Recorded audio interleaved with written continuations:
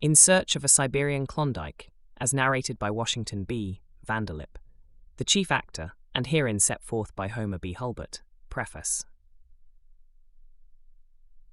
The following pages are the result of one of those delightful partnerships in which the party of the first part had all the adventures, pleasant and otherwise, while the party of the second part had only to listen to their recital and put them down on paper. The next best thing to seeing these things for oneself is to hear of them from the lips of such a delightful raconteur as Mr. Vanderlip. Whatever defects may be found in these pages must be laid at the door of the scribe, but whatever is entertaining and instructive is due to the keen observation, the retentive memory, and the descriptive powers of the main actor in the scenes herein depicted. H.B. H. Soule, Korea, December 1902. In Search of a Siberian Klondike chapter outfit and supplies. Rumor of gold in northeastern Asia. Plan to prospect through Kamchatka and north to Bering Strait. Steamer Cosmopolite. Russian law in the matter of liquor traffic. I make up my party and buy supplies. Korean habits of dress. Linguistic difficulties. When the rich deposits of gold were found on the Yukon River, and later in the beach sands of Cape Nome, the question naturally arose as to how far these deposits extended. Sensational reports in the papers and the stories of valuable nuggets being picked up along the adjacent coast of Asia fired the imagination of the Russians, who hoped, and perhaps not without reason, to repeat the marvelous successes which had been met with on the American side. The existence of valuable gold deposits in other parts of Siberia lent color to the belief that the gold-bearing belt extended across from America to Siberia, and that consequently the Asiatic shores of Bering Sea ought to be well worth prospecting. No people were ever more alive to the value of mineral deposits than the Russians, and none of them have been keener in the search for gold. As evidence of this, we have but to point to the vast, inhospitable wilderness of northern Siberia, where gold has been exploited in widely separated districts and under conditions far more trying than those which have surrounded any similar undertaking, with the exception of the Klondike. I had left Chitabalbi, the headquarters of the Oriental Consolidated Mining Company, an American firm that is successfully exploiting the gold deposits of northern Korea, and being enamored of a wandering life. I found myself one morning entering the magnificent harbor of Vladivostok, the eastern terminus of the Siberian Railway and the principal Russian distributing center on the Pacific coast. I believed that as the northeastern extremity of Asia was as yet virgin ground to the prospector, there would be no better opportunity for the practice of my profession than could be found in the town of Vladivostok. The surmise proved correct, and I was almost immediately engaged by a Russian firm to make an extended prospecting tour in Kamchatka, through the territory north of the Okhotsk Sea and along the shores of Bering Sea. This arrangement was made with the full cognizance and approval of the Russian authorities. I carried a United States passport. The Russians gave me another at Vladivostok, and through the Governor-General at that place, I secured an open letter to all Russian magistrates in eastern Siberia, instructing them to give me whatever help I might need in the procuring of food, sledge dogs, reindeer, guides, or anything else that I might require. Not only were no obstacles put in my way, but I was treated with the utmost courtesy by these officials, who seemed to realize the possible value of the undertaking. My instructions were to go first to the town of Petropaulovsk on the southern point of the peninsula of Kamchatka and explore the surrounding country for copper. The natives had brought in samples of copper ore, and it was also to be found in the beach sands near Petropaulovsk, as well as in a neighboring island called Copper Island, where the Russians had opened up a mine some 70 years before, but without success. I was next to go north to Barenkoff Bay, on the eastern coast of the peninsula, near its neck, and examine some sulfur deposits which were supposed to exist in that vicinity and which the government was very desirous of working. From that point, I was to cross the neck of the peninsula by reindeer sledge to the head of the eastern branch of the Okhotsk Sea, my objective point being Cape Mamich, where I was to prospect for gold. It had been reported that on 2 successive years, an American schooner had touched at this point and carried away full cargoes of gold ore to San Francisco.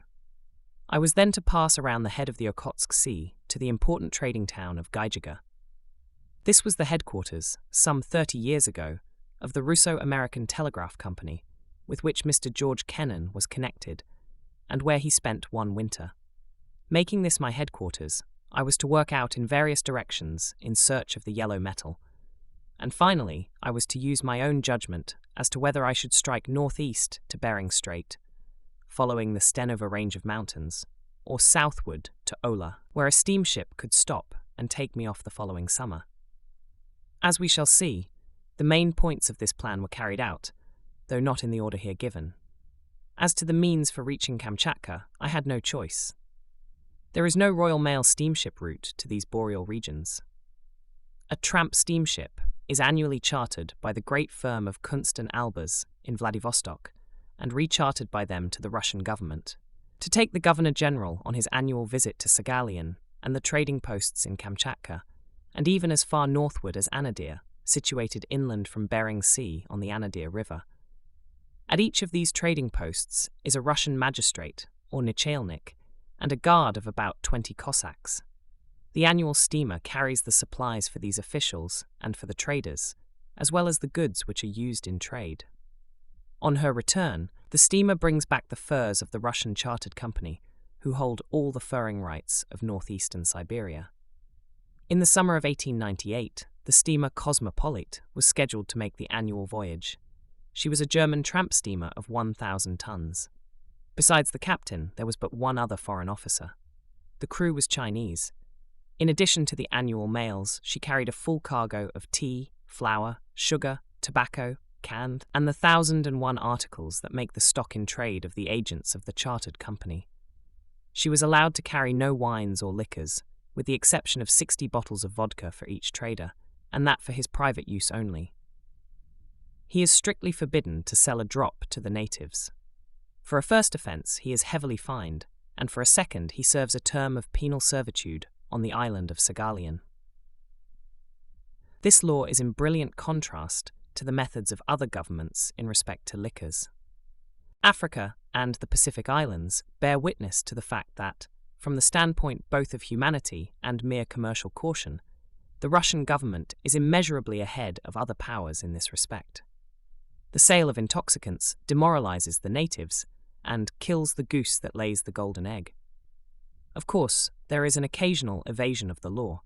The natives of Siberia are passionately fond of spirits of any kind, and having tasted a single glass, will sell anything they have, even their wives and daughters, for another. When they are in liquor, a single wineglass of vodka will induce them to part with furs, which in the London market would bring £10. Besides this annual steamship, 2 Russian men of war cruise north along the coast, looking for American whalers who bring alcoholic liquors to exchange for skins. I decided to take with me 2 Koreans from Vladivostok. They were gold miners from southern Siberia. Being expert horse packers and woodsmen, and speaking a little Russian, they were sure to be of great use to me. They were named Kim and Pak, respectively. Both are among the commonest family names in Korea, the Kim family having originated at least as early as 57 BC. Kim was 30 years old and was possessed of a splendid physique. He could take up 400 pounds of goods and carry them a quarter of a mile without resting. Koreans are taught from childhood to carry heavy weights on their backs. They use a chair-like frame, called a jigi, which distributes the weight evenly over the shoulders and hips, and enables them to carry the maximum load with the minimum of fatigue. Kim was always good-natured, even under the most discouraging circumstances, and he was fairly honest. Pak was 38, tall and thin, but enormously strong. He enjoyed the possession of only one eye, for which reason I promptly dubbed him Dick Deadeye. He was a cautious individual, and always packed his money in his clothes, sewed up between the various thicknesses of cloth. And whenever he had a bill to pay and could not avoid payment, he would retire to a secluded place, rip himself open, and return with the money in his hand and a mysterious look on his face, as if he had picked the money off the bushes. Having secured the services of this precious pair, I promptly marched them off to the store of one Enoch Emery to exchange their loose Korean clothes for something more suited to the work in hand. This Enoch Emery, by the way, is a character unique in Siberian history. When 16 years old, he came out from New England as cabin boy on a sailing vessel which had been sent by an American company to establish trading stations on the Amur. He left the vessel and went into one of the company's stores. He now owns the company and is one of the wealthiest merchants in Siberia. The company operates immense stores in Nikolaevsk, Blagoveshchensk, and Khabarovka, with a large receiving store at Vladivostok. Emery always favors American goods and sells immense numbers of agricultural implements and of other things in the manufacture of which America excels. This is the only great American firm in Siberia. Emery makes his home in Moscow and comes out once a year to inspect his stores. He is a typical Yankee of the David Harum stamp. When my two protégés came to change Korean dress for American, it was difficult to decide just where the dress left off and the man began. The Korean bathing habits are like those of the medieval anchorite, and an undergarment once donned is lost to memory. Besides the two Koreans, I engaged the services of a Russian secretary named Nikolai Andreev. He was an old man and not by any means satisfactory, but he was the only one I could get who knew the Russian mining laws and who could make out the necessary papers in case I should have occasion to stake out claims. As it turned out, he hampered the movements of the party at every turn. He could not stand the hard knocks of the journey, and I was obliged to drop him later at the town of Ghijiga. His lack of teeth rendered his pronunciation of Russian so peculiar that he was no help to me in acquiring the language, which is not easy to learn even under the best of circumstances. I was also accompanied by a young Russian naturalist named Alexander Mikhailovich Yankovsky. As this name was quite too complicated for everyday use, I had my choice of paring it down to Alek, Mike, or Yank. And while my loyalty to Uncle Sam would naturally prompt me to use the last of these, I forbore, and Alec he became. He did not take kindly to it at first, for it is de rigueur to address a Russian by both his first and second names, the latter being his father's name with Vich attached. This was out of the question, however, and he succumbed to the inevitable. So our complete party consisted of 5 men, representing 3 languages. None of my men knew any English, and I knew neither Russian nor Korean, beyond a few words and phrases. But before 2 months had elapsed, I had, by the aid of a pocket dictionary, my little stock of Korean words, and a liberal use of pencil and paper, evolved a triglot jargon of English, Korean, and Russian that would have tried the patience of the most charitable philologist. The steamer was to sail in 8 days, and this necessitated quick work in making up my outfit. For guns, I picked a 12-bore German fowling piece with a rifle barrel beneath, in order to be equipped for either small or large game without being under the necessity of carrying 2 guns at once. A Winchester repeating rifle, 45-90, an 88 Mannlicher repeating rifle, and 2 45 caliber Colt revolvers. As money is little used among the natives of the far north, it was necessary to lay in a stock of goods to use in trade. For this purpose, I secured 1,000 pounds of Mahaka tobacco. It is put up in 4-ounce packages and costs 15 ruble cents a pound. I procured also 2,000 pounds of sugar, both for personal use and for trade. This comes in solid loaves of 40 pounds each. Next in order came 2,000 pounds of brick tea. Each brick contains 3 pounds, and in Hankow, where it is put up, it costs 12.5 cents a brick. It is made of the coarsest of the tea leaves, twigs, dust, dirt, and sweepings, and is the kind universally used by the Russian peasantry. I also secured 100 pounds of beads, assorted colours, and a goodly stock of needles, together with 10 pounds of coloured sewing silks which the natives use to embroider the tops of their boots and the edges of their fur coats.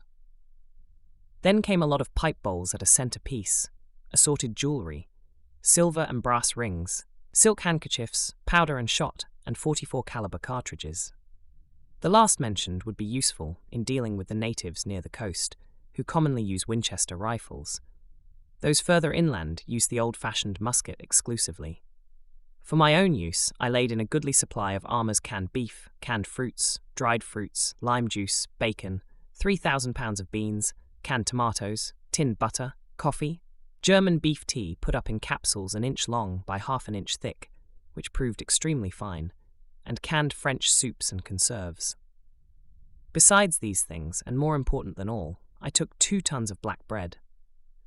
The ordinary hard rye bread of Russia that requires the use of a prospecting hammer or the butt of a revolver to break it up.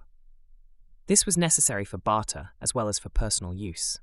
Judging from my experiences in Australia, Burma, Siam, and Korea, as well as from my reading of Nansen, I thought it best not to encumber myself with any liquors, excepting 4 bottles of brandy, which were carried in the medicine chest and used for medicinal purposes only. My medical outfit consisted of 4 main articles: quinine, morphine, iodoform, and cathartic pills. With these 4, one can cope with almost anything that is likely to happen. The chest contained also bandages, absorbent cotton, mustard leaves, a hot water bottle, 2 small surgeon's knives, and a pair of surgical scissors. After a prolonged search for really good pack saddles, I concluded that such things were unknown in Siberia. So, calling in a Chinese carpenter, I gave him a model of an Arizona pack saddle with instructions to turn out a dozen at the shortest possible notice. I proposed to teach my Koreans how to throw the diamond hitch, but I found later, to my humiliation, that what the Korean does not know about packing is not worth knowing. Either Kim or Pak could do it quicker and better than I. 2,000 years of this sort of thing have left little for the Korean to learn. Mining tools were of course a necessity. Even in Vladivostok, I could not secure what I wanted. I therefore took what I could get. I purchased drills, hammers, a crowbar, a German pump which was guaranteed to pump sand, but which I found later would pump nothing thicker than pure water, a quantity of blasting powder called rakarok, picks, shovels, wire, nails, and other sundries. The Russian shovel is an instrument of torture, being merely a flat sheet of iron with a shank for the insertion of a handle, which latter is supposed to be made and fitted on the spot. As there is no bend at the neck of the shovel, the lack of leverage makes it a most unwieldy and exasperating utensil. As for the Russian pick, it has but 1 point, and in its construction is clumsy beyond belief. Even the Korean picks are better. I also carried a simple blowpipe outfit, an aneroid, a compass, gold screens, and gold pans, with other necessary appliances for prospecting. These preparations were made very hurriedly, as the Cosmopolit was the only steamer going north during the season. Tourists sometimes ask if it would not be possible to secure passage on this annual steamer and take the trip along the coast to Bering Sea and back. There is nothing to prevent it. The trip of 3 months, stopping at 10 or 12 points along the coast, could be made for about 300 rubles, a ruble representing 50 cents in gold.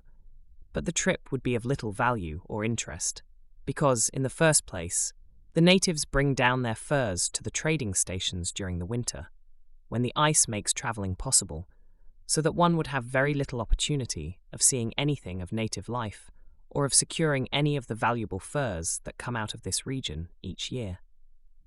It would be impossible for the tourist to pick up any good ones in summer.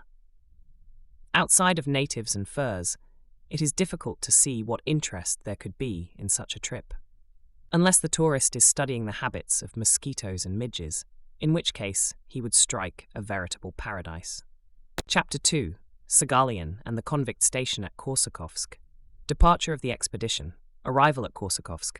Condition of Convict Station. Freedom allowed prisoners, most of whom are murderers. Wreck of the steamer and loss of outfit. Gold lace and life preservers. Return to Korsakovsk. Russian table manners. The Russians' naive attitude toward bathing. Some results of the intermarriage of criminals.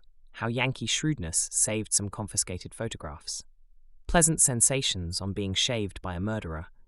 Predominance of American goods. At 6 o'clock in the afternoon of July 22nd, 1898, the Governor-General, with his wife and suite, resplendent in gold lace and buttons, came aboard in the rain.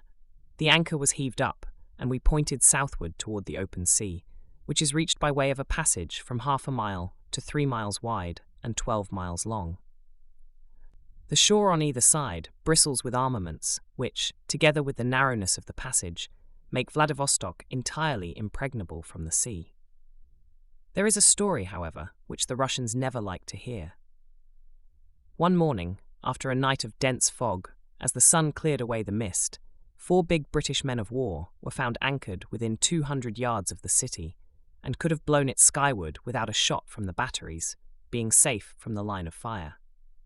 Since then, big guns have been mounted to cover the inner harbour. Reaching open water, we turned to the northeast and set our course toward the southern point of the island of Saghalien, for the Governor-General was to inspect the convict station of Korsakovsk. 3 days of uneventful steaming at 10 knots an hour brought the shores of Saghalien above the horizon. We saw a long, curved beach backed by low-lying hills covered with fields and woodland. As the place could boast no harbour, we dropped anchor in the open roadstead a mile from shore. Our whistle had long since waked to life, an asthmatic little steam launch, which soon came alongside. We forthwith invaded her stuffy little cabin, and she waddled shoreward. As we approached the rough stone quay, we had our first glimpse of Russian convict life. A gang of prisoners were at work mending the seawall. Some of them wore heavy iron balls at their ankles, which they had to lift and carry as they walked, else they dragged ponderously along the ground. These balls would weigh about 100 pounds apiece. The convicts seemed to be well fed, but were excessively dirty and unkempt. They appeared to be men of the very lowest grade of mental development. It must be remembered that no political convicts are confined on the island of Saghalien. They are kept in the far interior of Siberia, where the chances of escape are much less, and where there is no possibility of contact with others than their own jailers. The convicts on Saghalien are almost all desperate criminals. As there is no such thing as capital punishment in Siberia, Saghalien is the terrestrial Valhalla of these doomed men, a sort of ante-mortem purgatory. We stepped out upon the quay and walked up into the town. The street was about 50 feet wide, with a neat plank walk on either side. The houses were all log structures, but not the kind we are accustomed to associate with that name. The Russian makes the best log house in the world. The logs are squared and carefully fitted together. The windows are mostly double, and the houses, all of 1 story, are warm enough to be habitable. The streets are lined with small shops and stores. The entire population outside of the officials consists of convicts, most of whom enjoy almost complete freedom within the limits of the town. It gives one a queer feeling to walk through the streets of a town and know that all the storekeepers, carpenters, blacksmiths, clerks, butchers, and bakers are or have been desperate criminals. This town of Korsakovsk contains about 2,000 people, of whom 9/10 are convicts. I asked if I might inspect the prison, expecting a prompt refusal, and was surprised when informed that I could go wherever I pleased. Approaching the main entrance to the prison, I found the 2 heavy gates off their hinges and the convicts coming and going at their own pleasure. A sleepy Cossack was on guard, and he did not even challenge me. The prison buildings were arranged around a large quadrangle. The prisoners were talking, lying about at their ease, with a few at work on little wood carvings. I was astonished to see no prison bars anywhere, but after I had looked about at my leisure, one of the officers took me in charge and led me into another part of the grounds, where we found a sentry on guard, armed only with a revolver. This guard took us in hand and conducted us to a small building, which appeared to be heavily barred. Inside were rows of clean, dry, whitewashed cells, half a dozen of which were occupied by convicts who had recently committed murder on the island and were about to be sent north to the dreaded coal mines, where they would be chained to wheelbarrows. These would be their constant companions for 7 years, night and day, summer and winter. In the workshops, the convicts seemed to be trying to do as little as possible. They were making tools, hinges, horseshoes, farming implements, and other simple ironwork. In another portion of the shops, they were making wagons and carts. Very many of the convicts are farmers, and they seem to be cultivating the surrounding fields with success. In the main offices, I found a dozen clerks smoking and drinking tea. They were all convicts, most of them having dark crimes to their discredit. Leaving the prison, we walked down the street and soon came to a little stand where bread and milk were being sold by a nice-looking Russian girl. I asked on what charge she had been brought to Saghalien. The officer interpreted my question. The girl laughed and said that she had murdered her husband. She was 23 years old. We had arrived at 10 in the morning, and as we left at 4 in the afternoon, my inspection of the town was necessarily brief, but enough had been seen to give impetus to even a very ordinary imagination. When we had all embarked again, and the bell in the engine room gave the signal for starting, we were enveloped in a thick mist. But as we had open sea before us, and nothing, apparently, to fear, we drove ahead at full speed through the dense fog, pointing southeast in order to round the southern point of the island and make our way up the eastern coast. We might have been more cautious had not the Governor-General been in haste. As it turned out, we would have done better to proceed more slowly, for shortly after 8 o'clock, as I was sitting at dinner with the captain and the first officer, we heard the second mate on the bridge call loudly, "Hard a port! Ice ahead!" The captain rushed to the bridge, and I made my way to the prow of the boat. Peering through the fog in the failing light, I descried a low, white line that looked like ice, behind which a great dark mass rose high in the air. We had not begun to slow down yet, and almost instantly we struck with terrific force, which threw me to my knees. I scrambled to my feet and peered over the rail. I saw that the white line was not ice, but surf, and the dark object behind it was a cliff which towered hundreds of feet in the air. The utmost confusion prevailed among the Chinese crew and the Korean stevedores. It looked as if there would be serious trouble. I made my way as rapidly as possible to my stateroom and buckled on my revolvers, tore my valise open and stuffed a package of money into my pocket, and hurried on deck to help put down any rush that the Asiatics might make for the boats. The first officer was sounding the forward well, and water was already coming into the engine room. The steamer, evidently, was making water very fast. As there were so few foreign officers, and as the Russians were of no use, the captain ordered me to get out the boats. Amid such confusion, this was no easy task, but by means of the most sanguinary threats and the show of my revolver, I got enough men together to swing a boat over the side. Fortunately, there was no sea running at the time, and affairs began to assume a more hopeful aspect when it was found that we lay on a shelving beach and could not sink. We hurriedly supplied the boats with casks of water and bags of biscuits, but as there was no immediate danger of sinking, the captain asked me to take one of the boats and explore the shore for a suitable landing place. With a strong headlight in the prow, we pushed off in the fog, and within an hour we were back with the news that 1/2 mile up the shore there was a good landing place. The Governor-General and his wife and staff were, of course, the first to be sent ashore. The lady seemed to take it very coolly, even more so than some of the staff.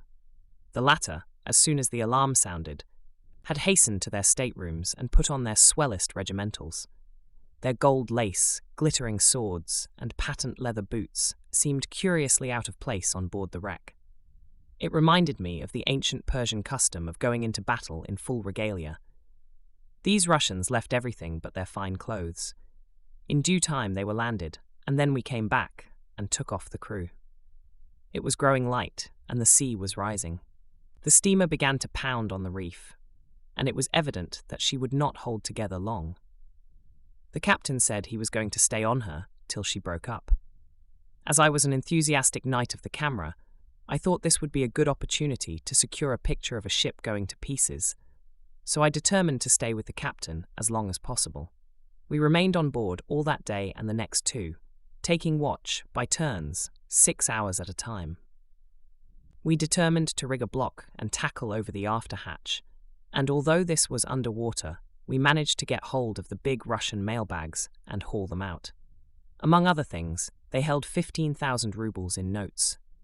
During the second day of our detention, we sighted the British gunboat Archer passing us to the southeast on her way to Kamchatka. We tried desperately to attract her attention with bombs, but did not succeed. Meanwhile, the chief officer had taken the longboat and part of the crew and sailed back to Korsakovsk with a fair wind to secure help. 3 days later, he returned with the steam launch and 2 lighters, one of which was filled with convicts who had been brought to help in getting the steamer off the rocks if possible. If not, they were to save what cargo they could. They were put into the forward hold, and a few cases were gotten out. But all my provisions and outfit were lost, except my tent, which had been sent ashore for the Governor-General's wife. This, together with my valise, camera, guns, and ammunition, was all that I had to show for the careful preparation I had made. My Russian friends had not enjoyed their stay on shore under the trying conditions.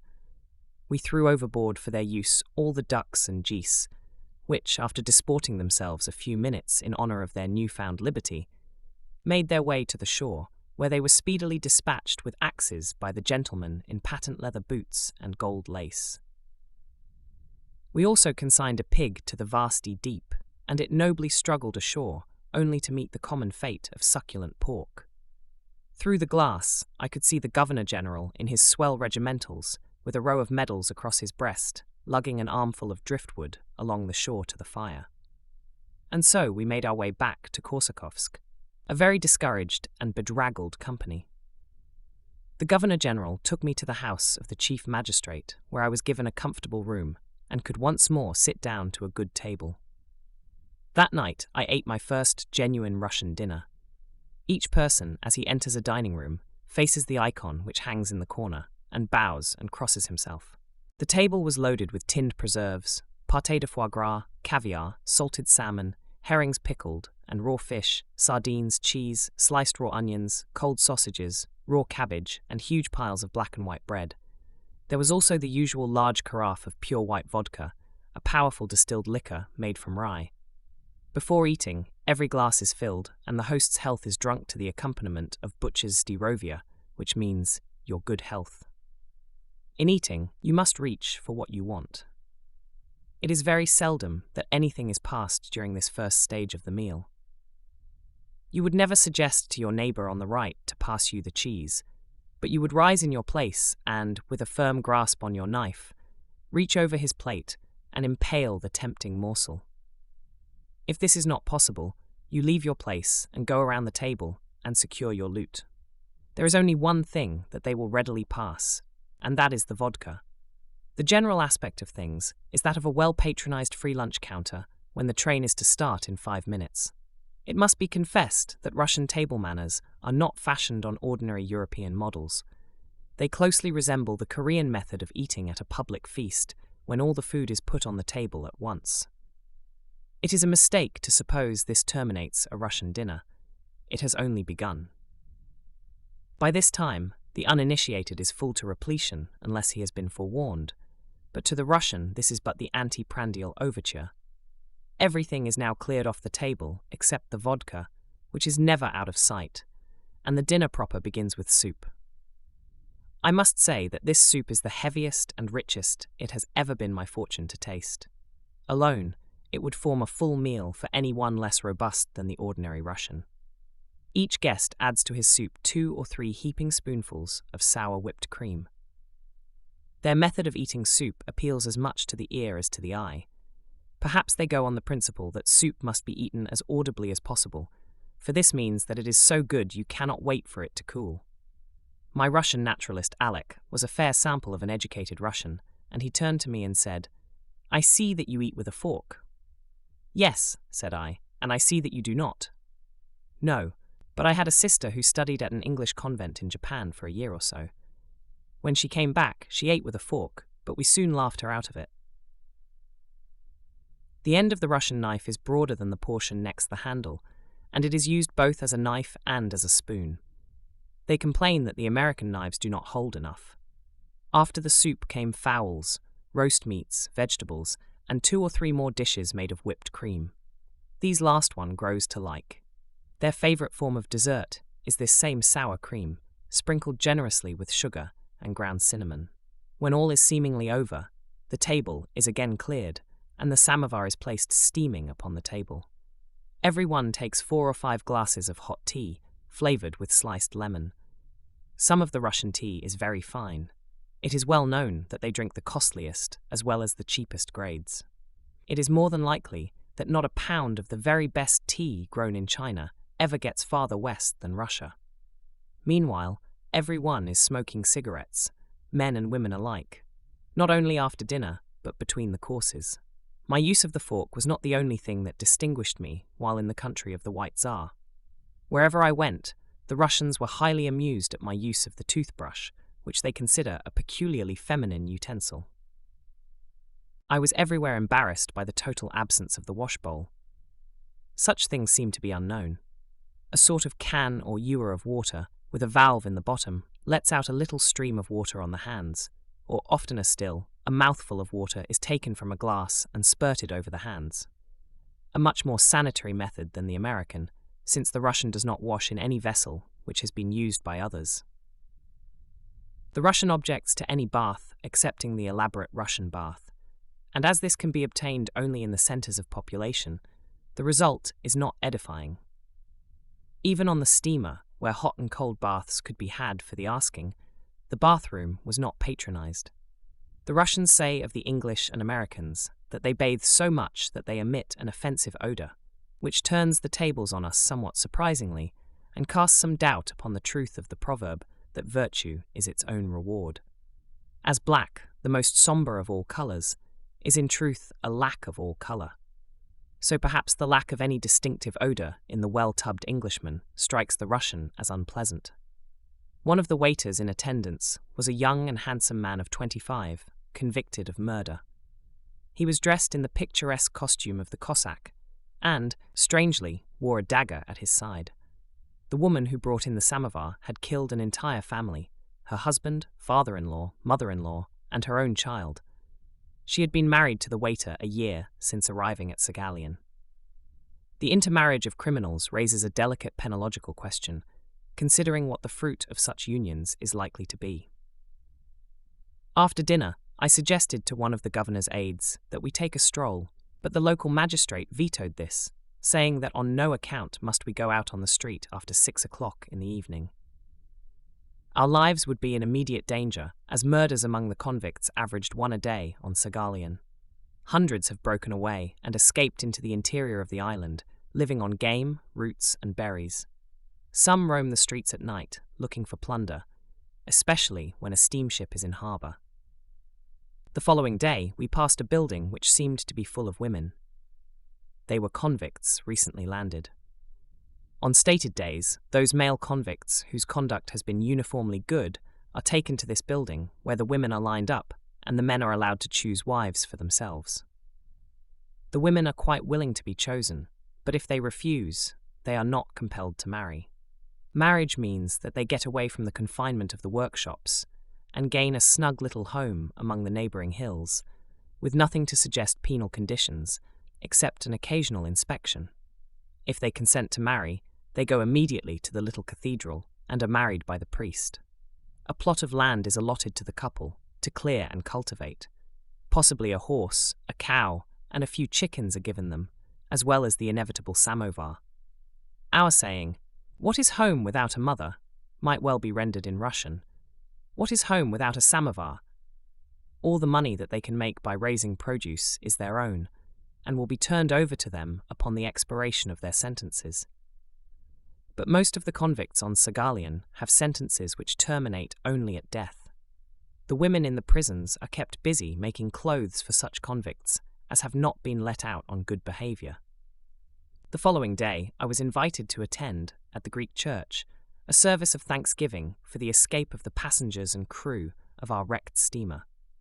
The service proved a very impressive one. The singing by a choir of convicts was especially fine. In these Russian churches, seats are not provided, and the audience stands or kneels during the entire service.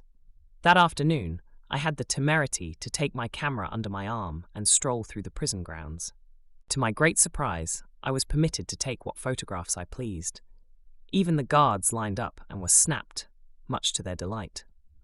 I also secured a picture of a convict being knouted for some slight misdemeanour. This is very common, and is done by tying the offender to a bench, face down, and inflicting the necessary number of blows on his back. As the light began to fail, I remembered the magistrate's injunction about being indoors before dark, and so made my way home to dinner, during which I sat at the same table with the magistrate. He was a man of considerable ability, and made good use of the English language. During the meal, he leaned over toward me and said, smiling, "I understand you have been taking some pictures." "Yes," I answered penitently. Well, of course that is against the law, and I am afraid I shall have to ask you to turn those plates over to me.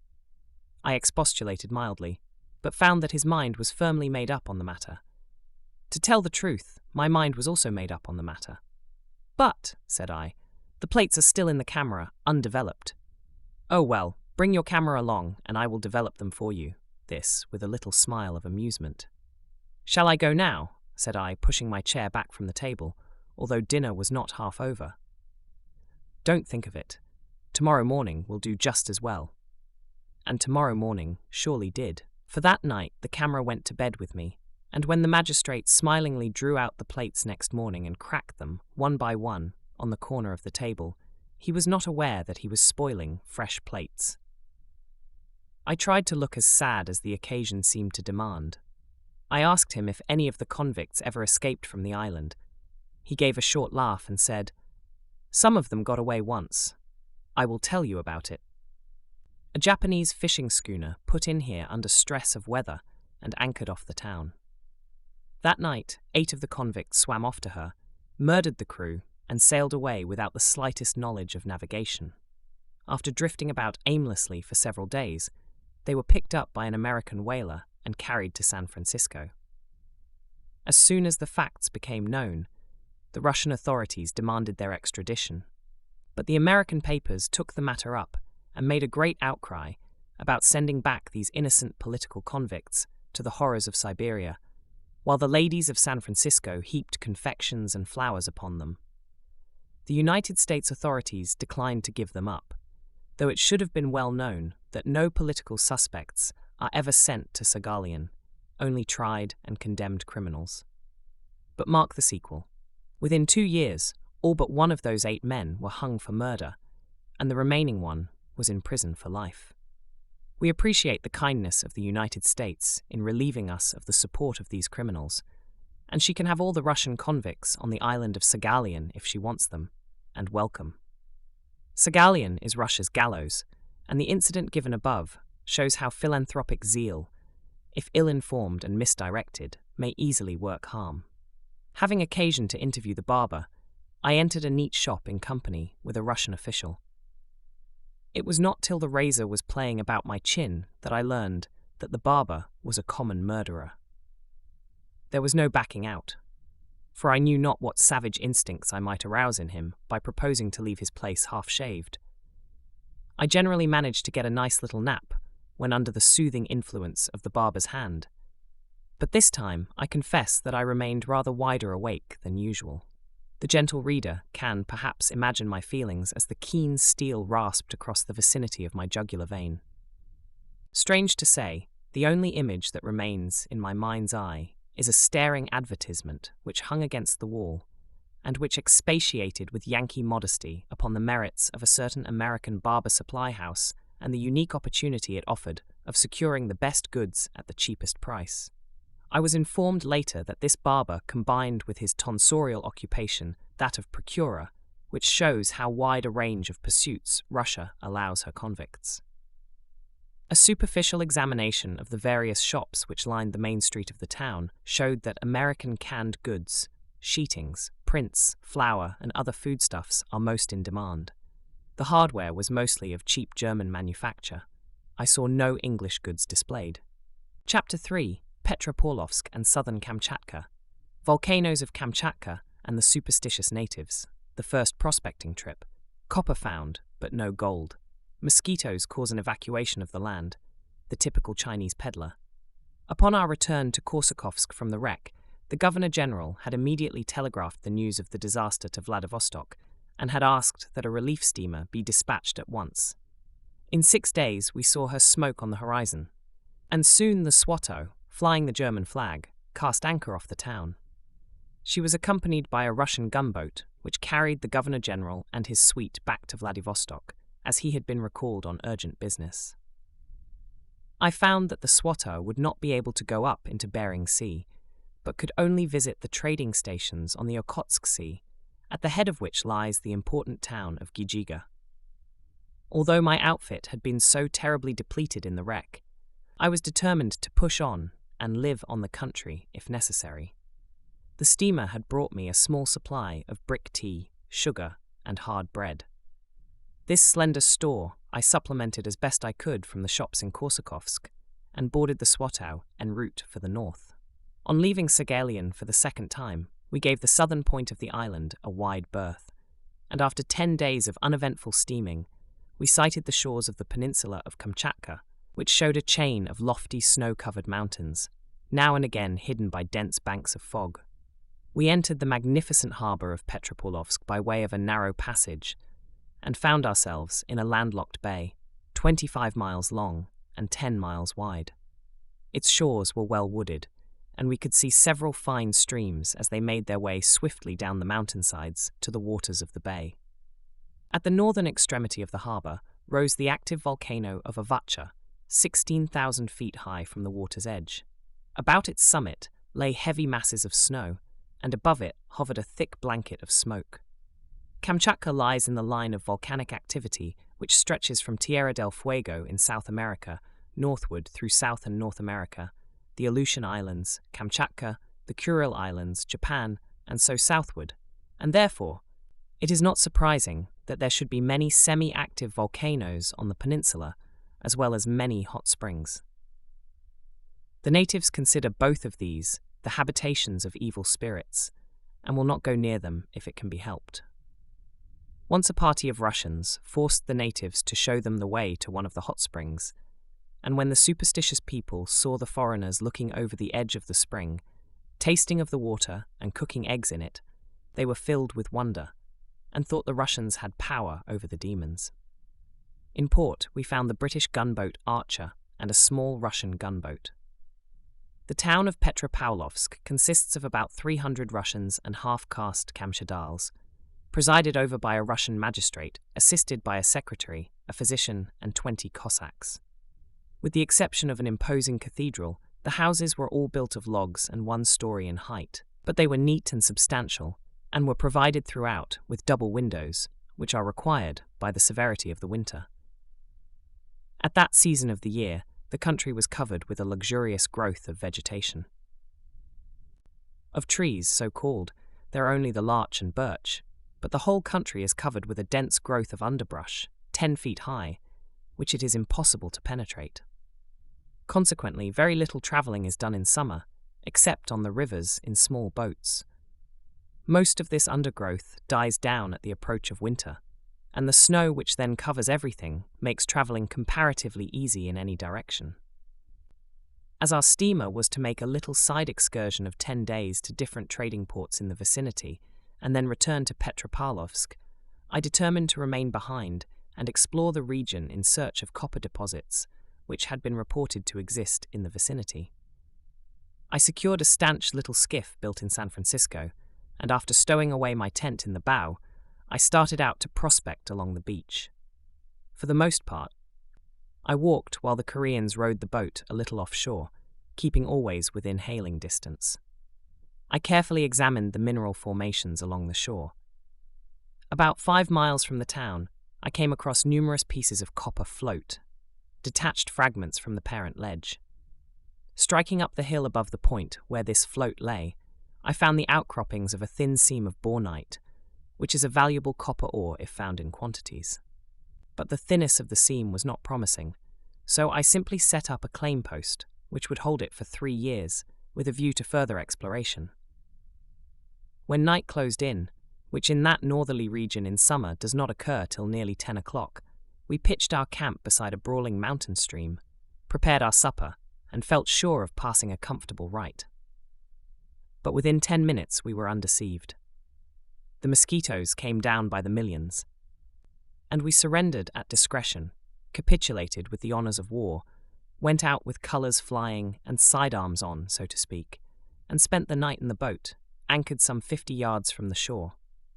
It is not necessary to follow the fortunes of this little side excursion, as it did not result in finding any evidences of valuable deposits of copper. So, at the appointed time, we found ourselves back at Petropaulovsk, ready to resume our journey toward the north. We found the Swatow in port and scheduled to sail the next morning. The anchor came up at dawn, and before night we lay again at anchor at the mouth of the Tijul River, on the western coast of the peninsula. we found most of the population of the little village of Tegel awaiting our arrival.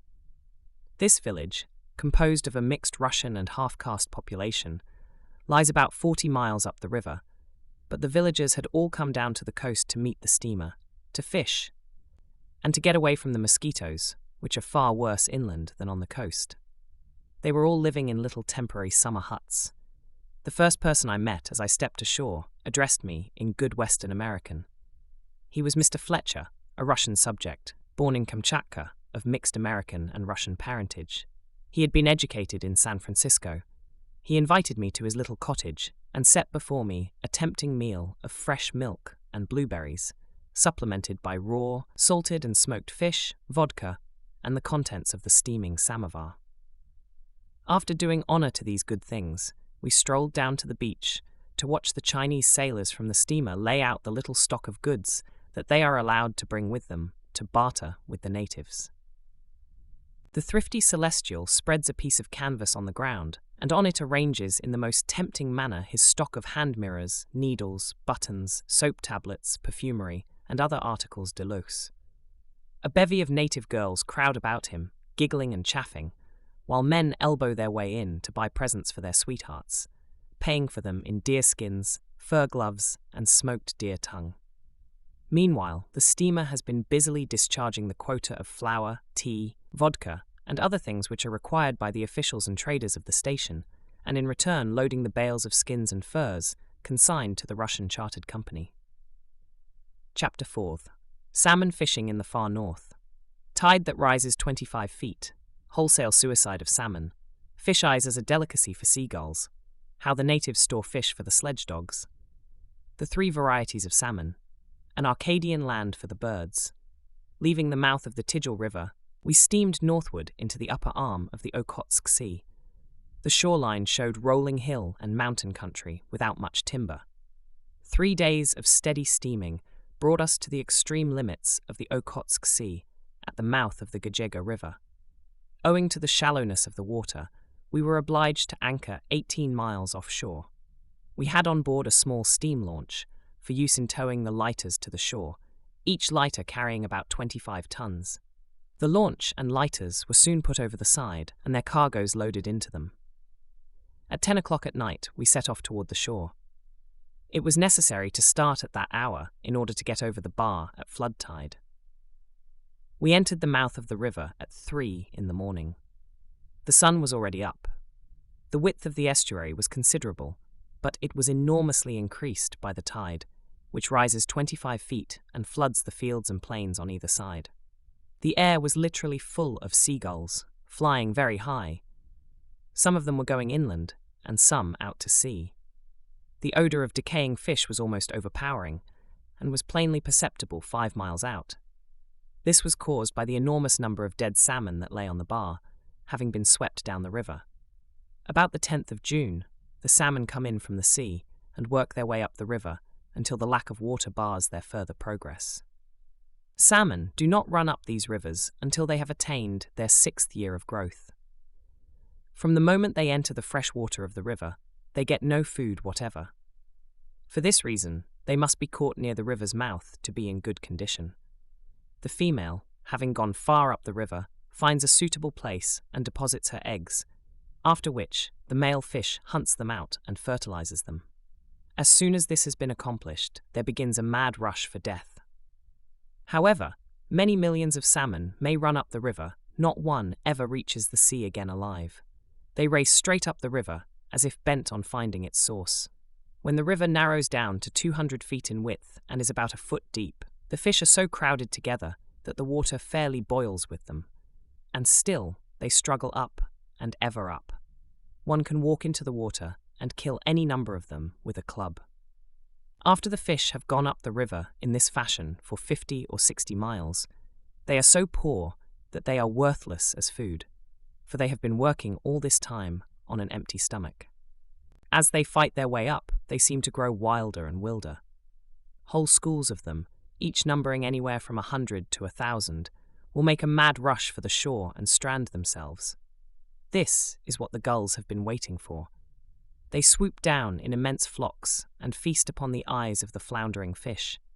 they will not deign to touch any other part. Bears also come down the river bank and gorge themselves. I have seen as many as 7 in a single day, huge black and brown fellows, feasting on the fish. They eat only certain parts of the head and will not touch the body. They wade into the water and strike the fish with their paws and then draw them out upon the bank. Wolves, foxes, and sledge dogs also feast upon the fish, and for the only time during the year get all they want. As the fish get further and further away from the sea, their flesh grows loose and flabby, the skin sometimes turning black and sometimes a bright red. They dash themselves against stones and rub against the sharp rocks, seemingly with the desire to rub the flesh off their bones. The eggs of the salmon remain in the river during the winter, and it is not until the following spring that the young fish are swept down to the sea by the spring floods. Along the banks of the river live the half-breed Russians and the natives in their miserable shanties and skin huts. They fish with long nets made of American twine. Fastening one end of the net to a stake on one side of the river, they carry the other end to the opposite side.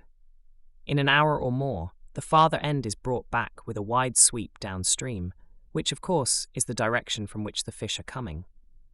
The two ends are brought together, and a team of 12 sledge dogs hauls the net to the bank.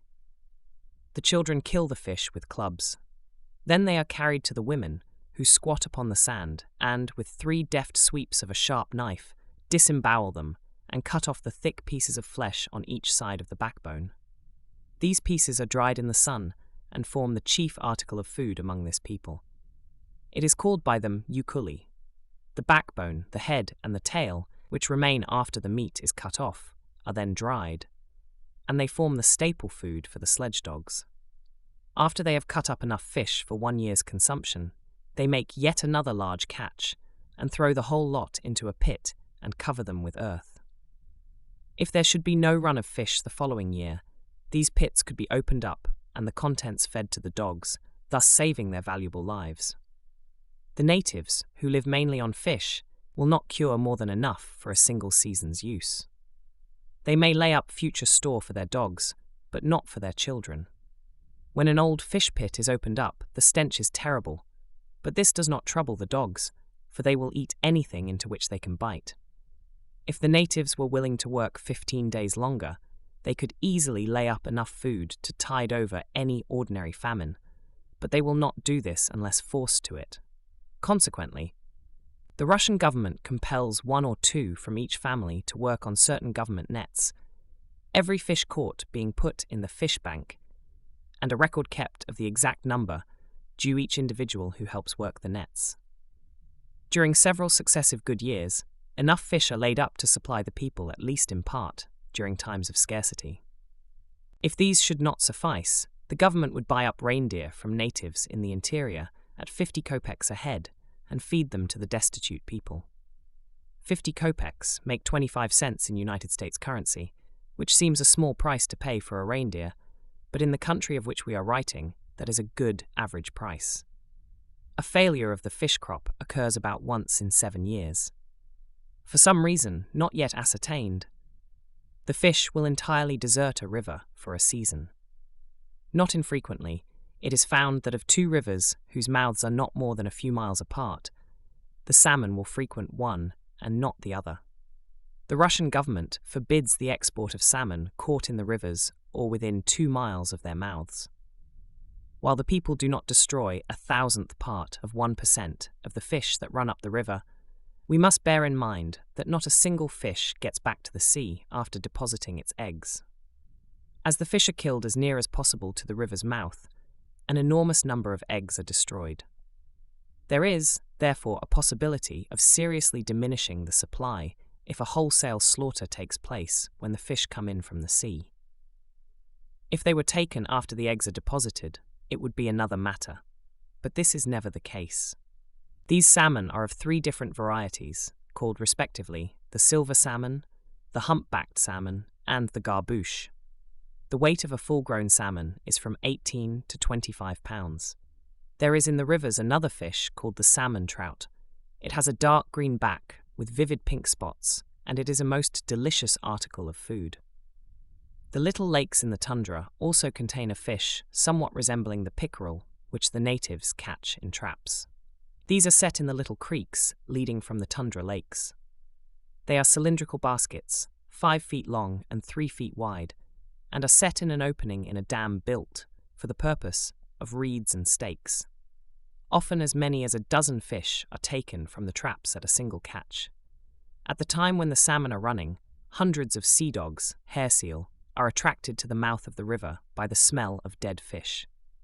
As we went in from our steamer, they kept lifting their heads from the water all about us and afforded some good shooting.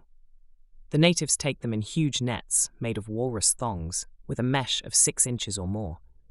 A good haul may net as many as 30 of these big fellows, which weigh up to 400 pounds apiece. Their fur is of a mottled or speckled colour. They are in high repute among the natives, who use their hides for boots. The women are able to sew them so as to be perfectly watertight. The blubber is a delicacy which is eaten cold. It is also made into oil, and in a shallow dish with a piece of moss for a wick, it forms the ordinary lamp of the native. The seagulls, on their way north to breed, arrive in May, and the air is simply filled with them. They make their nests on rocky declivities, or beside the rivers, or even on the open tundra. The nesting and hatching of their young comes at such a time that it just matches the running of the salmon, which is very convenient. The young mature very quickly. When newly hatched, they are grey. When they come back the following season, only their wings are grey, the body being white. The egg harvest is a very important one to the natives, who preserve the eggs by burying them in the ground on the north side of a hill where there is perpetual frost. Besides the gulls, there are countless ducks, geese, and snipe. These last often fly in such dense flocks that the boys stand and throw clubs among them and bring down half a dozen at a throw. These youngsters are also very skillful with the sling and bag many ducks and geese with this primitive weapon. I have seen a boy bring down a single goose with one of these slings, though the general rule is to throw into a flock on the chance of hitting one. Birds of all kinds here find the richest feeding grounds in the world. The seabirds, in countless numbers, feed upon the salmon, while the insectivorous birds have only to open their mouths to have them filled. At this season the ground is quite covered with berries, which have been preserved all winter under the snow. Among these are cranberries, blueberries, and huckleberries. When the birds arrive in the spring, they are generally poor, but 10 days suffice on this rich fare to make them fat. An hour's stroll is enough to use up all the gun shells one can conveniently carry, and to bag more game than one can bring home. The hunter has only to sit down in a goose lane or behind a blind of some sort and shoot birds right and left. The few merchants who reside in these trading posts kill large quantities of birds in the season and keep them in cold storage, which can be found almost anywhere a few feet below the surface of the ground. The natives, as a rule, are too poor to own shotguns, and so do not profit largely by this generous supply of feathered game. Chapter 5. The Town of Ghijiga. The sacred icon and the sewing machine both in evidence. The native process of getting married. Mrs. Bragin's piano. American pack saddles and Russian obstinacy. Theodosia Krasovsky and his 60 descendants. When we reached the shore, or as near the shore as the shallowness of the water would permit, a crowd of natives and half-castes waded out and offered their backs to convey us to dry ground. There we found 2 Russian officers in uniform and 12 Cossacks, besides 100 or more of the villagers. The magistrate and his assistant, with the aid of 20 Cossacks, govern a section of territory as large as Texas and New Mexico combined. The magistrate led us to his house, a log structure, 1 story high, with 5 large rooms. No carpets adorned the floor, which was spotlessly clean. On the wall hung the pictures of the Tsar and Tsarina, while in the corner, of course, hung the sacred icon. One noticeable feature was a Singer sewing machine. The magistrate's wife lives here with him and looks after their modest family of 13 children. It was now 4 o'clock in the morning, but the family were astir. The samovar was brought in, and over hot tea and buns we speedily became acquainted. The magistrate is an important man in Ghijiga, and I found him to be a highly educated gentleman, speaking French and German fluently, but not English. He examined my papers, and with the aid of the supercargo, who interpreted for me, I told him the purpose of my visit. He made me entirely welcome, and told me that he had received orders from the Governor-General in Vladivostok to aid me in every way possible, and he assured me he would gladly do so. My first object was to reach the town of Ghijiga, which lay 25 miles up the river. Here I intended to make my headquarters while I explored the country inland and about the head of the Okhotsk Sea. The magistrate immediately gave orders that a boat be gotten ready to take me up the river, and 5 Cossacks were detailed to haul at the tow line. After a hearty breakfast of salmon, reindeer meat, and other good things, we embarked and started upstream. The boat was probably the worst-shaped craft ever constructed. It was made by hollowing out an 18-foot log, after which sideboards were attached. As it drew fully 12 inches of water and was very cranky, one could scarcely recommend it for river travel. I afterward built 3 boats which would carry double the weight of cargo and which drew only 4 inches. We rowed upstream a few miles in a northwesterly direction until we reached the limit of tidewater, and the stream suddenly grew shallow.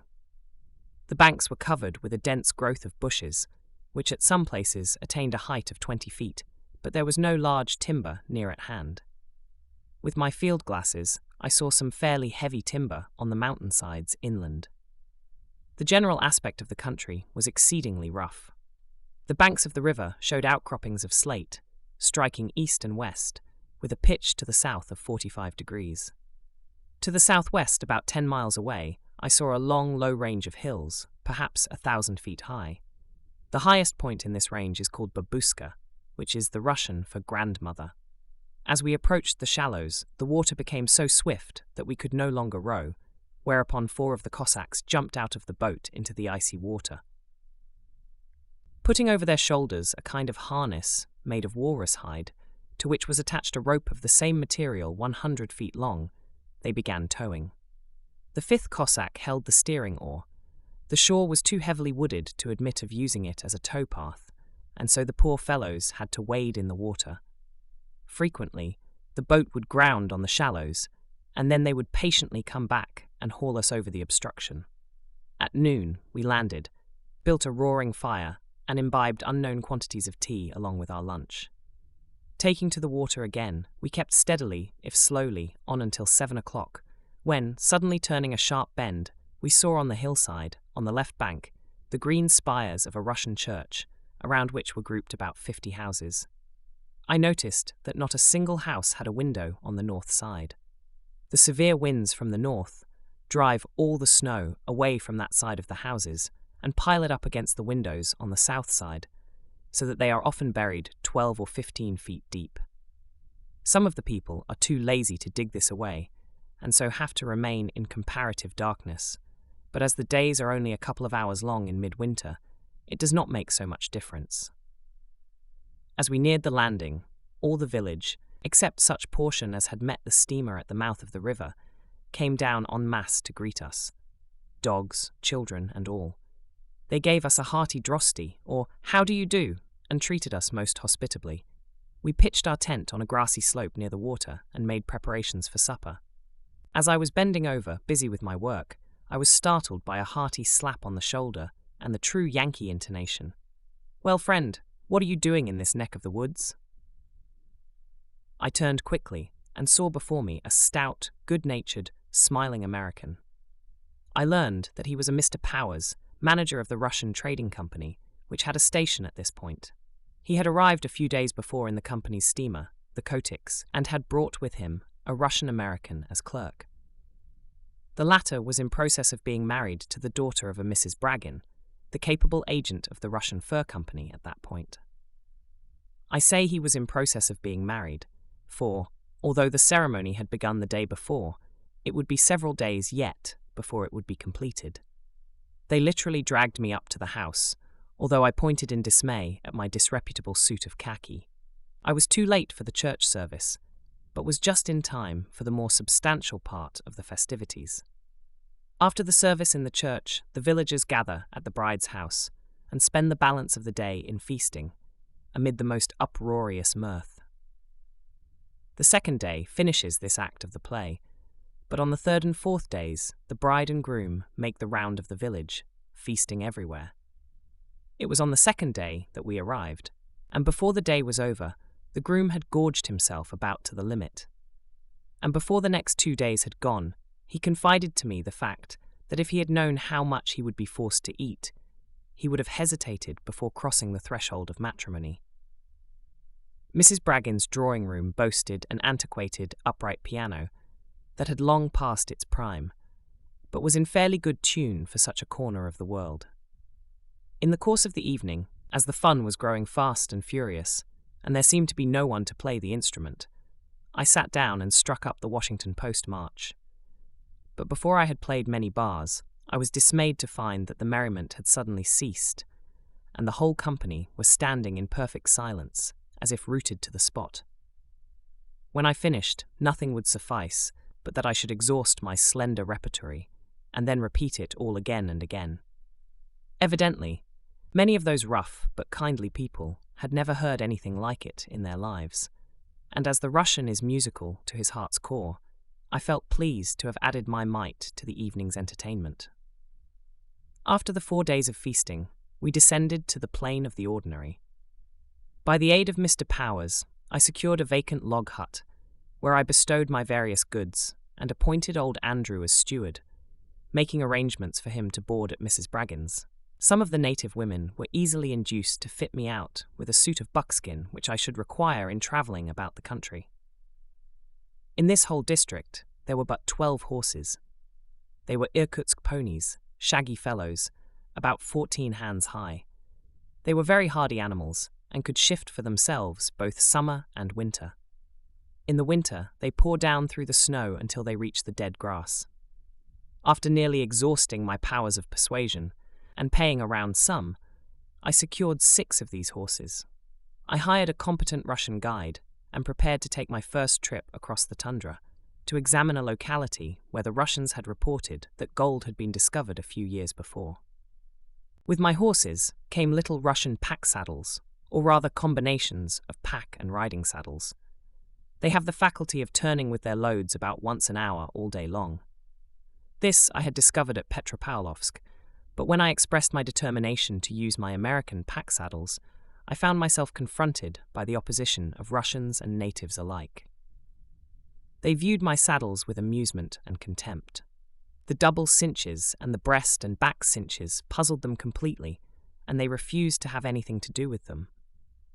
As fast as my Koreans would get the packs on, the Russians would take them off when our backs were turned. I soon discovered that the Russians were determined to use their own saddles, and no argument would move them. I unbuckled a Russian saddle and threw it to the ground, substituting one of my own for it. I turned to a second horse to do likewise, when, looking over my shoulder, I saw a Russian quietly unfastening the first.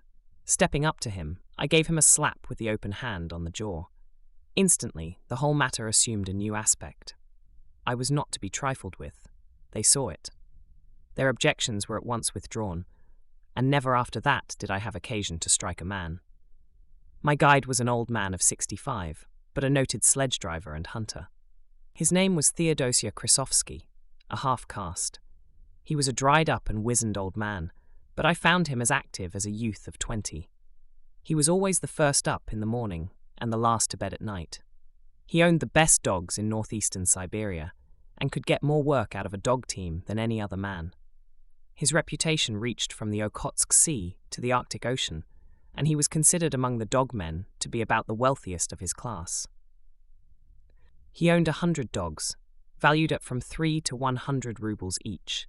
Perhaps 10 of them were worth the maximum price, and the rest averaged about 10 rubles apiece.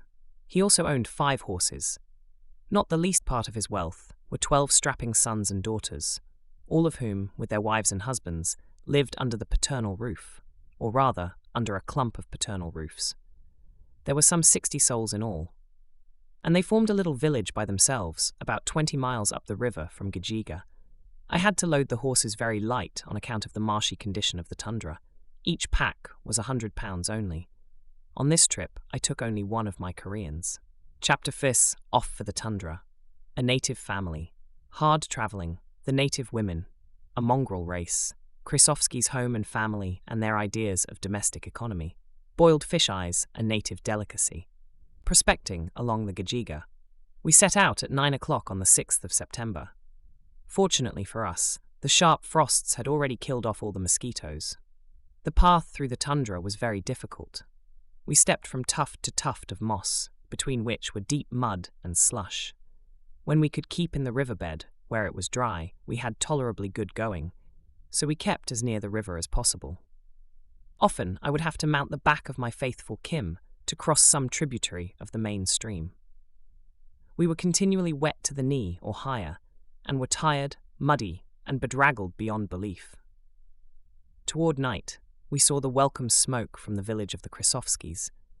A crowd of small urchins came running out to greet their grandfather, and soon we were in the midst of the village. The old gentleman, my guide, took my hand and led me into his house, where, after I had kissed every one, drawing the line at the men, one of the daughters sat down on the floor, unlaced my boots, took off my wet socks, and replaced them by soft, fur-lined deerskin boots. She then looked my boots over very carefully, and finding a little seam ripped, she got out a deer sinew and sewed it up. All my men were similarly attended to. The boots were then hung up to dry. In the morning, they would have to be oiled. This attention to the footgear is an essential part of the etiquette of this people. Any stitch that is to be taken must be attended to before the boot is dry and stiff. Even here, the samovar reigned supreme. The women were strong, buxom creatures, and they wore loose calico gowns of gaudy colours. The hair, which is never luxuriant in the women of the north, was put up in 2 slender braids, crossed at the back, and brought around to the front of the head and tied up. Their complexions were very dark, almost like that of a North American Indian. Most of them had very fine teeth. These people are of a mongrel race, having a mixture of Korak, Tunguse, and Russian blood. Krysovsky himself was 1/4 Russian. They speak a dialect that is as mixed as their blood, for it is a conglomerate of Korak, Tunguse, and Russian. They are very prolific, 6 and 8 children being considered a small family. The death rate among them is very high, and, as might be expected, pulmonary diseases are responsible for a very large proportion of the deaths. This house, into which I had come as guest, consisted of a kitchen, a small living room, and a tiny bedroom. The old gentleman's wife was 55 years old, and was still nursing her 15th child, which at night was swung from the ceiling, while the father and mother occupied a narrow bed. 3 of the smaller children slept on the floor beneath the bed. The room was 8 feet long and 6 feet wide. The fireplace in the living room was a huge stone oven, which projected through the partition into the bedroom. Every evening, its capacious maw was filled with logs, and this ensured heat in the heavy stone body of the stove for at least 24 hours. In the mouth of this oven, the kettles were hung. This house was far above the average, for in truth, there were only 12 others as good in the whole immense district. For dinner, the first course was a startling one. It consisted of a huge bowl of boiled fish eyes. This is considered a great delicacy by the natives of the far north. When the dish was set before me, and I saw 100 eyes glaring at me from all directions and at all angles, cross, squint, and wall, it simply took my appetite away. I had to turn them down, so that the pupil was not visible before I could attack them. The old gentleman and I ate alone, the rest of the family not being allowed to sit down with us. This was eminently satisfactory to me, as we ate from the same dish. In fact, I could have dispensed with my host too. The second dish consisted of fish heads. I found on these a sort of gelatin or cartilage that was very good eating. Then came a kind of cake, fried in seal oil, of which the less said the better. For dessert, we had a dish of yagada, which is much like our raspberry, except that it is yellow and rather acid.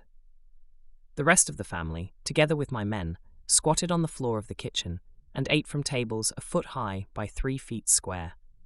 In the center of each table was set a large bowl of a kind of fish chowder. Each person wielded a spoon made from the horn of the mountain sheep, and held in the left hand a piece of black bread. After dinner, they all had tea. No sugar is put in the tea, but a small lump is given to each person, and he nibbles it as he sips his tea. It is the height of impoliteness to ask for a second piece of sugar. Many of these people drink as many as 60 cups of tea in a single day. They seldom, if ever, drink water. We sat and talked a couple of hours over the samovar, and then the blankets were spread for the night. The large room was reserved for me. 3 huge bearskins were first placed on the floor, and then my blankets were spread over them. It made a luxurious bed, and quite free from vermin, for a bedbug will never approach a bearskin. In the kitchen, I fear, they were packed like sardines. They slept on deerskins or bearskins, anything that came handy being used for a covering. Curiously enough, these people all prefer to sleep on a steep incline, and to secure this position, they use heavy pillows or bolsters. Before retiring, each person came into my room and bowed and crossed himself before the icon in the corner. I had to shake hands with them all and kiss the children, which operation I generally performed on the forehead, as handkerchiefs are unknown luxuries in that country. The next morning, while partaking of a sort of French breakfast of bread, tea, and sugar, I noticed that my party were the only ones that made use of a comb and brush. When I stepped outside the door to clean my teeth, I was surrounded by 20 or more who had come to witness this strange operation. They were brimming over with laughter. The toothbrush was passed around from hand to hand, and I had to keep a sharp lookout, lest some of them tried it themselves. Finally, I lined them all up to take their photograph. I placed my camera on the ground and turned to direct them how to stand. I had no need to ask them to look pleasant, for they were all on a broad grin. I was at a loss to account for their mirth till I turned and saw that the village dogs were treating my camera in a characteristically canine fashion. Then it was I who needed to be told to look pleasant. At last, we were on the road again. For the first 5 miles, our way led up the bed of the river, sometimes in the water, and sometimes on the bank in grass as high as the horses' shoulders. When at last we came out onto the tundra, to the north, 150 miles away, I could see the tops of the mountains among which the Ghijiga River has its source. They are about 10,000 feet high. To the northeast, about 60 miles away, I could see the foothills of a range of mountains in which rises the Iveco River, which enters the Okhotsk Sea within a mile of the mouth of the Ghijiga. Reaching the summit of the watershed between the 2 rivers, I discovered that between me and these foothills, the land was low and abounded in tundra lakes. To avoid these, I bore to the left and kept on the summit of the watershed. By noon, we had covered only 8 miles.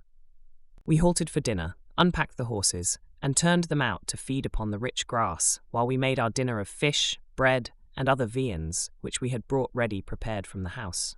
At 8 that night, we camped on a tundra island, a slight rise in the general flatness on which grew a few tamarack trees.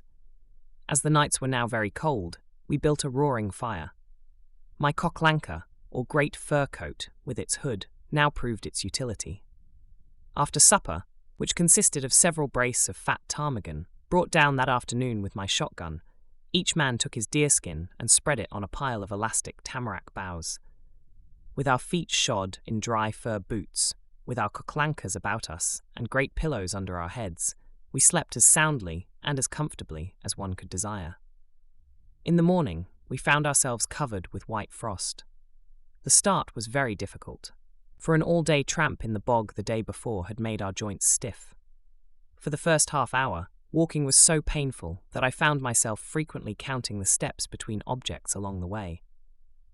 But after a time, the stiffness wore off, and I began to find the pace of the horses too slow. When at last we came to higher ground and better going, I examined the streams for gold. The pan showed several small colours, for we were in a granite country, but as yet there were no signs of any gold-bearing float rock. On the 13th day, we arrived at our destination, which was a certain creek indicated by a Russian engineer named Bogdanovich. I liked the looks of the country very much. The creeks were filled with quartz float, so I determined to stop here 2 or 3 weeks and explore the adjacent hills and creeks for gold. At this point, my guide's contract expired, and I reluctantly let him go, as well as 5 of the 6 horses. I was thus left in the wilderness with Kim and Alec. I pitched camp in a favourable place and went to work in good spirits. I thoroughly prospected the hills and ravines and made repeated trials of the creek beds, But though I found more or less show of gold, I was at last obliged to confess that there was nothing worth working. This being the case, it behooved me to be on my way back to headquarters at Ghijiga. I thought there could be no difficulty about it, as the water all flowed in one direction. I did not want to go back by the way we had come. I suspected that there was a shorter way, and that the guide had purposely brought me a longer distance in order to secure more pay. So I decided to make a beeline for Ghijiga. Already we had had a slight flurry of snow, which had made me a trifle uneasy. We had only 30 days' provisions with us, and it would not do to be snowed in. As we had only one horse, we could not, of course, take back with us all our camp equipage, so I left Alec at the camp and started out for Ghijiga with Kim and our one horse, intending to send back dog sledges for the things. A more timid man than Alec would have hesitated before consenting to be left behind in this fashion, but he bore up bravely and in good cheer sent us off. Chapter 7. Tunguse and Korak Hospitality. My Korak host. Bear! I shoot my first Arctic fox, my Tunguse guide. 22 persons sleep in a 12-foot tent. Tunguse family prayers. The advent of Hauka. Krysovsky once more. I struck what I thought to be a straight course toward our destination. The going was much better than it had been a few weeks before, because of the hard frost which held everything solid till 10 o'clock in the morning.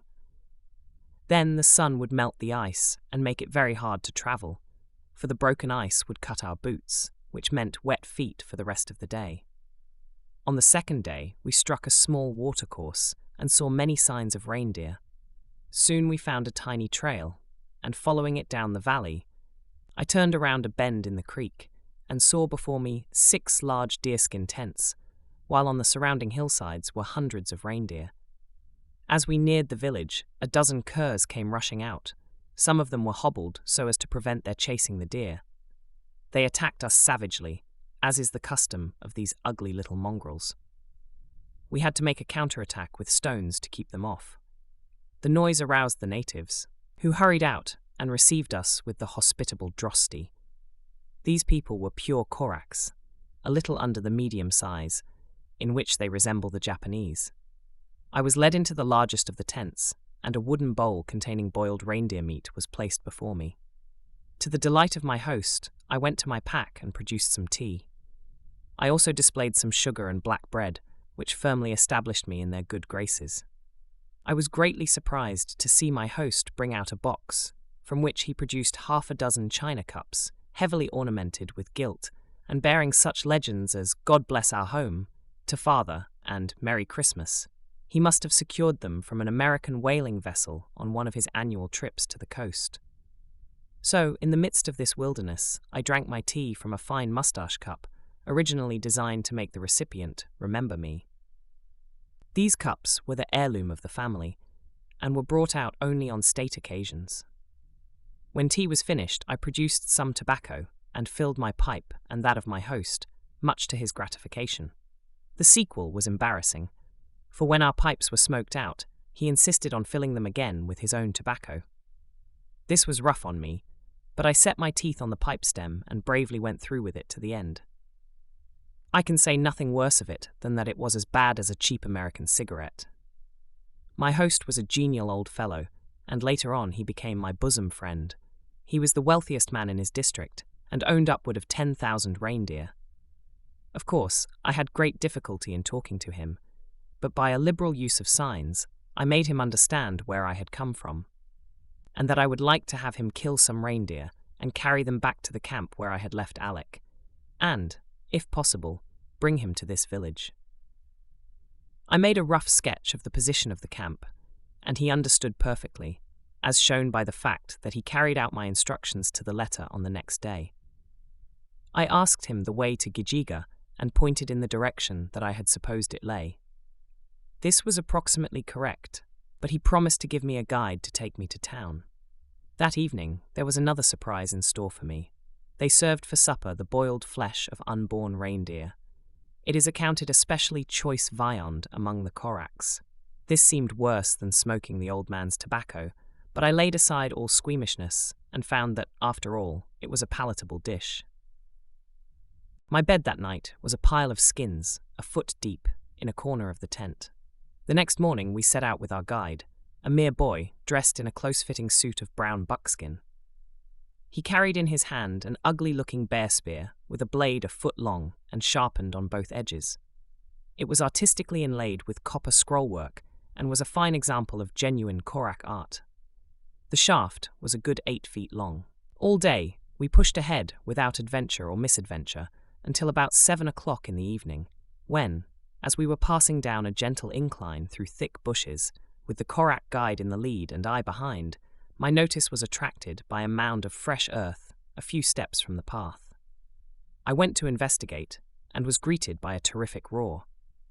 I brought my gun to position and cocked both barrels, but could see nothing beyond a tremendous shaking of the bushes. Looking around, I saw the little guide with his eyes blazing and his spear in readiness for an attack. He exclaimed, "Medvite," which in Russian means bear. As my gun was loaded only with birdshot, I decided that discretion was the better part of valor, and slowly backed out of the dense undergrowth. When I reached the open, whatever remnant of hunting instinct a hard day's tramp had left in me asserted itself. Hastily reloading my gun with shells loaded with buckshot, I circled around the bushes to get a shot at the fellow. I saw where the bushes were being beaten down by his hasty retreat, but could not catch sight of the brute. I sent a charge of buckshot after him as an inducement to come out and show himself, but the argument worked just the other way, and he made off at his best speed. The strangest thing about the whole affair was that we had passed within 10 feet of the animal, without the horse showing any signs of uneasiness. Nothing will so frighten a horse as the smell of a bear. But I learned afterward that this particular horse was afraid of nothing.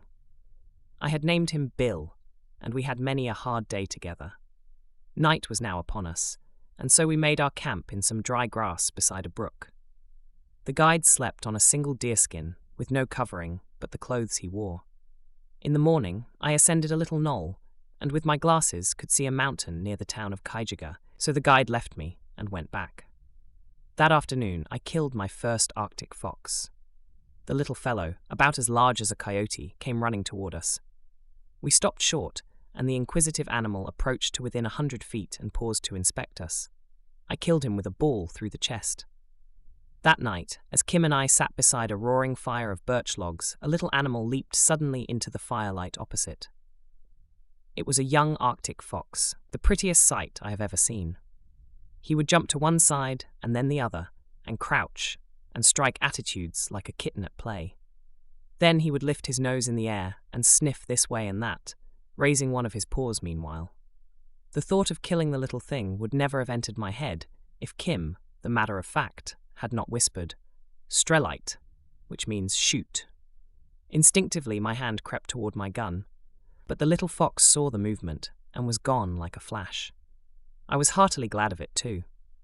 In this district are to be found almost all the different varieties of foxes, the red, fiery, blue, chestnut, black and white. But it should be remembered that, with the exception of the white and red, these are not exactly different species.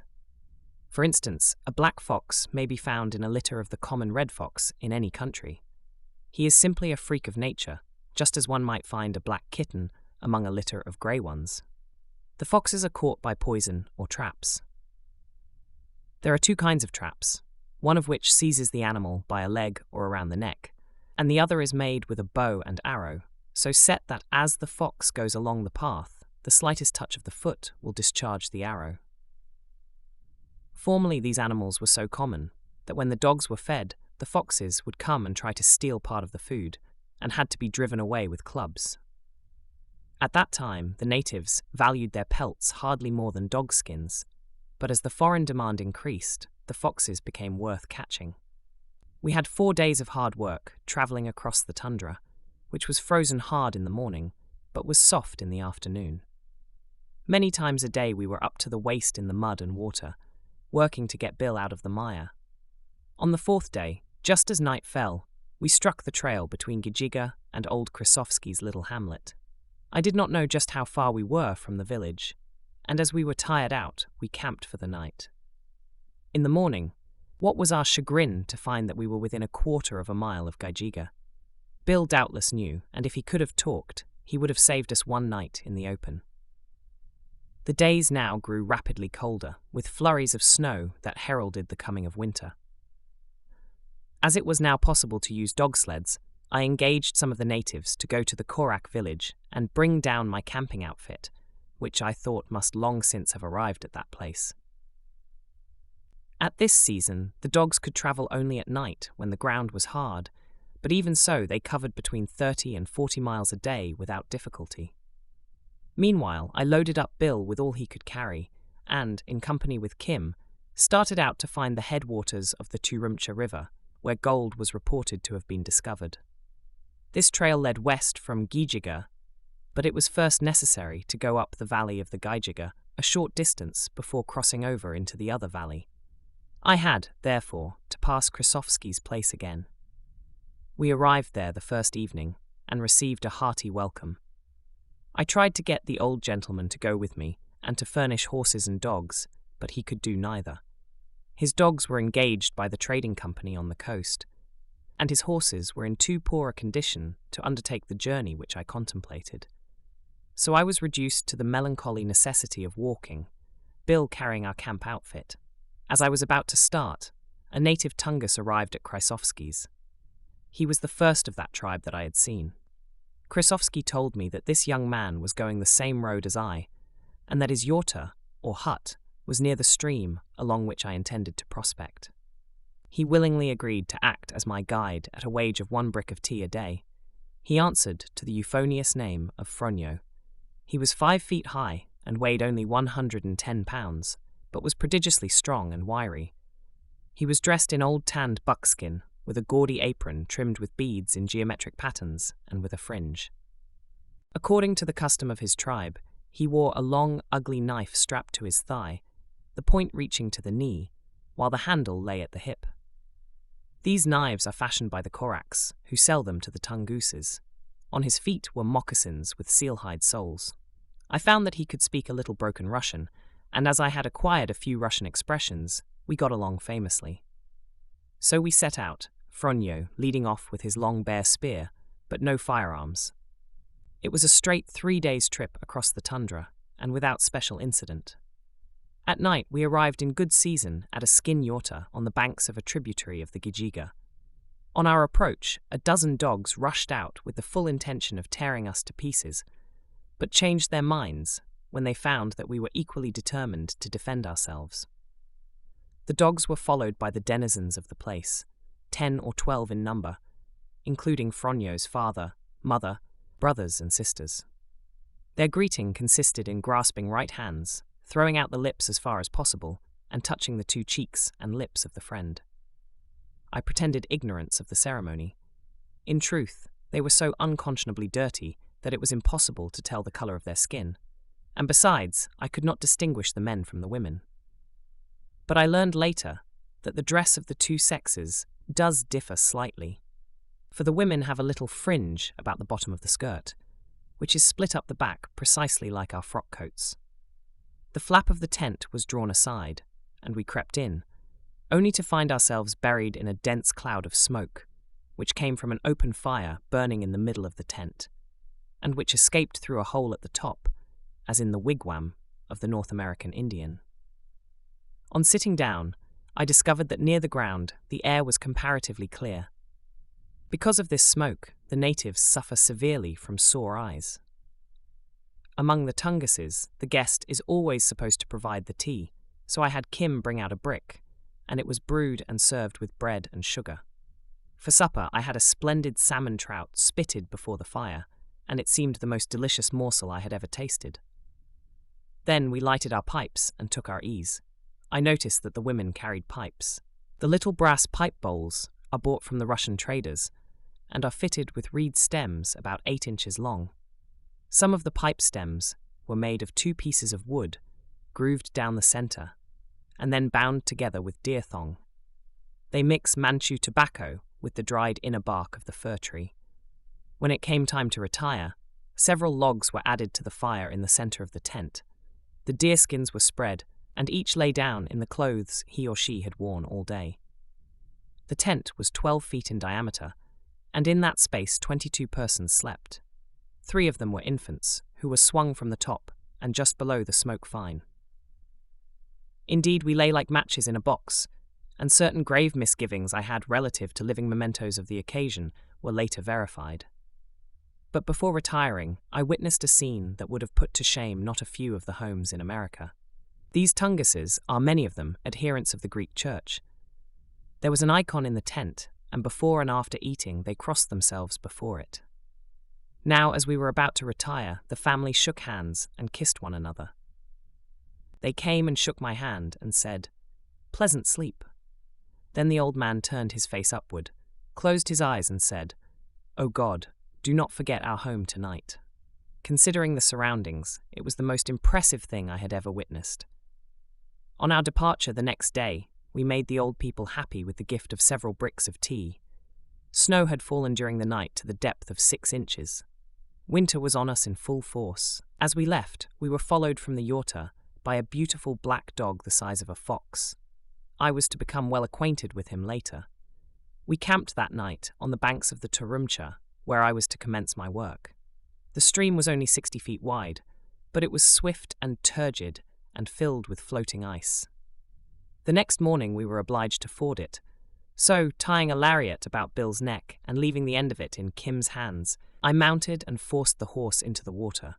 At the deepest point it came well up to his shoulders, and he found it hard to keep his feet, but we got safely over. Kim pulled the horse back by the lariat and the guide came across.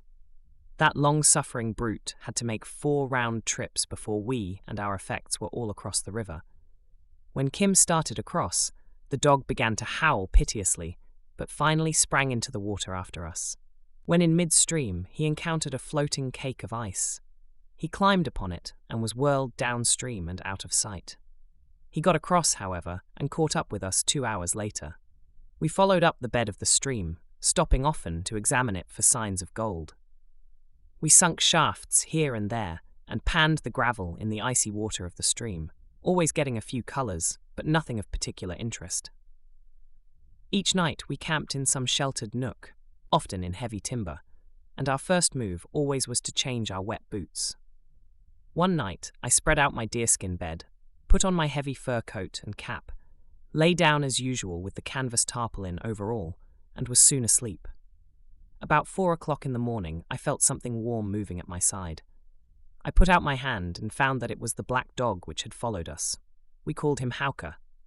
When I stirred, he offered to leave, but I patted him and coaxed him to remain, which he was quite willing to do.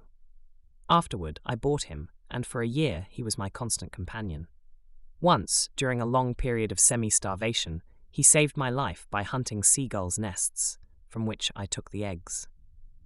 After working my way up to the headwaters of the stream without finding gold in paying quantities, I determined to cross over the divide into another section.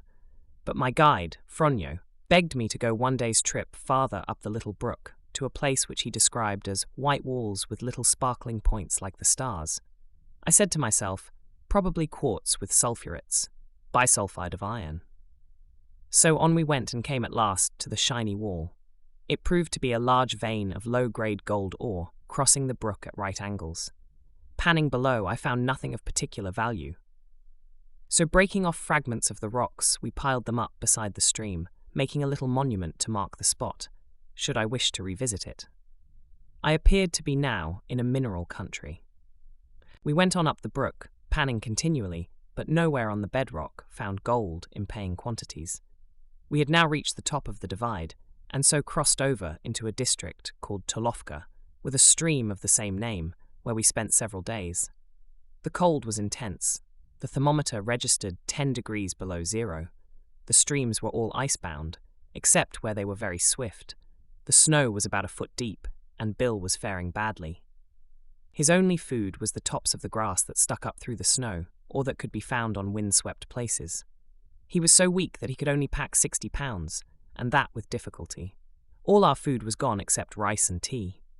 Our tobacco had long ago given out, and as a substitute, we used brick tea mixed with pine bark. It made a smoke, and that was all. The rough work had destroyed my boots.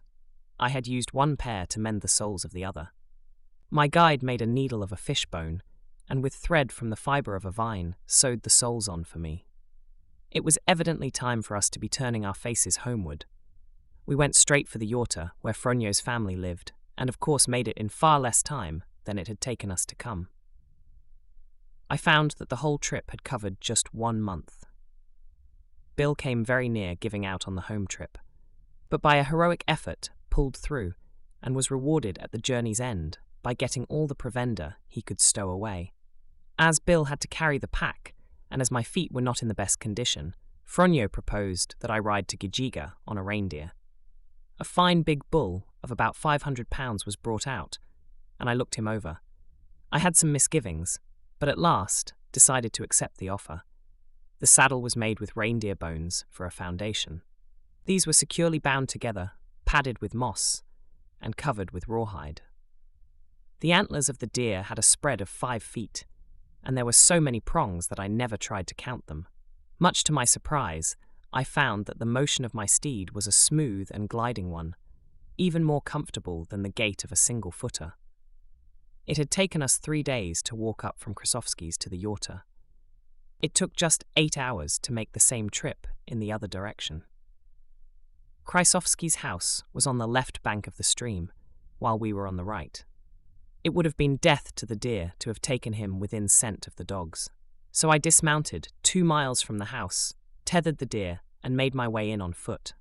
The stream was not solidly frozen, so I fired off my gun and brought out the whole settlement. A boat was found, and presently I was seated again at old Krysovsky's fireside.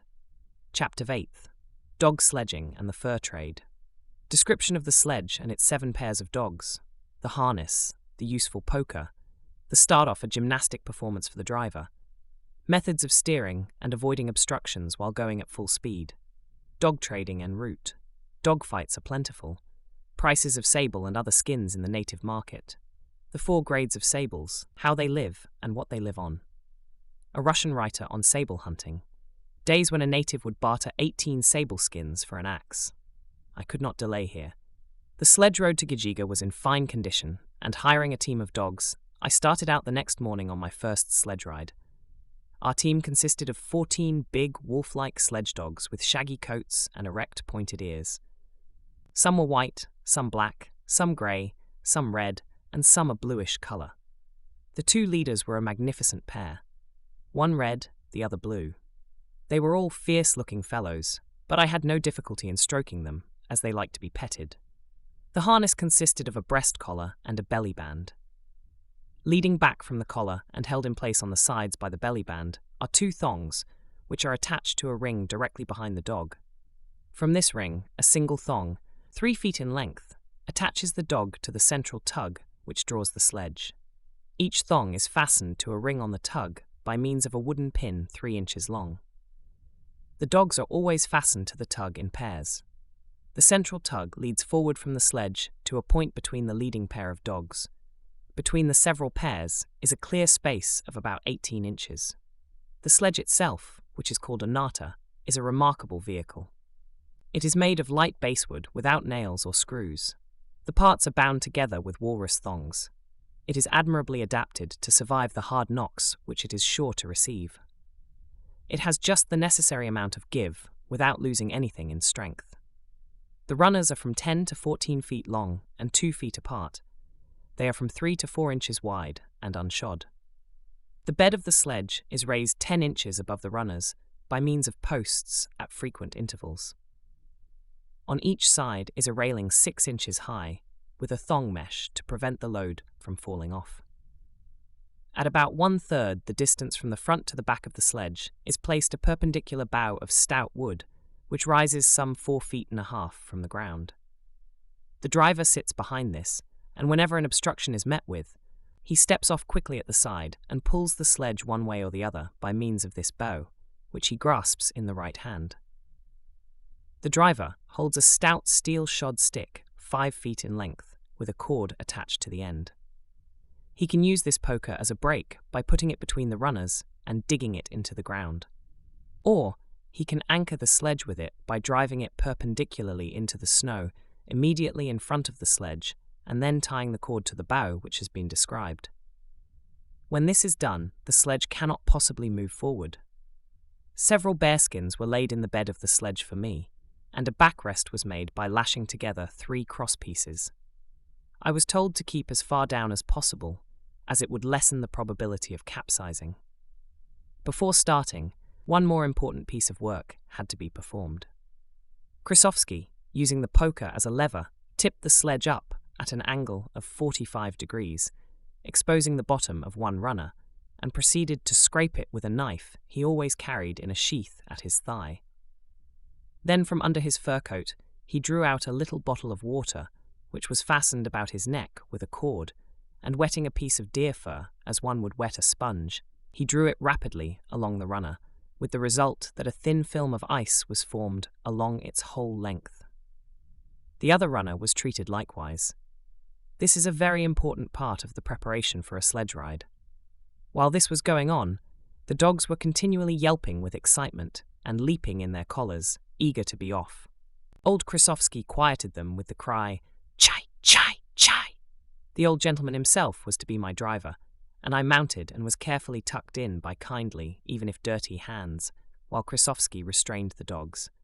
I said goodbye, and settled back to witness a marvellous feat of human dexterity on the part of the driver and of almost human intelligence on the part of the dogs. It was a crisp, cold morning. The road was well broken, but the difficulty was in getting out of the village with its narrow, winding paths to the open tundra, where the road was straight and easy. As Korsovsky untied the cord from the bow, the alert dogs gave a wild yell and strained at their collars as though they had gone mad. He drew out the poker, placed one foot on the runner, gave the bow a jerk to dislodge the sledge from its position in the snow, and shouted, "Yuck, yuck, yuck!" to the impatient dogs.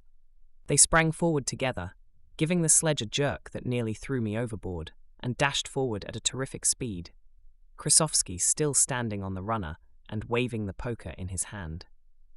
We were off like a shot amid the laughter and goodbyes of Korsovsky's numerous progeny.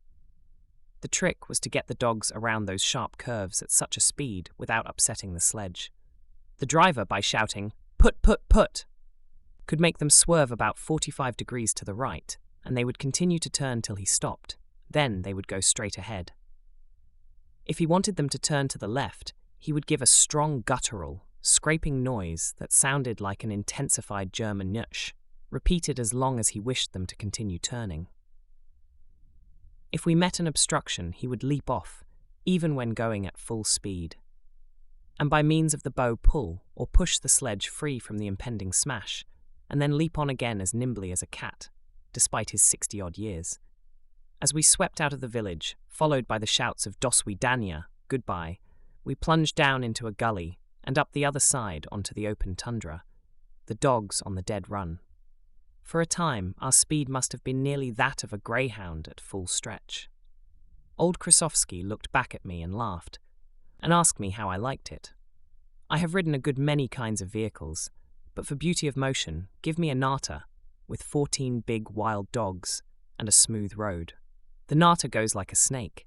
It is so sinuous and adapts itself so perfectly to the irregularities of the road. After a while, the dogs got the wire edge, worked off their enthusiasm, and settled down to a good steady trot that took us along at the rate of 7 miles an hour. They worked together as smoothly as a machine. When they became thirsty, they would lap up the snow beside the path. If one of the dogs stops drawing and begins to shirk, the driver stands up and throws the polka at him, hitting him on the head or back, and then, by a dexterous motion, pushes the narta to one side and recovers the polka as the sledge passes it. The dog so warned will probably go miles with his head over his shoulder, watching to see if he is going to be struck again. And all the other dogs, too, keep a weather eye open. The best dogs are always in the lead, and the poorest ones back near the driver, where he can manage them most easily. If a dog refuses to draw, the sledge is stopped and the driver, to an accompaniment of very choice language, beats the sluggard with the lash of the polka till he deems the punishment sufficient. That dog will need no more reminders for a day at least. Almost always, after starting out, 1 or 2 dogs have to be handled in this manner before they will settle down to the day's work.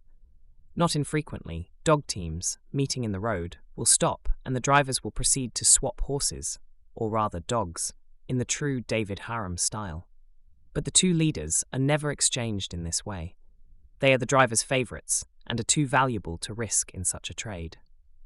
Even if their master is starving, he will not part with his leaders. About 5 miles out, we met a team of dogs going up country.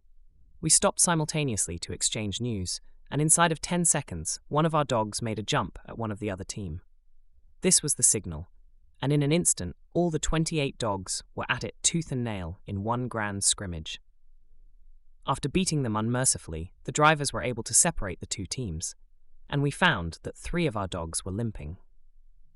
I then learned that in a fight, the Siberian dog does not make for his antagonist's throat, but for his feet, for he seems to know that injury to that member is the most serious that can happen to a sledge dog. It was amusing to see with what deftness they would draw their feet back from the snap of the enemy. The neck is generally covered with a thick growth of hair, which is impervious to teeth, while from the ankle to the foot, the hair is cut away by the driver to prevent the snow from balling upon it. Our troubles proved not to be serious, and at the end of the 3rd hour, we approached Ghijiga. As soon as the dogs scented the town, they gave a simultaneous yelp and broke into a swift run, as is always their custom in approaching any settlement. At the same time, all the dogs of the village, apparently, came rushing out to meet us, and ran alongside, yelping and snapping in a friendly way at our dogs. Old Krasovsky drew up with a flourish before my cabin, where I received a hearty welcome from the townsfolk. This day's trip from Krasovsky's house by dog sledge cost me the enormous sum of 1 ruble, or 50 cents, in United States gold. It was now late in October, and it was necessary for me to stop in Ghijiga while my winter outfit of clothes was being prepared. The snow was already deep, and the river frozen solid, excepting at the rapids. But cold as it was, my work was but just beginning, for it is only in winter that long-distance travel is possible. In summer, you may struggle across 6 or 8 miles of spongy tundra a day, but in winter, you can easily cover from 60 to 90 miles, depending upon the quality of your teams and the number of your relays. By this time, the natives were beginning to bring in their furs and other valuables to exchange with the merchants of the trading company. It may be of interest to give the prevailing prices. The native, ordinarily, does not take money for his skins, but various kinds of necessaries. Reducing it all, however, to a monetary basis, we find that he receives for sable skin 10 to 13 rubles, red fox skin 2 to 3 rubles, white fox skin 1.5 rubles, black fox skin 50 to 150 rubles, blue squirrel skin 35 cents, unborn deer skin 12 cents, turbogan, kind of coon, 15 cents, yearling deer skin 75 cents, sea dog skin 1 ruble, black bear skin 7 rubles, brown bear skin 5 rubles, white bear skin 25 rubles, walrus rope 2 cents a yard, walrus ivory from 5 cents to 1.5 rubles a tusk, mammoth tusk 5 to 6 rubles, fur coats 1.5 to 5 rubles, boots 25 cents to 75 cents a pair. For an ermine skin, he is wont to receive 2 needles or a piece of sugar as large as a thimble. In exchange for these commodities, the traders give tea, sugar, powder, lead, cartridges, tobacco, bar, iron 1 inch wide by 1/4 inch thick, needles, beads, and various other trinkets. When the goods are marketed, it is found that the company makes anywhere from 100 to 1,000% profit. Tea, the article most called for, allows only 100% profit. On sugar, some 300% is made, and on the trinkets and other miscellaneous goods, anywhere from 500 to 1,000% is made. Several significant facts are to be deduced from this list. First, the low price that is paid for sables compared with the prices they bring in the European market. Second, the comparatively high price the skin of the black fox brings. Although it is only a fraction of what it costs at home, a single skin has brought as high as $4,000 in Paris. Third, the extremely low cost of ermine. And fourth, the fact that there is no active trade in mammoth tusks, although they are plentiful. They are often 10 feet in length, and it might be supposed that they would contain ivory enough to make them worth much more than they bring. But the fact is that it is fossil ivory, and the outside of each tusk is so far broken and decayed that only the very center of the tusk contains marketable ivory. The common rule is to give the natives 1 year's credit. The tea, sugar, tobacco, and other articles which they receive this year being paid for by the skins which they bring next year. The plan works well, for the natives are scrupulous in the payment of their debts. And furthermore, the traders, being on the spot, have a wide personal acquaintance among the natives and know just whom they can depend upon. Of course, the most valuable portion of the produce of this North Country is sable skins. There are 4 kinds, or rather grades, of sables. The finest come from the Lena River district, the second grade from the territory of which we are writing, and within a radius of 500 miles, about the head of the Okhotsk Sea. The third grade from the Amur River district, and the fourth from Manchuria. Generally, the farther north one goes, the better the sables. Before Siberia was conquered by Russia, sables were extremely common, but gradually they were pushed back by the coming of settlers, for they will not remain in the vicinity of human dwellings.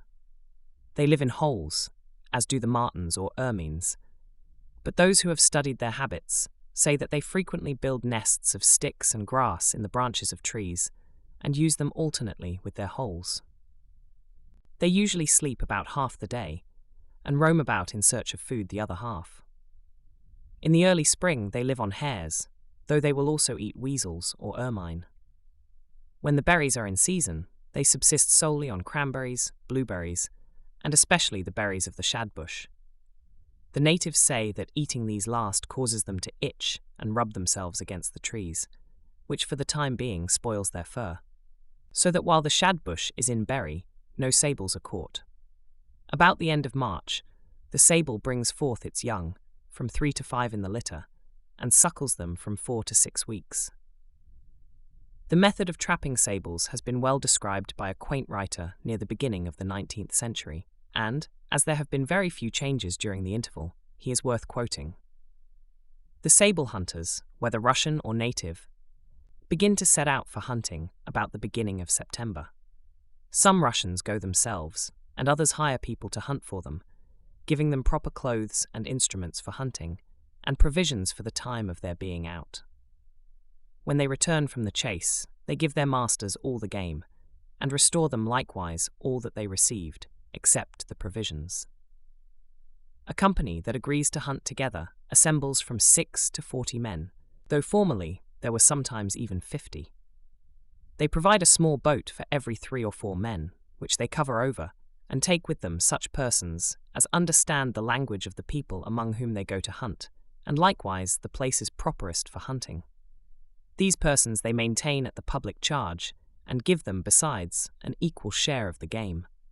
In these boats, every hunter lays 30 poods of rye flour, 1 pood of wheat flour, 1 pood of salt, and 1/4 of a pood of groats.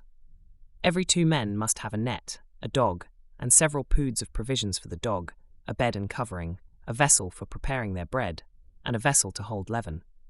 They carry with them very few firearms. The boats are then drawn upstream as far as they can go, where the hunters build for themselves. Here they all assemble and live until the river is frozen over. In the meantime, they choose for their chief leader one who has been oftenest upon these expeditions, and to his orders they profess an entire obedience. He divides the company into several small parties, and names a leader to each, except his own, which he himself directs. He also appoints the places where each party is to hunt. As soon as the season begins, this division into small parties is unalterable, even though the whole company consists of only 8 or 9, for they never all go toward the same place. When their leaders have given them their orders, every small company digs pits upon the road by which they must go. In these pits they lay up for every 2 men 3 bags of flour against their return, when they shall have consumed all their other provisions, and whatever they have left in the huts they are obliged to hide also in pits, lest the wild inhabitants should steal it. As soon as the rivers are frozen over and the season is proper for the sable hunting, the chief of the leaders calls all the huntsmen into the hut and, having prayed to God, gives orders to every chief of each small company and dispatches them the same road which was before assigned them. Then the leader sets out one day before the rest to provide lodging places for them. When the chief leader dispatches the underleaders, he gives them several orders. One of which is that each should build his first lodging in honor of some church, which he names, and the other lodgings to some such saint whose image he has with him, and that the first sable they catch should be laid aside in the quarter of the church, and at their return be presented to it. These sables they call God's sables, or the church's. The first sable that is caught in the quarter of each saint is given to the person who brought the image of that saint with him.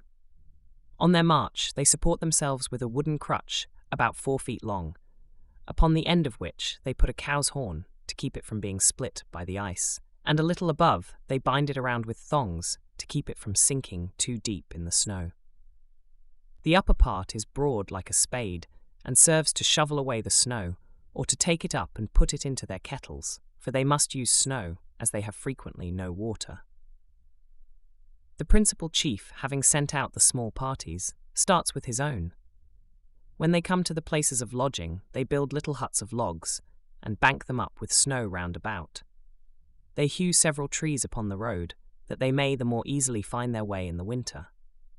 Near every quarter, they prepare their trap pits, each of which is surrounded with sharp stakes, about 6 or 7 feet high and about 4 feet distant, and is covered over with boards to prevent the snow from falling in. The entrance through the stakes is narrow, and over it a board is hung so nicely that by the least touch of the sables it turns and throws them into the trap. And they must absolutely go this way to reach a piece of fish or flesh with which the trap is baited. The hunters stay in a station till they have a sufficient number of traps set, every hunter being obliged to make 20 in a day. When they have passed 10 of these quarters, the leader sends back half of his company to bring up the provisions that were left behind, and with the remainder he advances to build more huts and set more traps. These carriers must stop at all the lodging places to see that the traps are in order, and take out any sables they may find in them, and skin them, which none must pretend to do but the chief man of the company. If the sables are frozen, they thaw them out by putting them under the bedclothes with them. When the skins are taken off, all present sit down and are silent, being careful that nothing is hanging on the stakes. The body of the sable is laid upon dried sticks, and these are afterward lighted, the body of the animal smoked, and then buried in the snow or the earth. Often when they apprehend that the Tunguses may meet them and take away their booty, they put the skins into hollow pieces of wood and seal up the ends with snow, which being wetted soon freezes. These they hide in the snow near their huts, and gather them up when they return in a body. When the carriers are come with provisions, then the other half are sent for more, and thus they are employed in hunting, the leader always going before to build traps.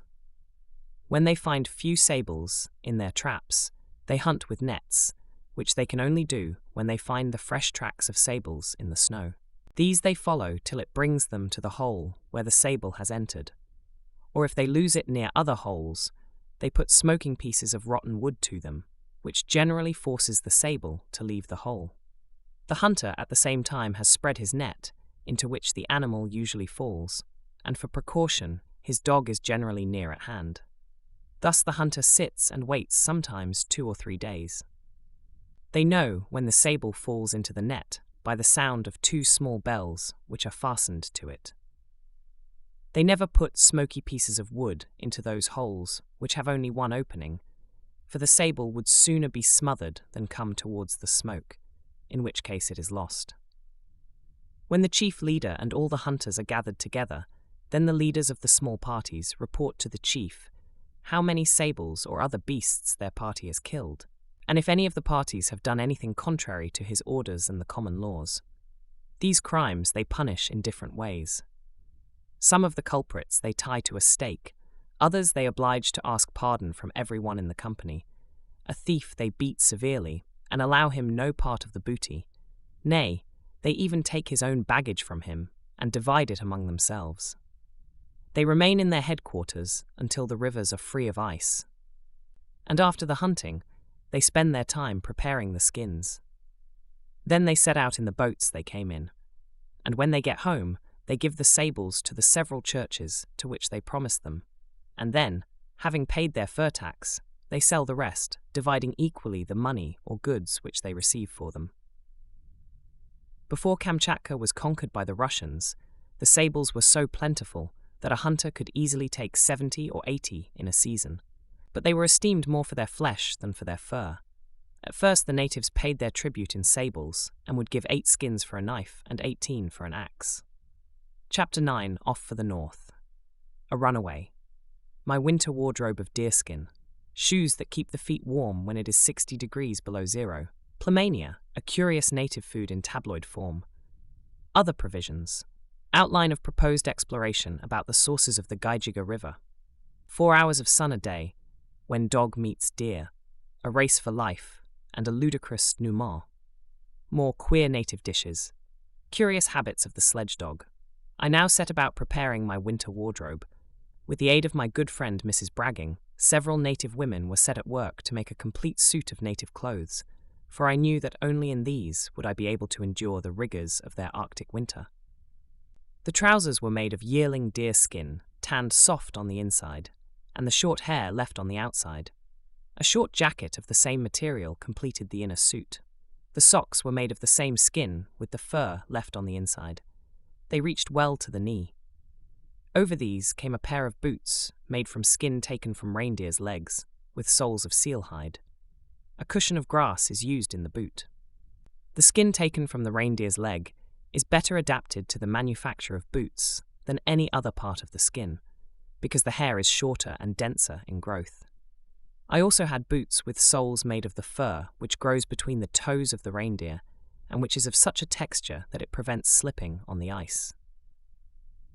On each foot of the reindeer, there is a tuft of this hair about as large as a silver dollar, and it takes 12 of them to make the sole of a single boot. These boots are used only in extremely cold weather. Even with the thermometer 60 degrees below zero, they prevent cold feet. For an overcoat, I had a great koklanka made. It was shaped like a huge nightgown, reaching to the knee. It was made of 2 thicknesses of yearling deerskin and was provided with an ample hood. It is too heavy to wear when walking, but is used in the dog or deer sledge and when sleeping. It is usually belted in with a gay-coloured woolen scarf. For headgear, I wore a Nansen woolen hat, capable of being drawn down over the face. Without it, my nose would have been severely punished. My heavy mittens were made of fur from the deer's leg, with the hair outside. Even in the worst of weather, they were a complete protection from cold. Of snowshoes I took 3 pairs, 2 being designed for use in soft snow. They measured 5 feet and 10 inches long by 8 inches wide, being pointed and curved up in front and gathered to a point at the back. They were shod with reindeer fur, with the hair pointing back, thus preventing slipping. 1 pair for use on hard snow were 3 feet long and 8 inches wide. An indispensable part of my equipment was a sleeping bag made of the thick winter fur of the reindeer, with the fur inside. It was provided with a hood that, when pulled down, completely shut out the cold. One would suppose that the sleeper must smother in such a case, but although at first it seemed rather close, I suffered no inconvenience. Enough air found its way in around the edge of the hood for respiration. For provisions, I first laid in several hundred pounds of plumania, as the Russians call it. It consists of little balls of reindeer meat chopped fine, and surrounded with a casing of dough. Each ball was about the size of an English walnut. These froze immediately, and remained so till thrown into a pot of boiling water. 10 minutes then sufficed to make a most tempting dish. To this I added several hundred pounds of hard rye bread, which had been cut in slices and dried on the top of the oven to the consistency of stone. Tea, sugar, and tobacco were added as luxuries, though the first is well nigh a necessity, and all of them are potent levers in opening the hearts of the native Korak or Tunguse.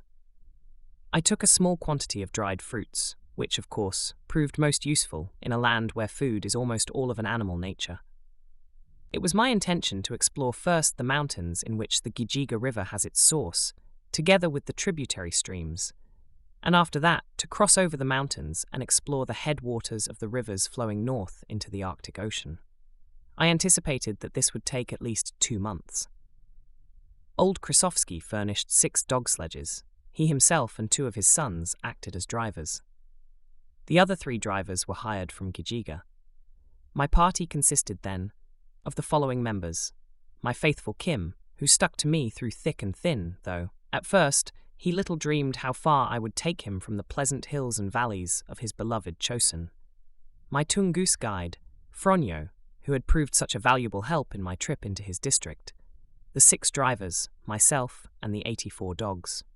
I had left behind all my Russian help, as they would have been of no value on such an expedition as this. The reader may imagine that our stock of food was small for such a party, but we were going into a reindeer country where we were sure of securing all the meat we wanted.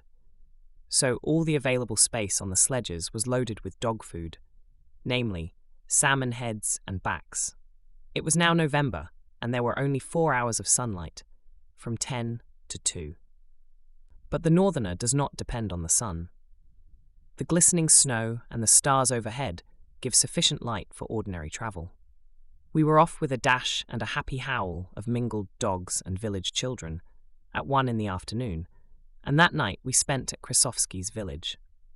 The next morning we were off again in the grey light at 7 o'clock up the bed of the Ghijiga River.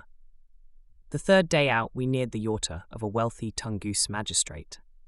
At 4 o'clock in the afternoon, the dogs suddenly broke into a swift run, and we knew they had scented something that interested them. We soon perceived that we had struck a deer trail and that we were nearing an encampment. We turned a bend in the road, and there, 100 yards ahead of us, saw the cause of the dogs' excitement. A team of reindeer were running for their lives. Their Tunguse driver was lashing them with the whip and urging them on with all his might, for he knew as well as we that if our dogs overtook them before the camp was reached, we 7 men would be utterly powerless to prevent the dogs from tearing the deer to pieces. Krasovsky put on the brake with all his might, but it had not the least effect. Our 14 dogs had become wolves in the turn of a hand, and no brake could stop them. There were many stumps and other obstructions along our path, and my driver had great difficulty in preventing a smash-up. For a short time the deer held their own, and in fact gained on us, but before the yorta came in sight, we were gaining rapidly. While we were still at some distance, the people of the village, warned by the cries of the dogs, comprehended what was the matter, and arming themselves with sticks and spears, came running toward us. As they came on, they spread out in a fan-like formation across the trail. When the terrified deer reached them, they opened and let the team through, and instantly closed again to dispute the passage of our dogs. Krasovsky was in no wise minded to let these natives club his dogs and perhaps injure the valuable animals, so he resorted to the last expedient. Giving a shout of warning to me, he suddenly, by a deft motion, turned our sledge completely over, landing me in a snowdrift on my head. In this position, the sledge was all brake, and the dogs were forced to stop, leaping in their harness and yelling like fiends incarnate. I sat up in the snowbank and laughed. The other drivers had followed our example, and the struggling tangle of sledges, harness, dogs, and men formed a scene that to the novice at least was highly ludicrous. The drivers and the village people were belabouring the dogs, and the entire herd of reindeer belonging to the village were escaping in all directions up the hills. When order was at last restored, which was not accomplished till every deer was out of sight, we made our way to the yorta, which was large and comfortable, and, as usual, the women set about making tea. The reader may well ask how the natives can use both dogs and reindeer if the very sight of a deer has such a maddening effect on the dogs. The explanation is simple. The two never go together. There is the dog country and the deer country, and the two do not impinge upon each other. Even among the same tribe, there may be a clear division. For instance, there are the deer Koraks and the dog Koraks. In some of the villages of the former, there may occasionally be seen a few low-bred curs which are not used for sledging and have been trained not to worry deer. Confusion is often unavoidably caused by travelling with dogs through a deer country, but the natives do not take it in ill part, knowing that if they themselves have to travel with deer through a dog country, they will cause quite as much inconvenience. While we were drinking tea and eating hard bread, I noted that the settlement contained some 30 men with their wives and children. The women hastened to prepare a dinner of unborn deer's flesh and deer tongues. Frozen marrow bones, uncooked, were broken, and the marrow, in the shape of sticks or candles, was passed around as a great delicacy. These dishes, together with frozen cranberries, formed our repast, and a very good one, we voted it. When we were done, I went outside and found, to my surprise, that the dogs had not yet been fed. I remonstrated with Korsakovsk, but he answered that they had not yet finished their evening toilet. Then I saw that the dogs were busy licking themselves and biting the pieces of frozen snow out from between their toes. My driver explained that if they were fed before performing this very necessary task, they would immediately lie down to sleep and wake up in the morning with sore feet and rheumatism, and then they would be useless for several days. It takes the dogs a good hour before they have groomed themselves fit for dinner. They seem to know that they can get nothing to eat before this work is done. But the minute they have finished, they sit up and begin to howl for their meal. Each dog receives 2 or 3 salmon backs and heads. This is a fairly good amount, considering that the salmon were originally 18 or 20-pound fish. The dogs were all left in harness and still attached to the main tug. This is pulled taut and anchored at the front with the polka, which prevents the dogs from fighting, for no more than 2 can reach each other at a time. As they feed, the drivers watch them to see that they do not steal each other's food. After they finish their dinner, they scratch a shallow place in the snow, curl up with their backs to the wind, and go to sleep. They are never unfastened from the sledge from one end of the journey to the other. They literally live in the harness. While the dogs were eating, the mongrel curs belonging to the encampment, an entirely different breed from the sledge dog, stood around and yelped saucily at the big intruders, but the sledge dogs gave them no notice whatever. The dogs sleep quietly all night unless one of them happens to raise his nose and emit a long-drawn howl.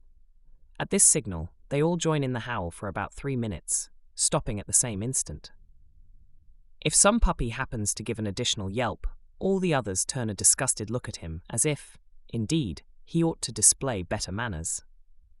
This howling concert generally comes off 2 or 3 times a night.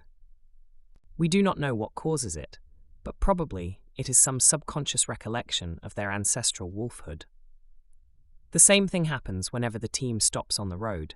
They all sit and howl for several minutes. On the road, the dogs are fed simply with the dried fish heads and backs, but at home a more elaborate meal is prepared for them. Water is put into a sort of trough, and then rotten fish, which has been kept in pits, is added, with a few of the dried fish, and the whole is cooked by throwing in red-hot stones. This is fed to the dogs only at night. In the summertime, the dogs have to forage for themselves, which they do by digging out tundra rats. By the time summer is over, the dogs are so fat that they have to be tied up and systematically starved till brought into condition for the sledge again. This period is one long concert of howls, but the natives do not seem to mind it.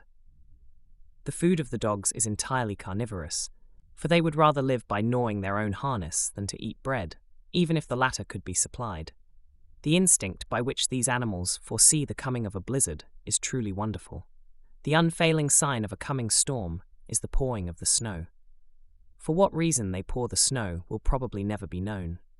This, too, may be some residual taint of their original savage state. Chapter 10. Through the drifts. Sledging over snow 4 feet deep. Making a camp in the snow. Finding traces of gold. A grand slide down a snow-covered hill. My polka breaks with disastrous results. Prospecting over the Stanovoy range. The next morning we had before us 10 miles of forest in which the snow lay 4 feet deep, and the trail was unbroken. This meant serious work for our teams. At the advice of Korsakovsk, I hired 2 reindeer narties to go ahead and break the trail, but they had to keep a mile in advance, out of sight of our dogs. The snow had been falling all night, and when we came out in the morning, we saw only a lot of little snow hummocks, like baby graves in the snow. Korsakovsk cried, "Yuk yuk!" And there occurred a most surprising resurrection. Every dog jumped clear of the ground from his warm bed and clamoured to be off. I looked to see them fed, but nothing were they to have till their day's work was done. When fed during the day, they are lazy and useless, but with the anticipation of salmon heads before them, they push on heroically. It would be difficult to express adequately my admiration for these animals. They are patient, faithful, and always ready for work. A mile, then, in the lead went the reindeer narties to break the trail, and ahead of them were 2 Tunguse villagers on snowshoes to mark the way for the deer. A mile in the rear came the dogs, and heavy work it was, as is shown by the fact that when lunchtime came, we had made only 5 miles. When we came up with the Tunguses, they had already built a fire, and water was boiling. The deer were tethered in the bushes about 200 yards away, out of sight of the dogs. The latter smelled them, however, and were making desperate efforts to break out of their harness and give chase, but their efforts seemed futile, so we paid no more attention to them. As we were busy drinking tea, I happened to look around, and was dismayed to see that the worst dog in the pack had broken loose and was already near the deer, who were plunging and making desperate efforts to escape. When the dog was almost at the throat of the nearest deer, it broke its fastenings and made off through the snow, followed by the rest of the herd. We hurried after them on our snowshoes at our best speed. The deer could easily outstrip the dog in the deep snow, but we wanted to stop the chase before they were completely frightened away. But we were too late. By the time that we had secured the dog, the deer were a mile away, making straight for home, and we knew that nothing could stop them till they found themselves in their own village. Thus it came about that we had to break our own trail for the balance of the way through the woods. This proved to be extremely difficult. Every man had to put his shoulder to the wheel, or rather to the sledge, and frequently it was necessary to use several teams of dogs on a single sledge, and then return for the other sledge. When night came, we found that we had covered 9 miles, after an exceedingly hard day's work. We were still a mile from the river, where we were sure to find a good road on the ice. We had now to prepare for the night. With our snowshoes for shovels, we cleared a space 12 feet square, right down to the ground, and built a roaring fire in the center of the cleared spot. The loaded sledges were placed on the banks about the sides, while the dogs lay, as usual, in the snow. Our sleeping bags were placed about the fire on piles of fir boughs, and after a good supper of reindeer soup, bread, and tea, we lay down and went to sleep. A light snow covered us with a mantle of down, which ensured our warmth. When I awoke in the morning and opened my hood, I found 2 inches of snow over me. That day we floundered through the remaining mile of deep snow to the river. I was pushing one of the sledges when we came to the steep bank that leads down to the river. The sled began to glide down the declivity, settling deeper and deeper. Korsovsky called to me to get on quickly, as there was open water beneath, but he was too late. I was already in the icy water up to my knees. We had unfortunately struck a snow bridge over open water. The sled was fast in the snow, and the dogs were struggling madly. By vigorous pulling and pushing, we managed to get the sledge out onto the ice. The other drivers, who were behind, saw our predicament and went upstream, prodding with their pokers until they found solid ice beneath. Korsovsky immediately began taking the lashings off the pack on the sled to get me dry fur socks and boots. Almost before I could undo the lashings, those I wore were frozen stiff. The last one was cut away with a knife. I applied a vigorous rubbing with snow to my feet, and they were soon glowing with warmth. Then, pulling on the warm, soft fur socks and fresh boots, I found that I had suffered no harm. But Korsovsky warned me that whenever I had wet feet, I must change immediately, or serious consequences would result. At the time, the thermometer stood between 10 and 15 degrees below zero. On examining the wind-swept bars of the creek, there seemed to be good promise of gold, so making camp near timber, I prepared for a 3 or 4 days' stay. The ground was frozen to bedrock, and it was necessary to thaw it out all the way down. The following day, I unloaded the sledges and sent them into the woods under the direction of Korsovsky to haul in fuel for the fires. I selected a likely spot and proceeded to thaw out a shaft. As this was very slow work, I determined to try it in several places at the same time.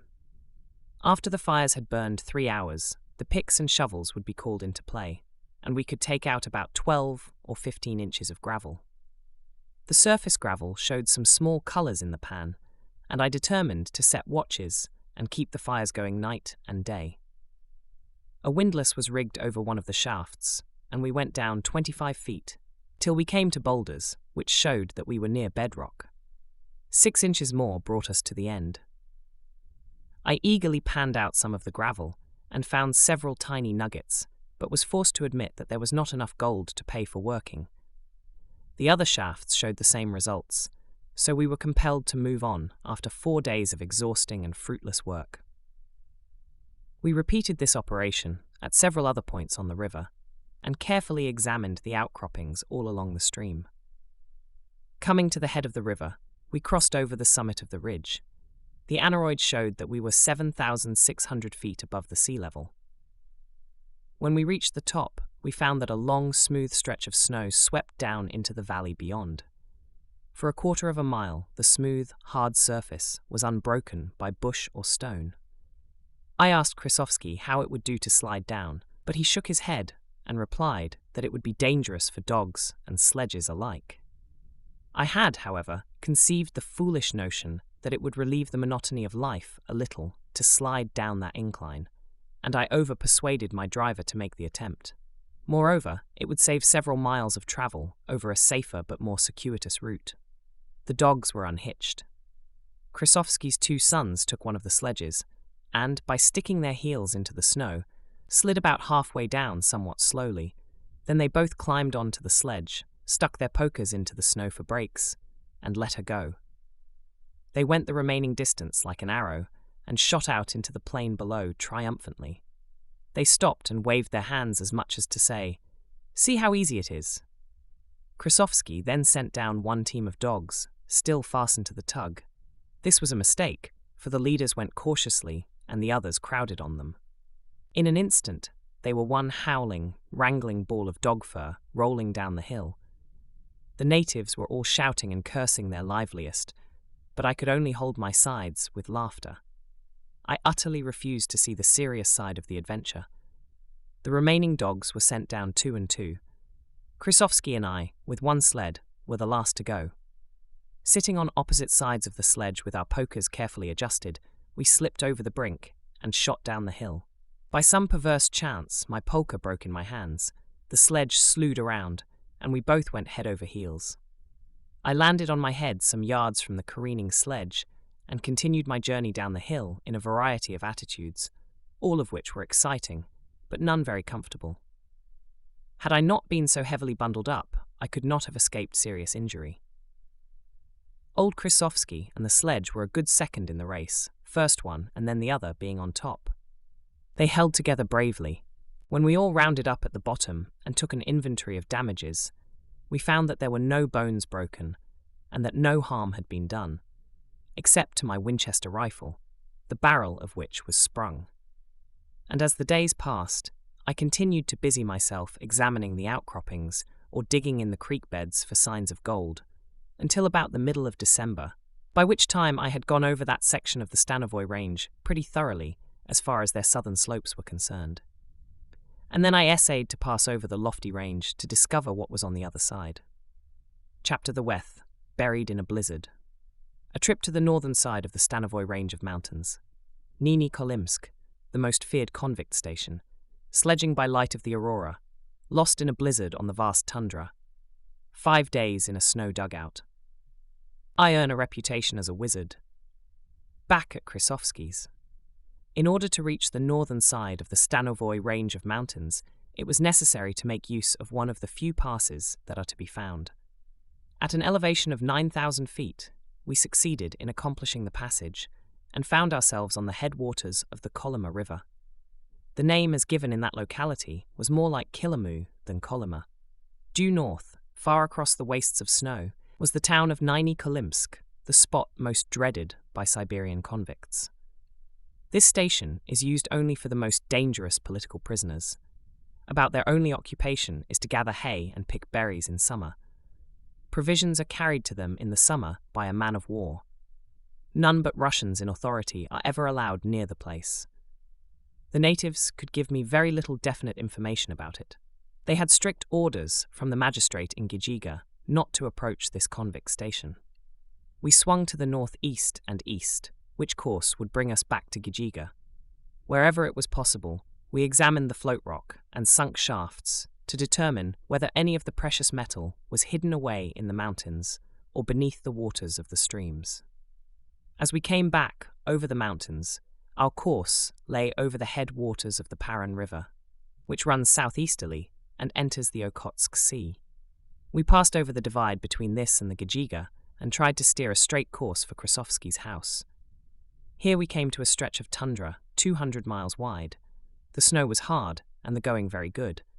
We struck the trail of a number of dog Koraks, who were evidently bringing in their furs. The tundra was as level as a floor, and the driving was so easy that it was possible to sit and doze while the dogs sped over the white expanse. As it was now December, the nights were made bright by the light of the aurora, while at noon the sun just shone, a red disk, above the southern horizon. This is the month noted in that region for its severe storms. The days were mostly overcast. The second morning, after we had started out across the tundra, a light flurry of snow blew up. Krasovsky shook his head and said it was going to storm. We were just halfway across the bare tundra, the worst place possible in which to try to weather one of these storms, because of the utter lack of firewood. Krasovsky called back to me that he was looking for a porgo, which, in his dialect, means a blizzard. About noon the storm struck us with full force. I was continually standing up in the sledge to catch a sight, if possible, of some trailing pine where we could make an excavation and find firewood, but it was all in vain.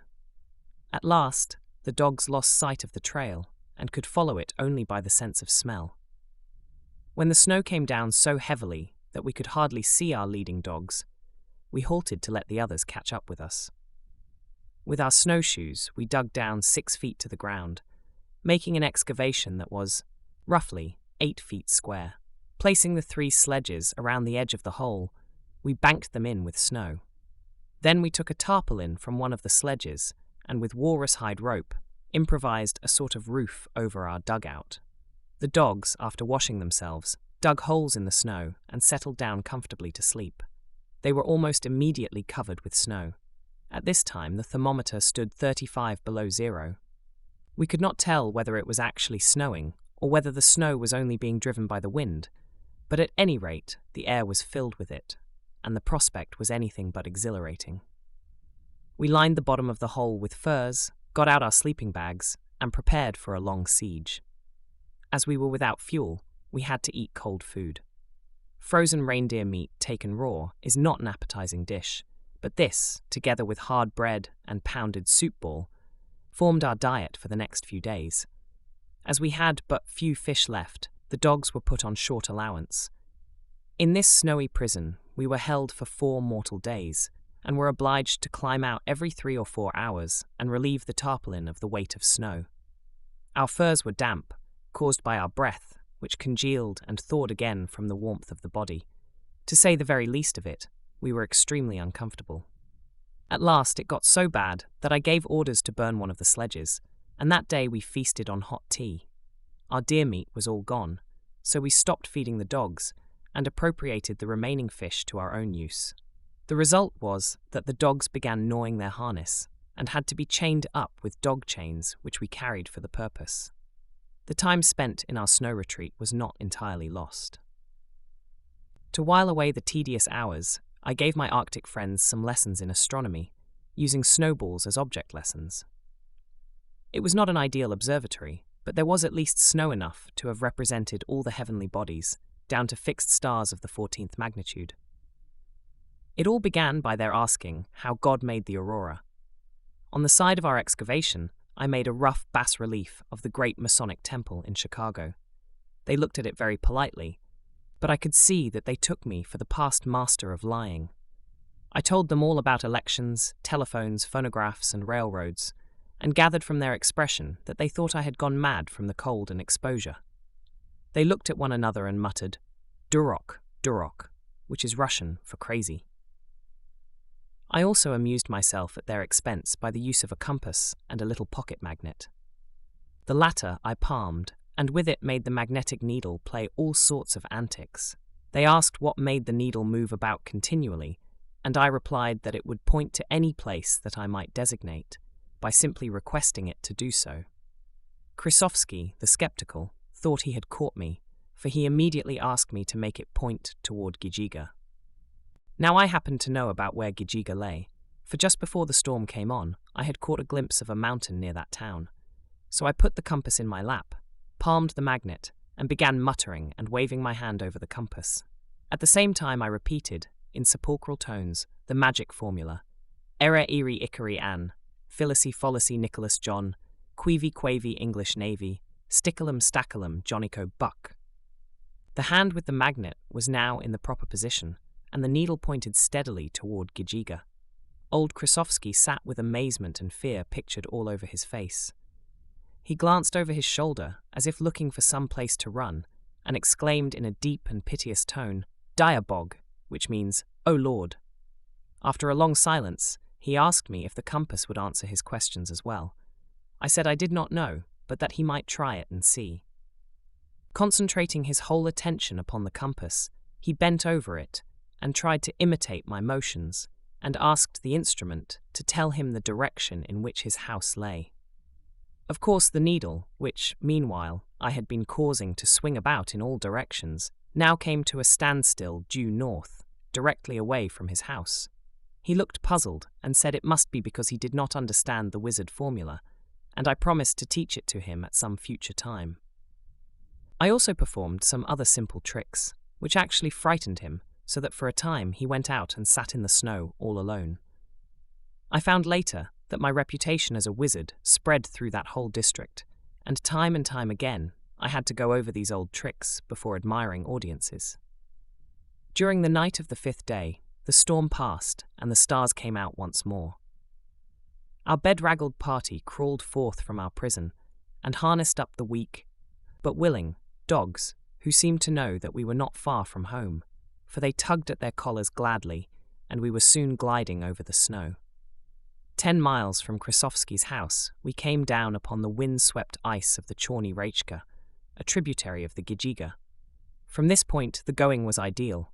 We had timber on both sides, but we did not stop to build a fire. The dogs were very weak, yet they displayed wonderful mettle, knowing they were near home. They went so fast that the sledges were continually slewing about on the smooth ice, in imminent danger of capsizing, but they were steadied by a clever use of the polka. While still a mile from Krysovsky's, we saw women and children running out to meet us. Because of the storm and the fact that we were 2 weeks overdue, we knew that there would be anxious mothers and wives in the little village. We came in with a flourish, a score of children hanging on the sides of the sledges. We encountered a terrific storm of kisses, which I evaded as best I could. Willing hands unhitched the faithful dogs, and then we all went into the house.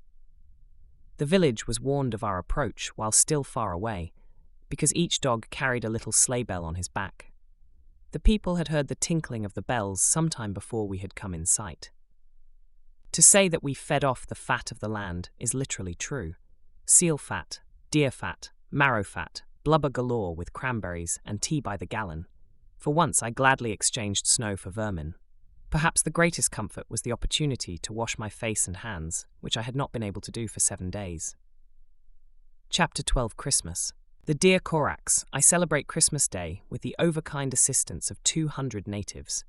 Koraks as sharpshooters. Comic features of a Russian dance. Off for Kamenor. Another runaway. Slaughtering deer. A curious provision of nature. 8 families in one yorta.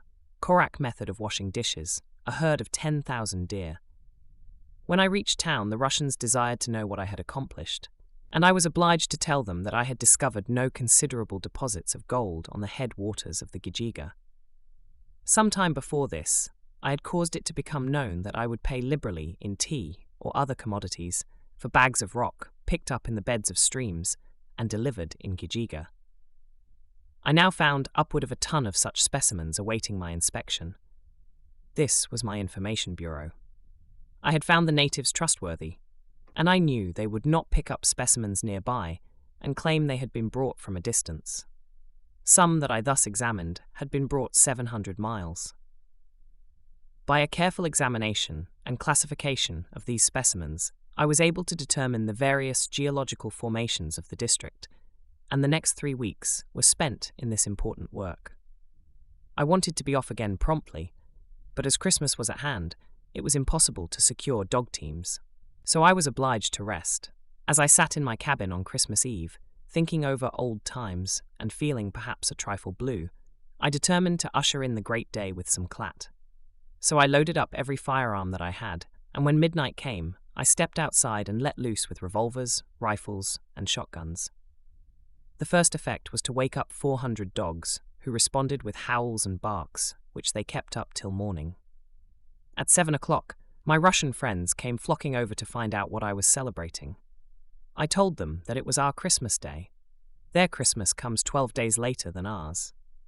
When they found out the cause of my exhilaration, they slipped away, but within 3 hours, the women and children began to appear, each loaded with a steaming dish. There were meats, fowls, berries, pasties, fish, blubber, stuffed ptarmigan, deer tongues, and other things. Enough to feed 100 men. When the table was so full that it could hold no more, they put the dishes on the floor. I knew well that they had brought much more than I could handle, and I was somewhat embarrassed by their excessive generosity. But my fears were ill-founded, for soon the whole village began to arrive. The priests and magistrates came first, and then the rest in descending scale, and by the time they were done, all the good things that they had brought had been consumed, as well as all that I could obtain from Mrs. Braggin. 200 were fed, and by night I was entirely cleaned out, cupboard, shelf, and cellar. What the small children could not eat, they put in their pockets. The Russian storekeepers sent me a bag of coppers, telling me that it was the custom to give each child a coin on such occasions. When I went to bed at night, I determined that I would never again disturb the peace of Christmas night with firearms. On New Year's Eve, fearing that the ceremony might be repeated, I stole away on my snowshoes and spent the day hunting ptarmigan. I had good luck and bagged all I could carry. These beautiful little birds are about the size of a pigeon, but of heavier build. In summer, their color is brown, but in winter it is pure white, and they sit motionless in the snow, so that it is almost impossible to discover them. The native boys kill them with bows and arrows. Almost all the natives of the far north are good shots, being trained to it from boyhood. In order to catch ermine and belk, Arctic squirrel, they must be marksmen of the first order, for these animals are small and must be shot in the head or the skin is worthless. For this purpose, 22 caliber rifles of German manufacture are used. They are muzzle loaders and can be purchased in Vladivostok for 4 rubles. The natives rig them up with a forked rest, and an ermine at 75 yards stands no chance of escape. About 20 years ago, the Russian government sent a company of expert Cossack riflemen into this north country to teach the natives how to shoot. These instructors never got further than Ghijiga, though it had been the plan to distribute them throughout the district.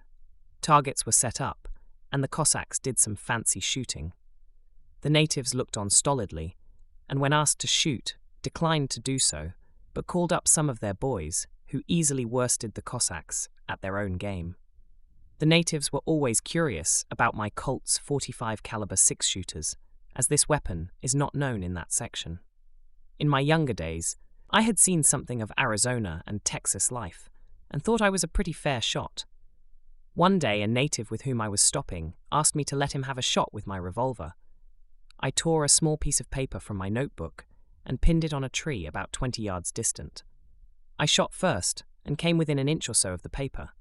A fairly good shot, but the old Korak took the weapon and, bringing it slowly into position, let drive and hit the paper. I could detect no look of exultation on his face, nor on that of any spectator. They took it as a matter of course that their tribesman should outshoot me with my own weapon, the very first time he ever had one like it in his hand. I have never tried to shoot against a Korak since then. My only consolation was that it might have been an accident, for he refused to shoot again, although I pressed him to do so. For hunting large game, they use a 44 caliber Winchester or a 45 caliber German muzzle loader. The feasting at the Russian Christmastide lasts fully 3 days. In the morning, the entire population attends church, after which, apparently, a contest ensues as to who shall get drunk first, and the priest generally wins. They hitch up their dog teams and go from house to house, feasting and drinking. Etiquette demands that a man use his team, even if calling at a house 10 rods away. The women troop about in gay dresses of calico, with bright silk handkerchiefs over their heads, and the men in their best furs, embroidered with silk. One of the most distinctive features of a Christmas celebration is that each person takes a full bath with soap before the great day is ushered in. At the same time, the hair is combed and done up afresh. The transformation is so great that it is often hard even for bosom friends to recognize one another. All day long, bands of boys go about singing carols. They enter one's home and bow before the icon and sing their songs, after which it is the proper thing to give each of them a coin or something to eat. In the evening, young men repeat the same performance, except that they bring large illuminated wheels, which they whirl before the icon as they sing the Christmas hymns. They receive about half a ruble apiece for this service. The next day, I started in to return their calls. It is an insult not to taste every dish on the table of your host, and the result was that I soon reached my utmost capacity. In the evening, I dined with Mrs. Braggin, and afterward the room was cleared, and the whole village came in for a dance. For music, we had a piano, an accordion, and a violin. The last was played by an old Russian who knew 16 bars of a single tune and repeated it over and over ad nauseum. In this primitive fashion, we made merry till the morning. The dance was a curious kind of quadrille, in which the men did almost all the dancing. The ladies stood at the corners and the men in the centre. The men danced very energetically, with many steps that resemble the bucking and winging of the Negro in the United States. At the same time, they shouted at the top of their voices. As for the women, they merely moved forward and back, with little mincing steps, and then turned around in their places. All this time, the samovar was going full blast, and every one was streaming with perspiration. About midnight, the fun grew fast and furious, and everyone started in to kiss and hug his neighbour, for by this time more than half were intoxicated. The worst feature of such a Russian festive occasion is that everyone grows fearfully affectionate as he begins to feel the effect of the liquor. When the Christmas festivities were over, I made preparations to carry out a more extensive plan of exploration. It was my purpose to examine the valleys of the rivers running from the Stanovoy range of mountains into Bering Sea, the beaches along the shore of that sea, and then to turn south to Barenkov Bay on the eastern coast of Kamchatka, where sulfur deposits were said to have been found. Then across the neck of the Kamchatka Peninsula to Cape Mamaich, and around the head of the Okhotsk Sea to Ghijiga, my starting point. This trip was in the form of a rough circle, and the total distance, including excursions, proved to be upward of 2,500 miles. This distance I had to cover between January 15th and May 15th, when the road would no longer be passable for sledges. My first work was to select and buy the best sledge dogs to be found in the town. By this time, I had become fairly adept at driving a dog team. Old Krysovsky did not care to undertake such a long trip, and so I selected as my head driver a half-caste named Mitrofan Snevedov. 2 villagers also contracted to go as far as the village of Kamenor, which lies 300 miles to the northeast of Ghijiga. They would not go further, because the country beyond this was unknown to them. But the magistrate gave me a letter to 2 Cossacks stationed at Kamenor, requesting them to furnish native dog teams to take me on east from that point. I took but little dog food, as the territory through which I was going abounds in reindeer, and we could get all the meat we needed. Provisions were beginning to run low in Ghijiga, and all I could buy was tea, sugar, tobacco, and a little dried fruit. It was the middle of January when we started out, all in good health and spirits. The thermometer stood at 46 below zero. The dogs were fat, and their feet were in good condition. We whirled out of the village at breakneck speed, followed by friendly cries of "Die bog chustliwi budet! God give you good luck!" I had all I could do to manage my team. The road was worn perfectly smooth, and the sledge would slew about from side to side in constant danger of striking some obstruction and going over. I had to pull off my koklanka and work in my sweater, and yet even in that biting air, the exercise kept me quite warm. In 2 hours, the dogs settled down to a steady 6-mile gait, and, leaving old Krasovsky's house on the left, I laid a direct course over the tundra for the mountains now visible far to the northeast. By 5 o'clock, we saw signs of deer, which showed us that we were nearing the encampment that was to be our lodging place for the night. Mounting a rise of land, we beheld, scattered over the face of the landscape, thousands of reindeer, which belonged to the denizens of 6 skin yortas, sheltered from the wind in the valley below. Snevidov's team, which was in the lead, caught the scent of the deer and dashed down the hill, and I after him, though I jammed my poker down and braked with all my might. It had no effect on my speed, and I saw that I was simply being run away with. On the left, near a yorta, a bunch of deer were standing, and, in spite of all my efforts, my dogs left the road and bolted straight for them. The deer bounded away in mad flight. Snevidov had already turned his sledge over and brought his team to a halt, but I was enjoying a new sensation. I pulled out my poker and let her slide, literally. I was minded to save the Koraks the trouble of slaughtering a few of their deer by doing it myself. Just as Old Red got a good mouthful of hair, our flight suddenly came to an end with the sledge turning upside down. The natives hurried up and caught the dogs, and bringing them down to the yortas, fastened them securely. I have coursed antelope in Texas, and in Arizona have picked wild turkeys from the ground while on horseback. But for good exhilarating sport, give me 14 wild sledge dogs, the open tundra, and a bunch of deer ahead. I found, to my surprise and pleasure, that the old Korak in charge of the village was the one who had helped me the summer before when I was trying to find my way back to Ghijiga. I was now better able to talk with him than I had been at that time, especially as I had Snevedov for interpreter. After tea, I went outside to see how things were getting on. 4 men were out among the herd, lassoing those intended for slaughter. They did it much after the fashion of cowboys at home. Having secured an animal, 2 men held it while a third drew out a long, keen knife and plunged it into the animal's heart. The poor beast would give 1 or 2 wild leaps and then fall dead. The Koraks do not bleed their animals when they butcher them.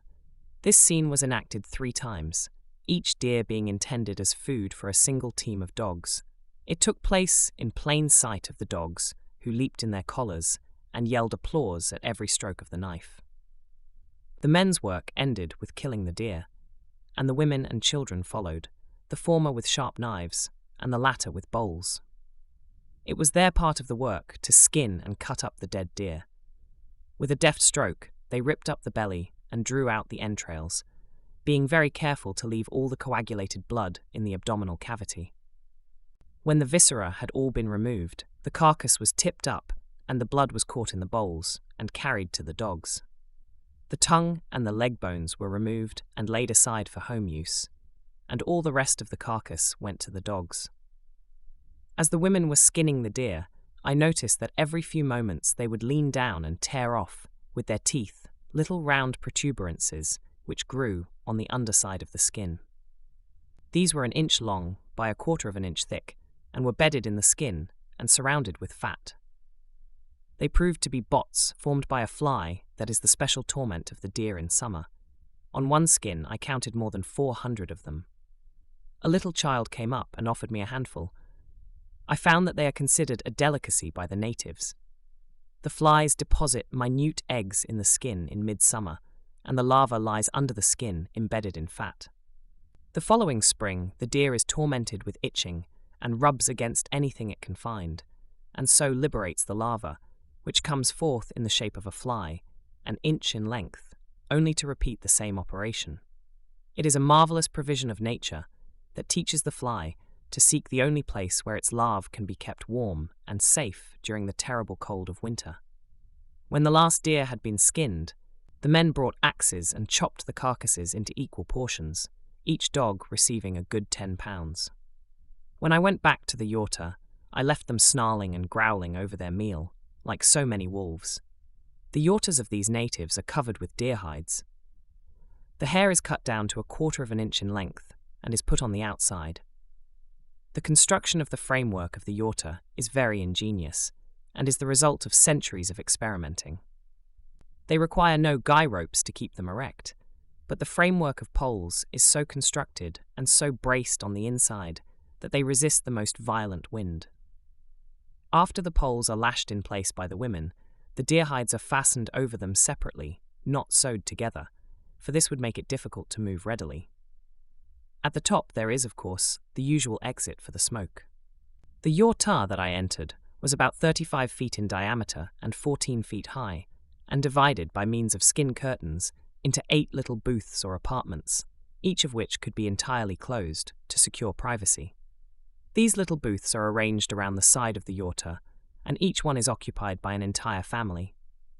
The booths are 8 feet long, 5 feet high, and 6 feet wide, and are heated only by lamps. The great fire in the center of the yurta is not primarily for heat, but for cooking purposes, all the families using it in common. The various kettles are hung over the fire by means of wooden hooks.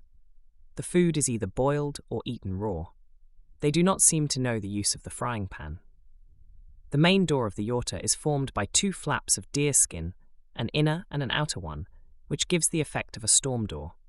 The dogs generally huddle between the two, and occasionally one of them sneaks into the yurta itself, only to be promptly kicked out.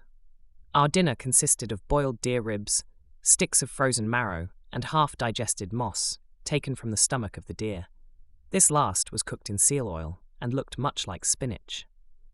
I found some difficulty in bringing myself to eat it, but I craved vegetable food so keenly that at last I was able to overcome my repulsion, and found it not so bad after all. The reindeer, therefore, furnishes the Korak with meat, clothing, shelter, and vegetable food. The dinner was served on wooden plates, and conveyed to the mouth with fingers, except that for the spinach they had spoons carved from the horn of the mountain sheep. The host persisted in offering me the daintiest lumps of fat in his fingers, and I accepted them. In that far northern latitude, we all craved fat or any kind of oil. The women did not eat with us. The host and I sat in one of the little booths, while the women remained outside by the fire. The children, however, could not resist the temptation to peek, and they lay on the ground, looking up from below the edge of the skin partitions, like a row of detached heads, with the eyes blinking solemnly at me. After we had eaten, I made them all happy by sending Sneverdoff out to the sledge for some tea and some broken bits of sugar. The host brought out the family treasures, the gaudy cups which I have heretofore mentioned. The women licked the saucers and wiped them with moss, after which tea was served. Strange is the effect of environment. A year previous, no inducement could have made me use those cups after seeing them cleansed in that fashion. Was I, after all, a savage and civilization but a thin veneer? I found myself at times looking at life from the standpoint of these people. I was thinking, dreaming, and talking in my sleep in my polyglot language. At times I would talk to myself in English, just to enjoy the sound of it. I had with me no books, except a Bible, which was in my valise, but the print was too fine to read, except with a good light. Action was my only salvation. Had I been compelled to stay in one place, I should have feared for my reason. After 2 or 3 cups, every one perspired freely, and off came one garment after another, until the men were entirely naked, and the women were naked to the waist. When we had imbibed 10 or a dozen cups, the kettle was replenished with hot water, and handed out to those in the main part of the yurta. I gave each one a lump of sugar to make him happy, and then, leaning back among the skins, lighted my pipe, and had a long talk with my host, during the course of which I elicited much curious information. At bedtime, 2 of the smaller children were put in tiny cradles, swung from the top of the yurta. The compartment in which I slept held 8 people that night. The lamp was left burning all night for the sake of its warmth. As far as I could discover, there was an utter lack of ventilation. When I crawled out of that noisome hole the next morning, I found that the dogs were very uneasy. They scratched the snow continually with their hind feet. This was a sure sign that one of the dreaded storms, a porgo, was coming. As I had experienced one of them, I had no wish to be caught out in another, so I determined to wait where I was till it blew over. By 10 o'clock, it was raging, and for 3 mortal days there was no stirring from that village. Just before the storm came on, I secured some photographs of the reindeer. They were very tame indeed, and would come up to me and smell of my garments, and would even lick them, hoping to get some salt. I had to carry a short stick to keep them from pressing too close upon me. I walked in among the herd, which numbered about 10,000, and watched them eat. They would paw away the snow until they reached the moss, which lay about 10 inches below the surface, and then, kneeling down, would dig it out with their teeth. The moss is about 10 inches thick and is a loose, spongy mass of vegetation. It will not bear the weight of a man, the foot sinking through it. It forms a most excellent food for deer, but horses will not eat it. The Tunguse deer, which is larger than the Korak, eats only moss, but the Korak deer will eat either moss or grass. These nomads have regular roads to and from the coast, and generation after generation they follow the same old beaten tracks.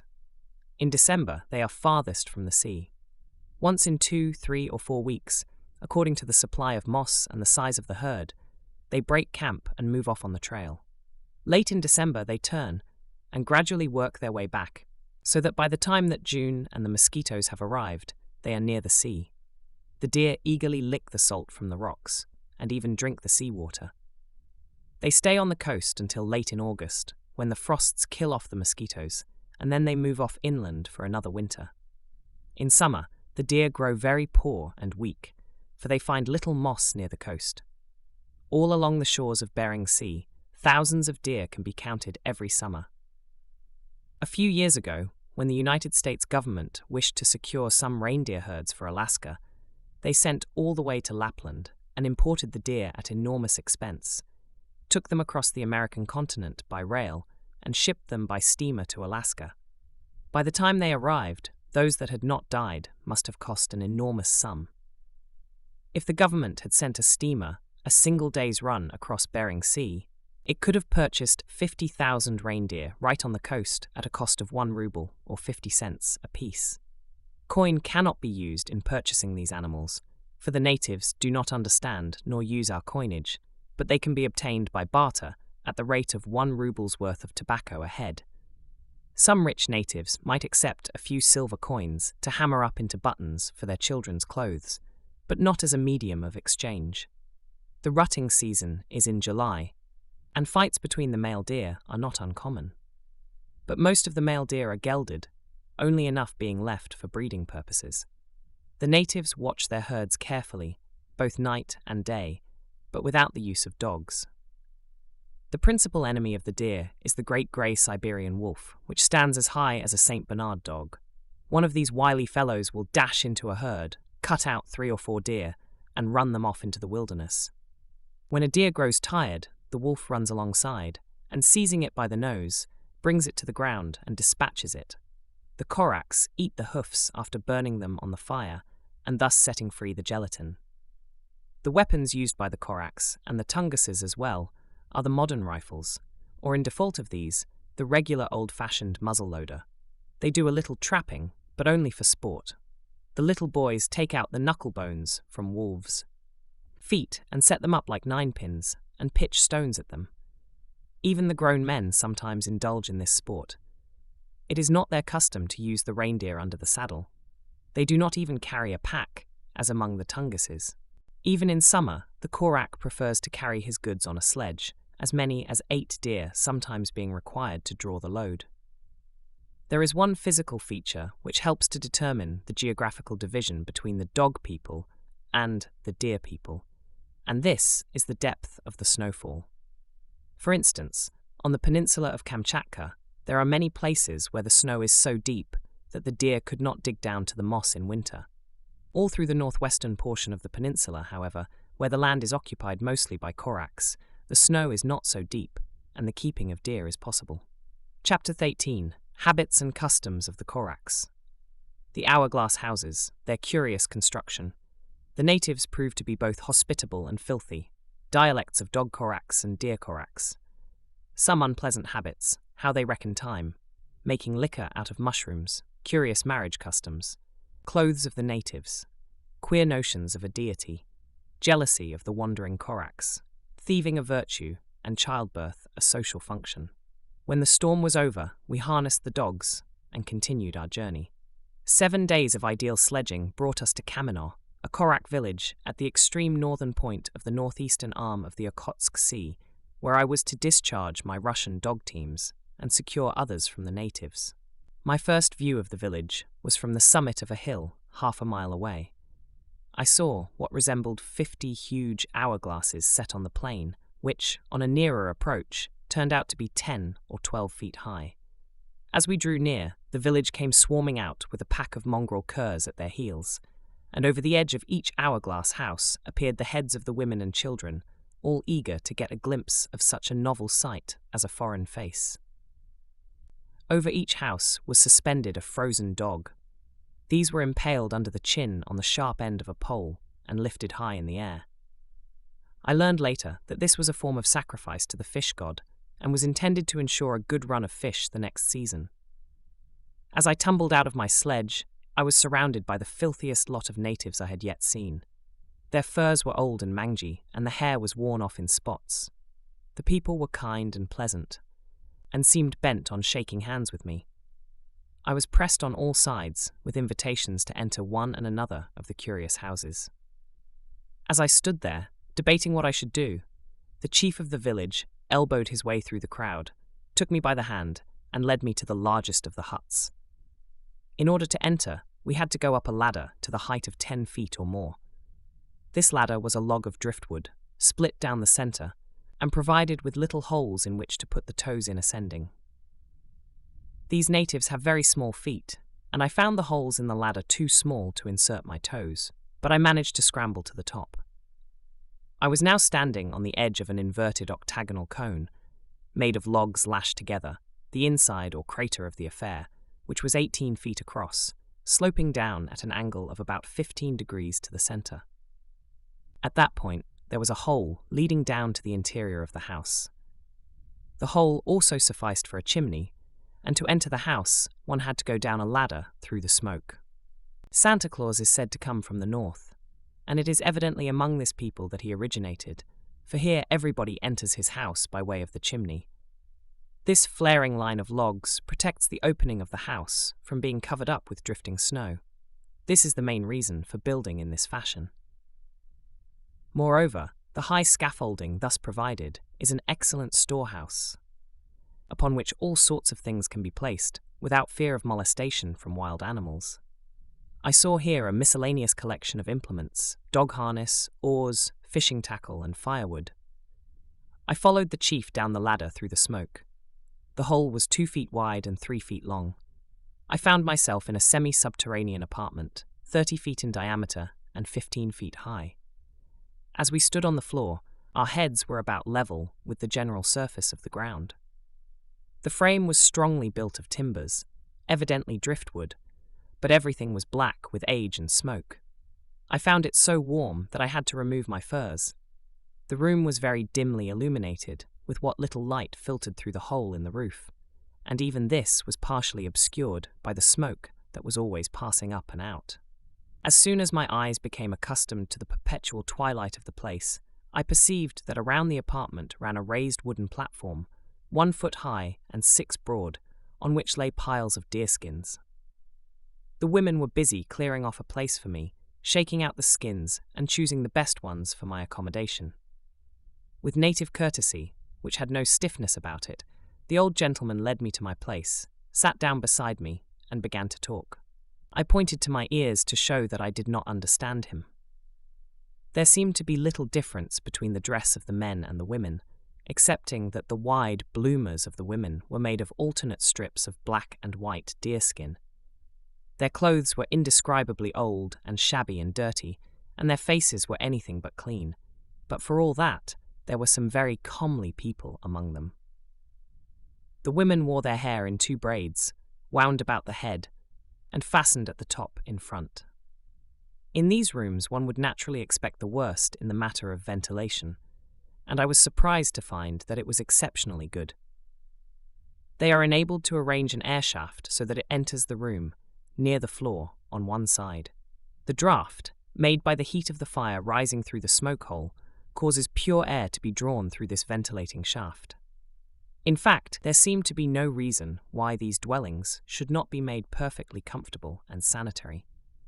The women appeared to be very busy, and even the children were industriously making thread from the sinews that lie near the backbone of the deer.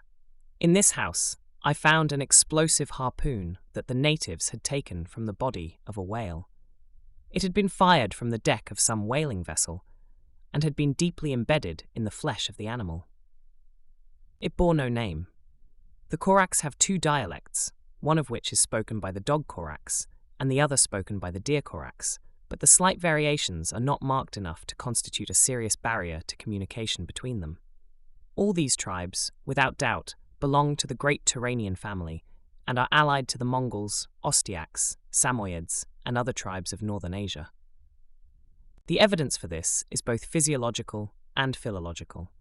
The writer before quoted says truly of these people that their manner of living is slovenly to the last degree. They never wash their hands or face, nor cut their nails. Everything about them smells of fish. They never comb their heads, but both men and women plait their hair in two braids. When any hair starts out, they sew it in with threads to make it lie close, and, as a result, they have such a quantity of lice that they can scrape them off by handfuls. Time seems not to have weaned them from these disgusting habits. These people reckon 10 months to the year, not by reference to the changes of the moon, but by the order of special occurrences which take place each year, with sufficient regularity for the purpose. The months in their order are Purifier of Sins, Breaker of Hatchets, Beginning of Heat, Time of the Long Day, Preparing Month, Red Fish Month, White Fish Month, Kaiko Fish Month, Great White Fish Month, and Leaf Falling Month. Others name them as follows: River Freezing Month, Hunting Month, Purifier of Sins, Breaker of Hatchets, Long Day Month, Sea Beavers Puppying Month, Sea Calves' Puppying Month, Tame Deer Foaling Month, Wild Deer Foaling Month, Beginning of Fishing. A peculiar custom sometimes to be noted among these people is that of drinking a kind of liquor made from a large species of mushroom. The effect is, in some respects, similar to that produced by the use of hashish. At first the imbiber shakes as with the agar, and presently he begins to rave as if in delirium. Some jump and dance and sing, while others cry out as if in agony. A small hole looks to them like a bottomless pit, and a pool of water as broad as the sea. These effects are produced only when the beverage is used to excess. A small quantity has much the same effect as a moderate amount of alcoholic liquor. Curiously enough, after recovering from one of these debauches, they claim that all the antics performed were by command of the mushroom. The use of it is not unattended with danger, for unless a man is well looked after, he is likely to destroy himself. The Koraks sometimes take this drug in order to work themselves up to the point of murdering an enemy. 3 or 4 of the mushrooms is a moderate dose, but when one wants to get the full effect, one takes 10 or 12. When a native resolves to marry, he looks out for a bride, not in his own village, but in a neighboring one. When he finds a girl who pleases him, he tells her parents that he is desirous of serving them, and during this period of probation, he works most industriously in order to make a good impression. At last, he asks permission to steal the girl. If his suit is looked upon with disfavour, he is paid for the service he has rendered and sent away.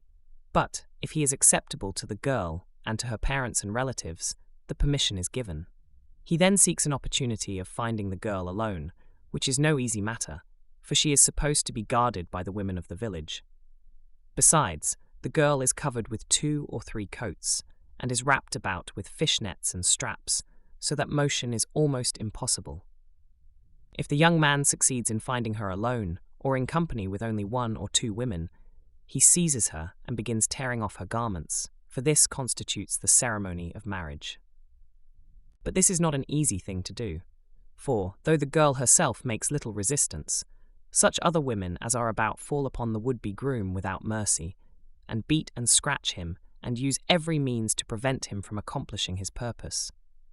If, however, he is successful in tearing off her garments, he immediately walks away from her, whereupon she gently calls him back, and the ceremony is complete.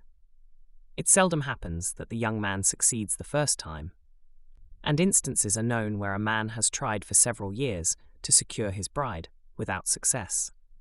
When successful, the groom carries off his bride to his own village without any ceremony.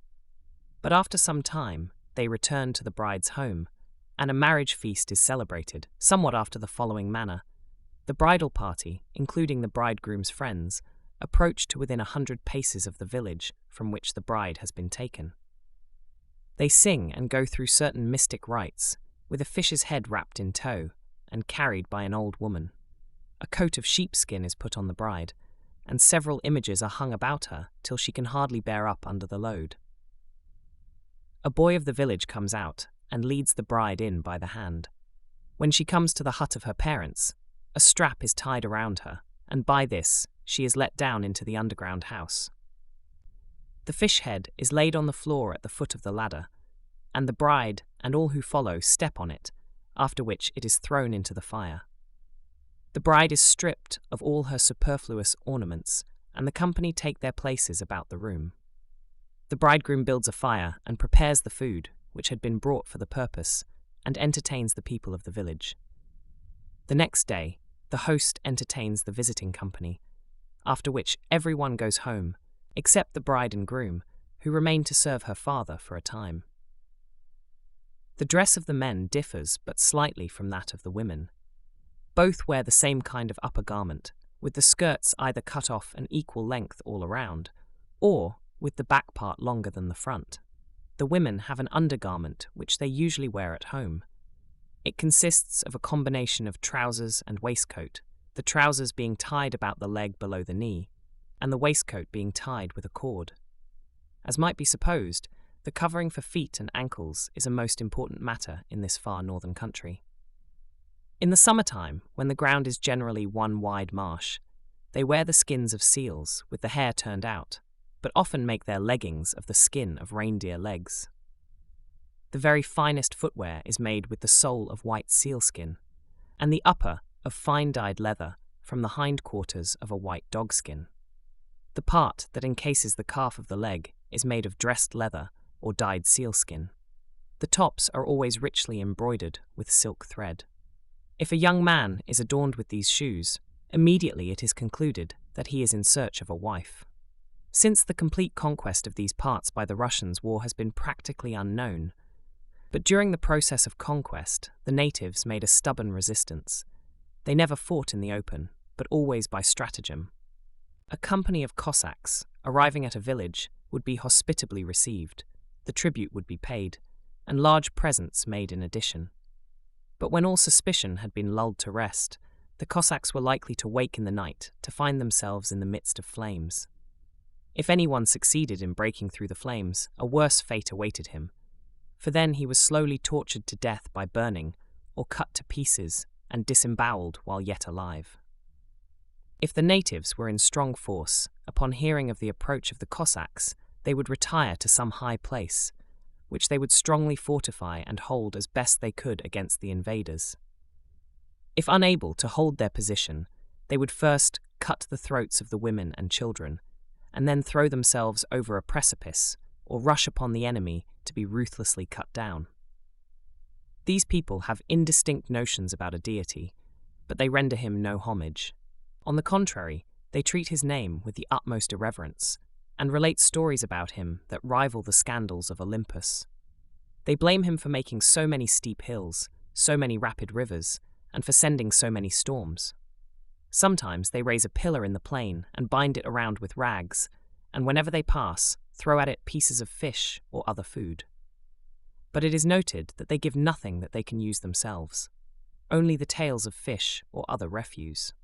Besides these pillars, there are other places that they reckon sacred, such as smoking mountains, hot springs, and certain forests, all of which they imagine to be inhabited by devils, whom they fear much more than the gods. A Russian who lived for a long time among these people says of them, "All their beliefs concerning both gods and devils are certainly very simple and ridiculous. However, it shows that they endeavor to account for the existence of everything as far as they are able, and some of them try to penetrate into the thoughts even of the birds and fishes. But when once a belief is established, They never trouble themselves with inquiring whether the thing be possible or not. Hence, their religion depends entirely upon ancient tradition, which they believe without questioning. They have no notion of a supreme being that influences their happiness or misery, but hold that every man's good or bad fortune depends upon himself. The world, they believe, is eternal, the soul immortal, and that it shall again be joined to the body and live eternally, subject to the same fatigues and troubles as in this present life, with this difference only, that they shall have a greater abundance of all the necessaries of life. Even the smallest animals, they believe, will rise again and dwell under the earth. They think the earth is flat, and that under it there is a firmament like ours, and under that firmament another earth like ours, in which when we have summer, they have winter, and when we have winter, they have summer. With regard to future rewards and punishments, they believe that in the other world the rich will be poor, and the poor will be rich. Their notions of vice and virtue are as extraordinary as those they entertain of God. They believe everything lawful that procures them the satisfaction of their wishes and passions, and think that only is sinful from which they apprehend danger or ruin, so that they reckon neither murder, suicide, or adultery, oppression, nor the like any wickedness. On the contrary, they look upon it as a mortal sin to save any one that is drowning, because, according to their notions, whoever saves such an one will soon be drowned himself. They reckon it likewise a sin to bathe in or to drink hot water, or to go up to the burning mountains. They worship several animals from which they apprehend danger. They offer fire at the holes of sables and foxes. When fishing, they entreat the whales or seahorses not to overturn their boats, and in hunting they beseech the bears and wolves not to hurt them. The wandering Koraks are extremely jealous, and sometimes kill their wives upon the merest suspicion. Adultery is punished by the death of both parties. This extreme jealousy on the part of husbands accounts for the fact that the women take no care of their persons and are always dirty and repulsive. They say that their husbands believe that any attempt at personal adornment would be a sign that they were wavering in their affections, for their husbands can love them without any such adornment.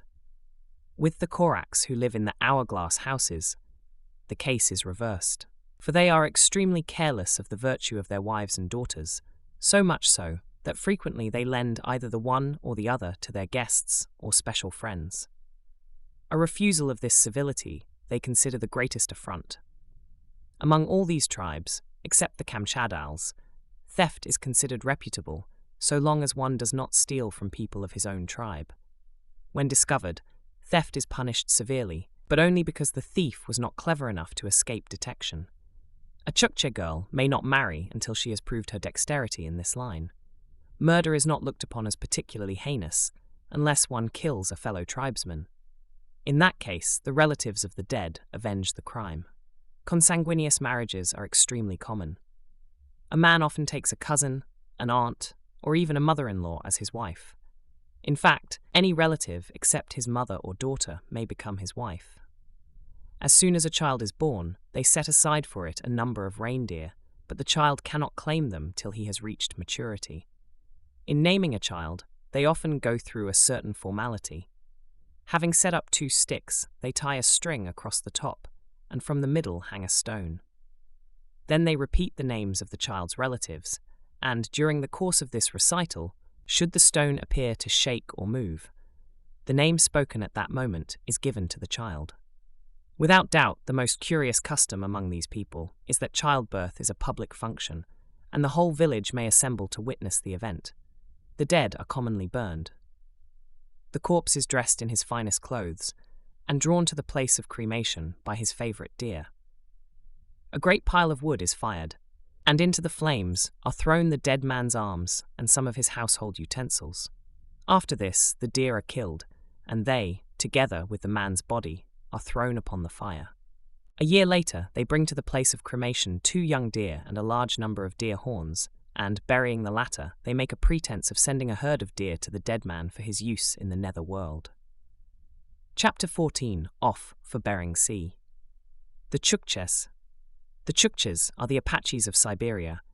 Their hospitality to Americans and their hostility to Russians, wherein my experiences differ from those of Mr. Harry de Wint. Result of licking a piece of stone with the thermometer at 45 below zero. Conically. Power of moral suasion in dealing with a rebellious Korak. The cure of a dying woman and the disgust of her husband. Poll tax and the Tchuktches. Immediately upon our arrival at the village of Kamenar, I began looking about for dog teams to take me on the long trip around by the shore of Bering Sea. I found it very difficult to get good dogs there, but after 4 days of patient search, I secured 2 strong young natives, each with a team of 12 dogs. I contracted with them to accompany me all the way from that point, a distance of over 1,500 miles, for £50 of tobacco and £20 of sugar, all of which I paid in advance.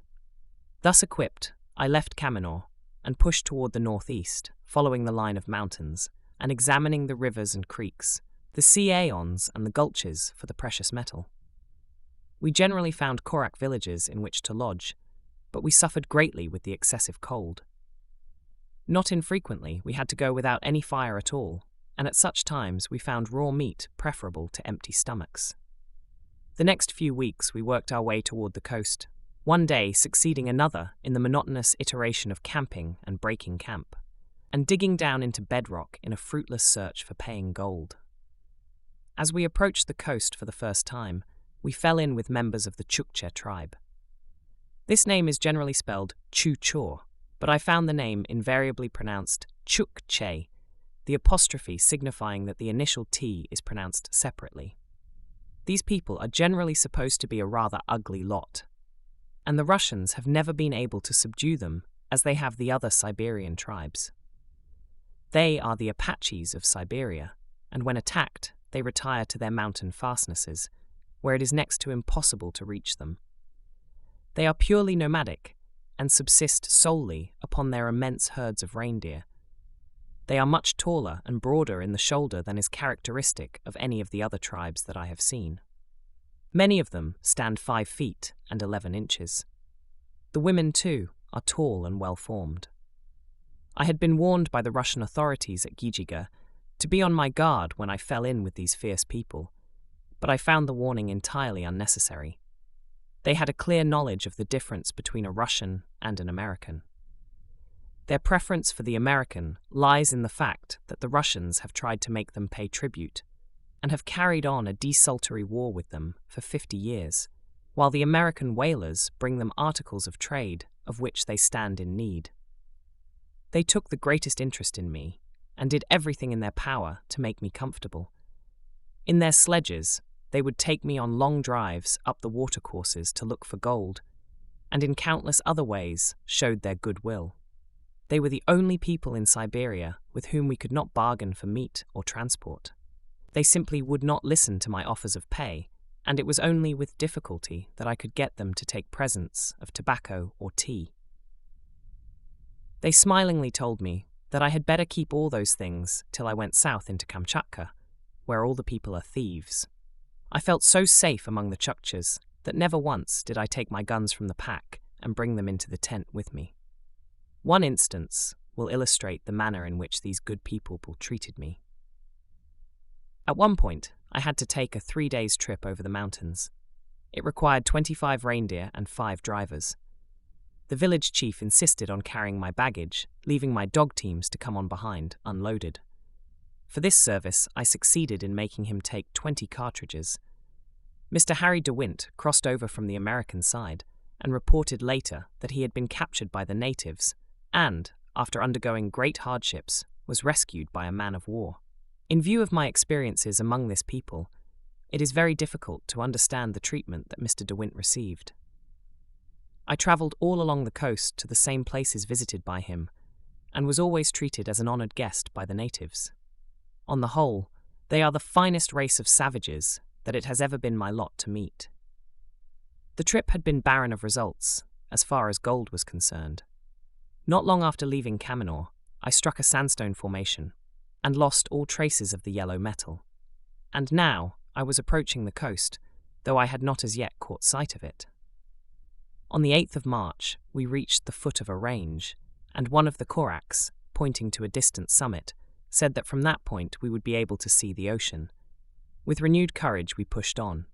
Each of the dogs wore on his feet soft deerskin moccasins, and the teams were being very carefully handled, for they were sadly worn by the long journey. They now needed constant urging. We no longer rode on the sledges, but walked beside them, pulling on the bow to relieve the dogs. When the hills were too steep, we had to double up the teams and make 2 trips, which lengthened the journey materially. During this period, I was compelled to keep my beard trimmed close to my face, because I found, by hard experience, that my mustache would freeze down to my beard in such fashion that I had a mass of ice depending from my face, which had frequently to be cut away with a knife. In ordinary cold weather, a beard is a protection from the cold, but under those circumstances, I found that it added greatly to my discomfort. Natives will pay more for short-haired dogs, for, in the case of the long-haired dog, the moist breath, as it flows back from his nostrils, soon covers him with a mass of icicles. With the short-haired dog, this is impossible. One day, shortly before we reached the coast, we camped at noon, and, about half a mile away, I saw a peculiar outcrop of white rock. Thinking that it might be worth prospecting, I put on my snowshoes and walked over to it, while the men were getting dinner ready. The thermometer stood at 45 below zero. I found that there was only a soda-like incrustation on the rock. And then, without thinking of the after-effects, I took up a piece, about 2 pounds in weight, and put it to my mouth to taste it. Of course, my tongue stuck to it, and an excruciating pain shot through that organ. I had taken a generous lick, and the whole surface of my tongue was fastened firmly to the stone. I managed to get back to the camp, still holding the stone to my face. For a moment, the men gazed at me in wonder. Then one of them hurried to bring a kettle of warm water, which he attempted to dash in my face, but it did not reach the right spot. For what he next did, I shall be grateful always. He took a large mouthful of the warm water, and then, with careful aim, squirted it between the stone and my face, and we soon had the encumbrance removed. With it came away a piece of the skin of my tongue, as large as a silver quarter. This escapade was wholly inexcusable, as I had already had sad experience in handling naked guns with bare, moist hands, and all my weapons were wrapped in buckskin, with only the sights exposed. Our teams were now so exhausted that several of the dogs dropped out entirely to crawl along after us as best they might. Looking back, from time to time, I could see them trying desperately to keep up, for they seemed to know that their only chance of life was to reach the camp before night, to get some of the dog food, which was running very low. They were quite useless in the collar, for they not only did not draw, but held back the other dogs who were able to pull. I had started with 14 good, strong animals, but now was reduced to 8, and even these looked like skeletons. However, these 8 were game to the backbone, and would pull till they fell dead in the harness. Old Red, still my right-hand dog, would occasionally look over his shoulder with pitiful eyes when I called, "Yuck! Yuck!" and then he would put down his head and strain at his collar, while his breath came in coughing gasps. The ravens followed us for the last 5 days, seeming to know that if the dogs gave out, they would have a feast. As for us men, we were in no danger, for we could easily have walked to the coast. At last, one memorable day, we dragged ourselves to that last summit, and there, before us, were the waters of the sea, stretching out far to the east, with the pack ice extending 15 miles out from the shore. Below us, 10 miles away, we could see the black dots that stood for the hourglass huts, where we knew there was warmth, food, and rest for ourselves and our dogs. Since that day, I have been able to sympathize keenly with Xenophon and his 10,000, when they caught sight of the waters of the Euxine and raised that glad shout of "Thalassa! Thalassa!" Though the dogs were very weak and worn, we went in with a rush, as usual. But the moment we stopped, the poor fellows dropped in their tracks and went to sleep, without a thought of food. Their utter exhaustion was due to the fact that for the last 10 days we had been crossing a stretch of uninhabited country, and it had been impossible to secure for them the necessary amount of food. We were much relieved to find ourselves once more in civilization, and we were in no hurry to move on. The people received us so hospitably, and with such genuine kindness, that we spent a week with them, resting and getting the dogs into condition again. Every day we were regaled with frozen fish, dried fish, dainty bits of walrus blubber, and frozen blueberries. Some of the people of this tribe have curly hair, a thing that I had not seen before in Siberia. They speak with one of those peculiar clicks that are so baffling to the Western tongue, and which I had always supposed were confined to the languages of Africa. The village was composed of a mixed race, in whose veins was mingled Tchuktche, Korak, and Kamchatkan blood, in about equal proportions. On our second day there, I was glad to see the dogs that had dropped behind dragging themselves in. They were tied up in their old places, and fed generously on seal blubber and hot fish soup, which might be called a kind of fish and oil chowder. They were all suffering badly from the need of fatty foods, and it was interesting to see the avidity with which they would bolt huge pieces of clear blubber. At the end of our week of rest, they were all fat again, their feet were healed up, and they were eager for the road once more. Some of the dogs that had shown less endurance than the others were traded off and better ones secured. The best medium of exchange seemed to be the little skeins of sewing silk, which I had been careful to bring. Skeins that were bought in Vladivostok for 2.5 cents apiece readily brought $1 here. I would have sold it cheaper, but they pushed the price of the dogs up from $5 to $20, and I was obliged to follow suit. The silk was in all the colours of the rainbow. It was a study to see the faces of these natives as they devoured the gaudy stuff with their eyes, especially the women. They used the silk to embroider the bottoms of their fur cloaks, some of which are true works of art. Traders have been known to pay as high as $200 for a single coat. The amount of needlework on them is simply enormous. Sometimes they cut out little pieces of skin, 1/4 of an inch square, of all colours and shades, and make a genuine mosaic of them, and around the bottom of each garment is a wide fringe of silk. The natives laughed at the prices that I asked, and good-naturedly expostulated with me, saying that they could get the same thing in Ghijiga much cheaper, to which I laughingly answered that they were at liberty to go and get it. Whenever I left a house, I presented the women each with a few needles, which in that country is a very substantial tip.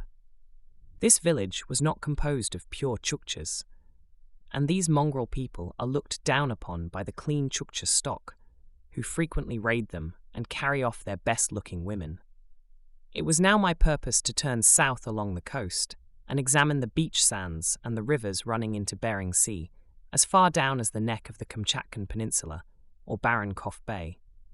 As I was still in a sandstone country, there seemed little likelihood of finding gold in the beach sands, and unless the geologic formation changed as I went south, I should push right on without stopping, except to rest. Bidding goodbye to the friends who had treated us so kindly, we set out one morning, on our way southward, keeping to the smooth snow just above the beach line. Once, and only once, I tried to shorten the journey by crossing an arm of the sea on the ice. Here, I had my first taste of what it must be like to attempt to reach the pole across the frozen sea. Not once could I go 50 feet in a straight line. It was an unspeakable jumble of hummocks and crevasses. We covered 8 arduous miles that day, and the dogs were so exhausted that we had to stop 2 days to recuperate. Time and again, that miserable day, I got into the water up to my waist, which necessitated an immediate change of clothes. About once an hour, the dogs would fall into the water and have to be hauled out, after which a tedious detour would be made to find a more likely route across the wilderness of ice. The 6th day out, we reached Barenkov Bay. It is a long, narrow inlet lying southeast and northwest, and at its head I found the little Korak village where it was decided that I should secure a guide to take me to the sulfur deposits, which were supposed to exist in an extinct volcano in the vicinity. These people were of the same mixed blood as those of the village I had so lately left, but they did not live in the hourglass houses. They simply had the underground room, with a hole leading down into it. The one I entered was 15 feet wide by 10 in height. In this village, seal catching is the principal pursuit. The seal is such an important animal to these people that they go through a peculiar ceremony every year in its honor, a ceremony that is characteristically childish and built upon superstitions. Near this point is an immense deposit of coal, which had been discovered by a Russian man-of-war some 20 years before. The coal is of poor quality, but could be used for steaming if necessary. The coal measures come right down to the water's edge. In the cliff beside the water, I found 3 veins of coal, with an aggregate thickness of 80 feet. This was a dog village, as distinguished from a deer village, and it was amusing to see half a dozen dogs lying about each of the entrance holes of their underground houses, with their heads hanging over the edge, so that they could better appreciate the smell of food that rose with the smoke of the fire below. Of course, I was always on the lookout for good dogs, and while I was in this village, I came upon the finest specimen of a Siberian sledge dog that it was ever my fortune to see. He was tawny or light brown in colour, with a splendid head, back, and shoulders. Clean-limbed, muscular, and straight-eared, his tail curved up over his back in the most approved style. He whipped our best dog in less than a minute. His name was Konikli, meaning one of two, and his stuffed skin can be seen today in the American Museum of Natural History. I presented him to the Jessup expedition, in charge of which was Mr. Buxton, whom I afterward met in Vladivostok on his way to the north. I tried to obtain this dog, but found, to my chagrin, that he had been marked for sacrifice and could not be bought. After bidding in vain up to $50 in tea, sugar, and silk, I came to the sad conclusion that the animal was not on the market. But Snevedov, my right-hand man, said to me in Russian, "There is a better way. We must simply take him and leave behind sufficient compensation." This, of course, I hesitated to do until I found that the natives would gladly sell him, but did not dare to do so, for fear of angering the deity to whom he had been vowed in sacrifice.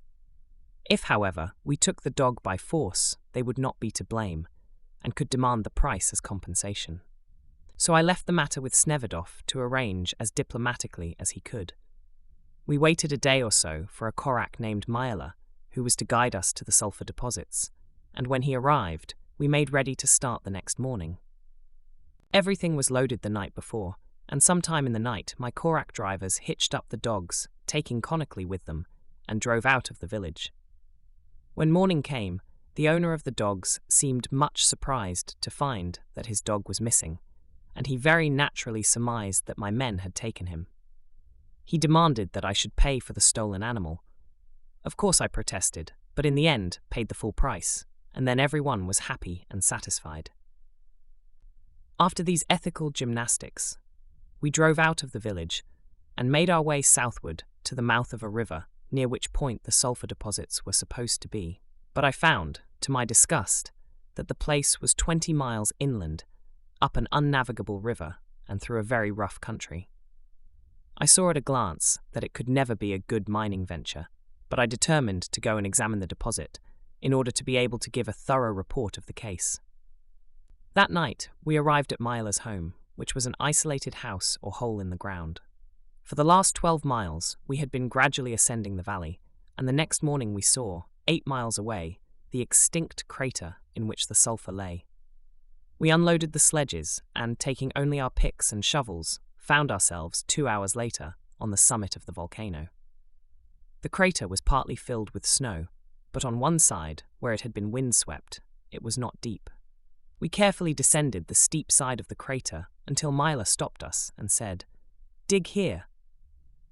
After going down through 6 feet of snow to the ground, I found it strewn with detached boulders, covered with a thin film of sulphur, evidently a late sulphurtaric deposit from the crater which had been lately active, and the indications did not promise large quantities.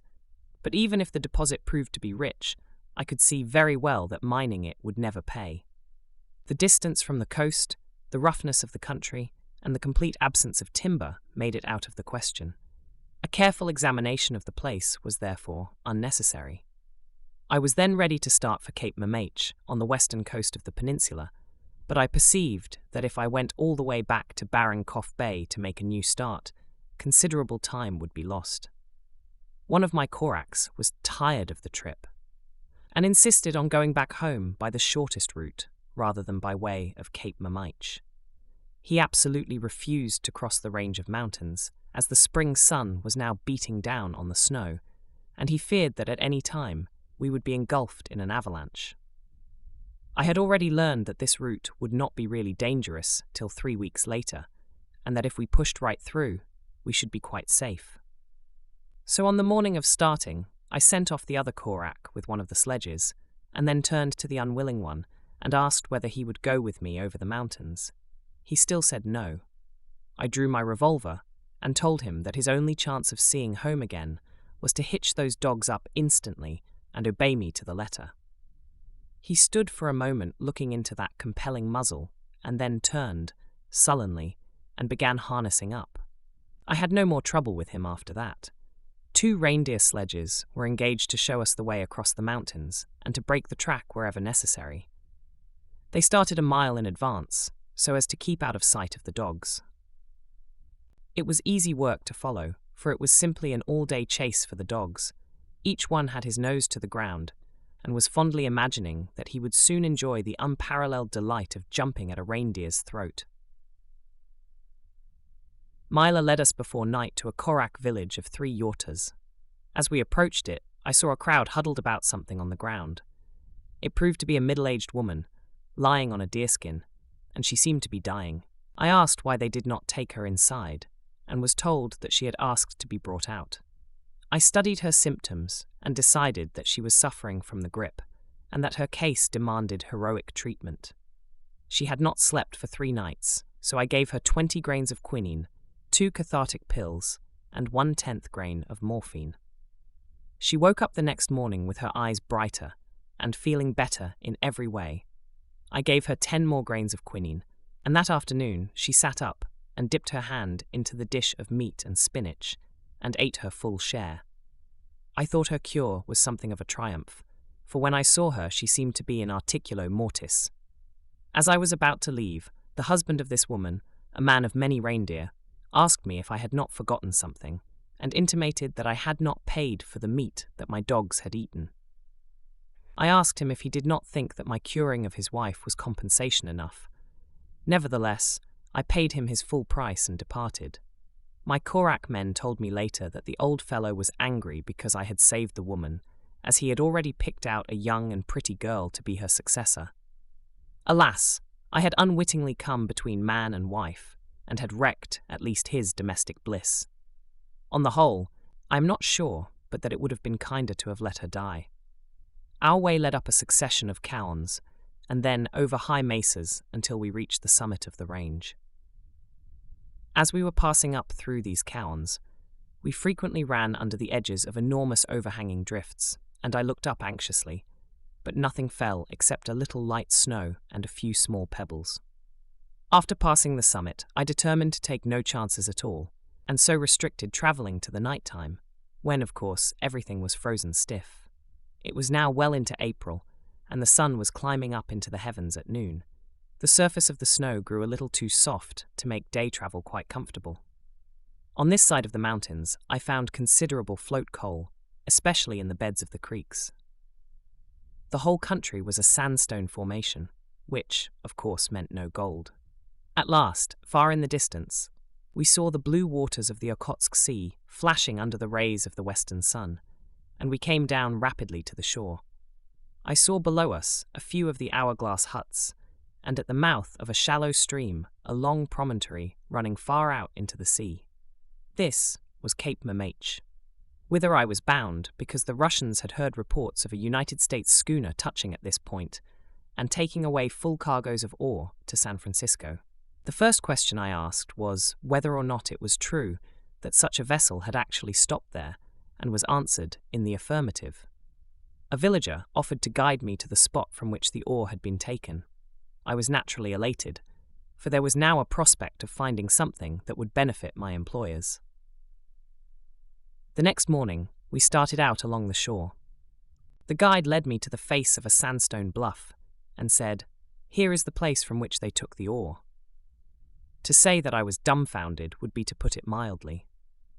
When I had recovered sufficiently to fairly get my breath, I asked why this stuff had been loaded on the vessel, and the guide calmly replied that it had been done to keep the ship from turning over. It appeared that the vessel was a Russian and not an American, after all. This place had been a favourite rendezvous for traders, and the schooner had come to exchange the products of civilization for the skins offered by the natives. Of course, when the vessel was unloaded, it was necessary to secure ballast, and for this purpose the sandstone had been brought into requisition. I shrugged my shoulders and tried to take it philosophically. Our next move was to start on the return trip around the head of the Okhotsk Sea to Kamenor. We had a beautiful road over the smooth tundra. Konecki was now leading with Old Red, and every time we stopped, the two would fight, for the latter was very loath to share my affection with Konecki, whom he considered a parvenu. As we were speeding along the beaten track, the Koraks would break out in a wild strain of music. Then Snevedov would sing one of the Russian peasant songs, and occasionally, not to be outdone, I would give them a few bars of some such touching lyric as "A Hot Time" or "After the Ball." Thus we whiled away the long hours on the road. Every few hours we changed places, letting each team lead in turn, for only the driver of the head team had any work to do. The others could even lie down and go to sleep if they wished, for the dogs drew as steadily and as patiently as mules. It seemed second nature to them. I used to sit and wonder how they could be trained to undergo such severe labour.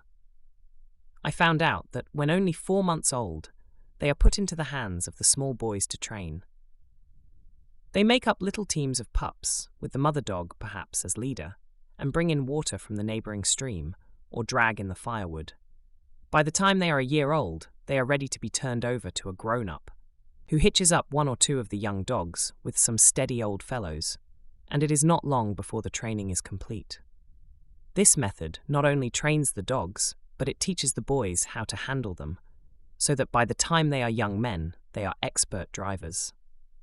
After several days of fine going, we arrived at Kamenor, where I found the Ghijiga magistrate, who had come on his annual collecting tour. Each of the Koraks pays an annual poll tax of $4.50 worth of skins. These are taken to Ghijiga, and they're auctioned off to the highest bidder. All these northern natives pay this tax, except the Tchuktches, who refuse to pay a cent. I found the magistrate in one of the huts, reclining on several bearskins, and kindly and affable as ever. Over him was arranged a sort of canopy to protect him from particles of dust or dirt that might fall from between the rafters of the building. He was dressed in his full regimentals of green and gold, with a sword at his side. He gave me a fine cup of coffee, and made me take a pound of the fragrant berry to cheer me on my way into Ghijiga.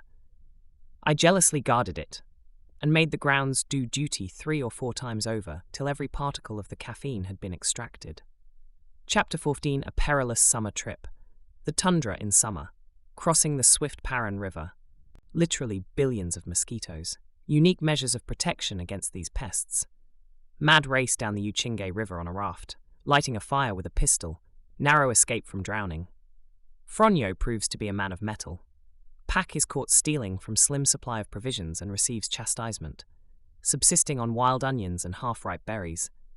Help at last. After a rest of 2 days, we started out on the home stretch toward Ghijiga, which lay 300 miles to the southwest. As the snow was now very soft, the wooden runners of our sledges were useless. The wet snow stuck to them and made progress almost impossible. We therefore purchased sets of whalebone runners, cut from the ribs of the whale, and pared down to 1/4 inch in thickness. These strips are pinned to the sledge runners, one piece overlapping another, and the joints worked down smooth. These are as good on wet snow as the iced wooden runners are on dry snow. We made the 300 miles in 4 days, which was doing fairly well, considering the fact that we came back with only half the number of dogs that we started out with. It is true, however, that we had made 1 or 2 valuable acquisitions in the dog line, especially Konecki, with whom I became more and more pleased. We fed the dogs on the best the land could provide, and kept them on the road from 12 to 14 hours a day. Our provisions were, of course, almost gone, and we were coming back practically as empties. In making long trips, the natives frequently have to cache a part of their provisions along the way for use on the return trip. They make a little scaffold on the stumps of trees or between 2 or 3 living trees. Even though not set up very much above the snow line, the snow is so deep that by the time summer has melted it away, The goods are high and dry. No one except the owner would ever think of touching these provisions. Upon my return, I found that the snows were fast melting, and green tints were beginning to appear on the hillsides. I thought, however, that there would be enough snow to allow me to take a little run down the peninsula that lies between the two northern arms of the Okhotsk Sea in search of a deposit of cinnabar of which I had heard rumours. But after 2 days of hard work, urging the dogs over bare tundra, I gave it up and came back in disgust. By June 1st, the snow was quite gone, except upon the highest hills and in the secluded nooks where deep drifts had lain. The river was still very high and filled with floating ice. The sun was now visible 20 hours out of the 24. I was soon ready for a summer trip. The services of my old friend Krasovsky and half a dozen of his horses were secured, and, taking along my 2 Koreans, who had wintered at Ghijiga while I was making my trip to the shores of Bering Sea, I started out, sitting in the saddle which had been left in the village 30 years before by Mr. George Kennan. He was then a leading spirit in the American-Russian Telegraph Company, whose object was to build a line across Bering Strait and connect the 2 continents. Of this saddle there was nothing left but the tree and a little leather on the cantle, bearing a San Francisco stamp. Mrs. Braggin said that Mr. Kennan had given it to her when he left. I rigged it up with stirrups and used it all summer. Plodding northward, we reached Krasovsky's place about bedtime, soaked with mud and water. The tundra was like a great marsh through which we had to flounder. We tried to keep to the beds of the little creeks in which the water had worn away the moss and turf. Where this was not possible, we had to wade through almost bottomless mud. Even though lightly loaded, the horses kept sinking to the girth, and it was only by sheer hard work that we were able to average 15 miles a day. Some days we made only 5. Our objective point was the Uchingai, which means red river. It is a comparatively small stream flowing into the Paran near its head.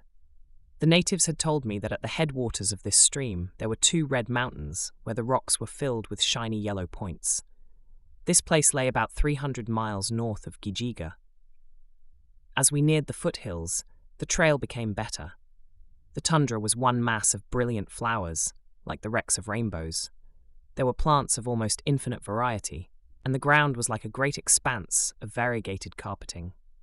But the flowers, they were indescribably beautiful. Turning the shoulder of a hill, we would come upon a broad expanse of solid pink or scarlet, acres in extent, and this would give way to a blue, a yellow, or a lavender, either in solid colour or in various blends. We enjoyed these beauties of nature, but at the same time did not fail to notice the fine beds of wild onions, which we pulled and ate with great gusto. We craved vegetables in summer as keenly as we had craved fat in winter. Hardly an hour passed that we did not have a shot at a duck or a goose, and our journey was consequently a continual feast. Konecli and Hauke accompanied us. They lived like princes on the tundra rats, which swarmed about us. The dogs caught them cleverly, and after one good shake, bolted them whole. These rodents were the size of a small house rat. On June 22nd, we crossed the high pass leading into the valley of the Paran River. My aneroid showed an elevation of 6,000 feet. That afternoon we were greeted with a storm of sleet and snow, which drove us to the shelter of a high precipice, where we stayed close till the following day. The descent once fairly begun, we soon came into a more genial atmosphere. Below us in the valley we could see the heavily wooded banks of the Paran, where Krasovsky and his 2 sons were to leave me with my 2 Koreans and Fronyo, the Tunguse guide. That night we camped on the bank of the river. We were now in the primeval wilderness and had to subsist off the land. There were fish to catch and there was game to shoot, so there was little danger of our coming to grief. We had with us some fish nets.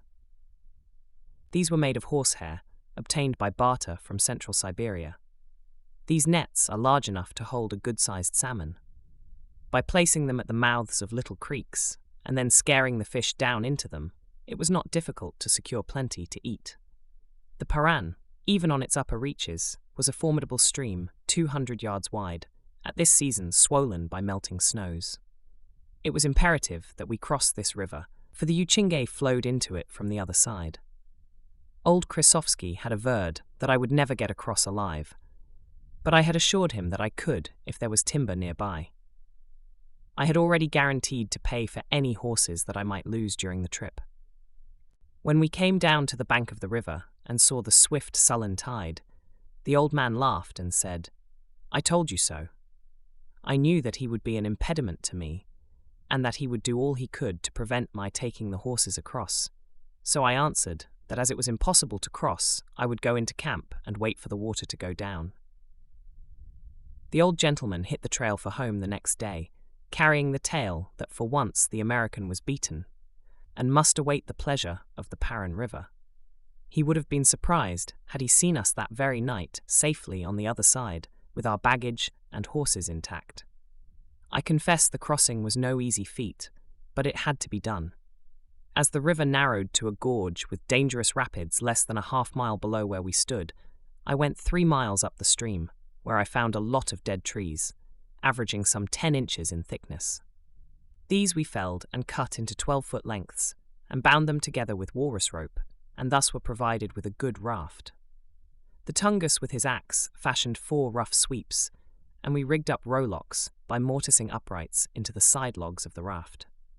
We first tried, unsuccessfully, to cross by swimming the horses behind the raft. The animals kept trying to climb upon the raft, so we put back to shore.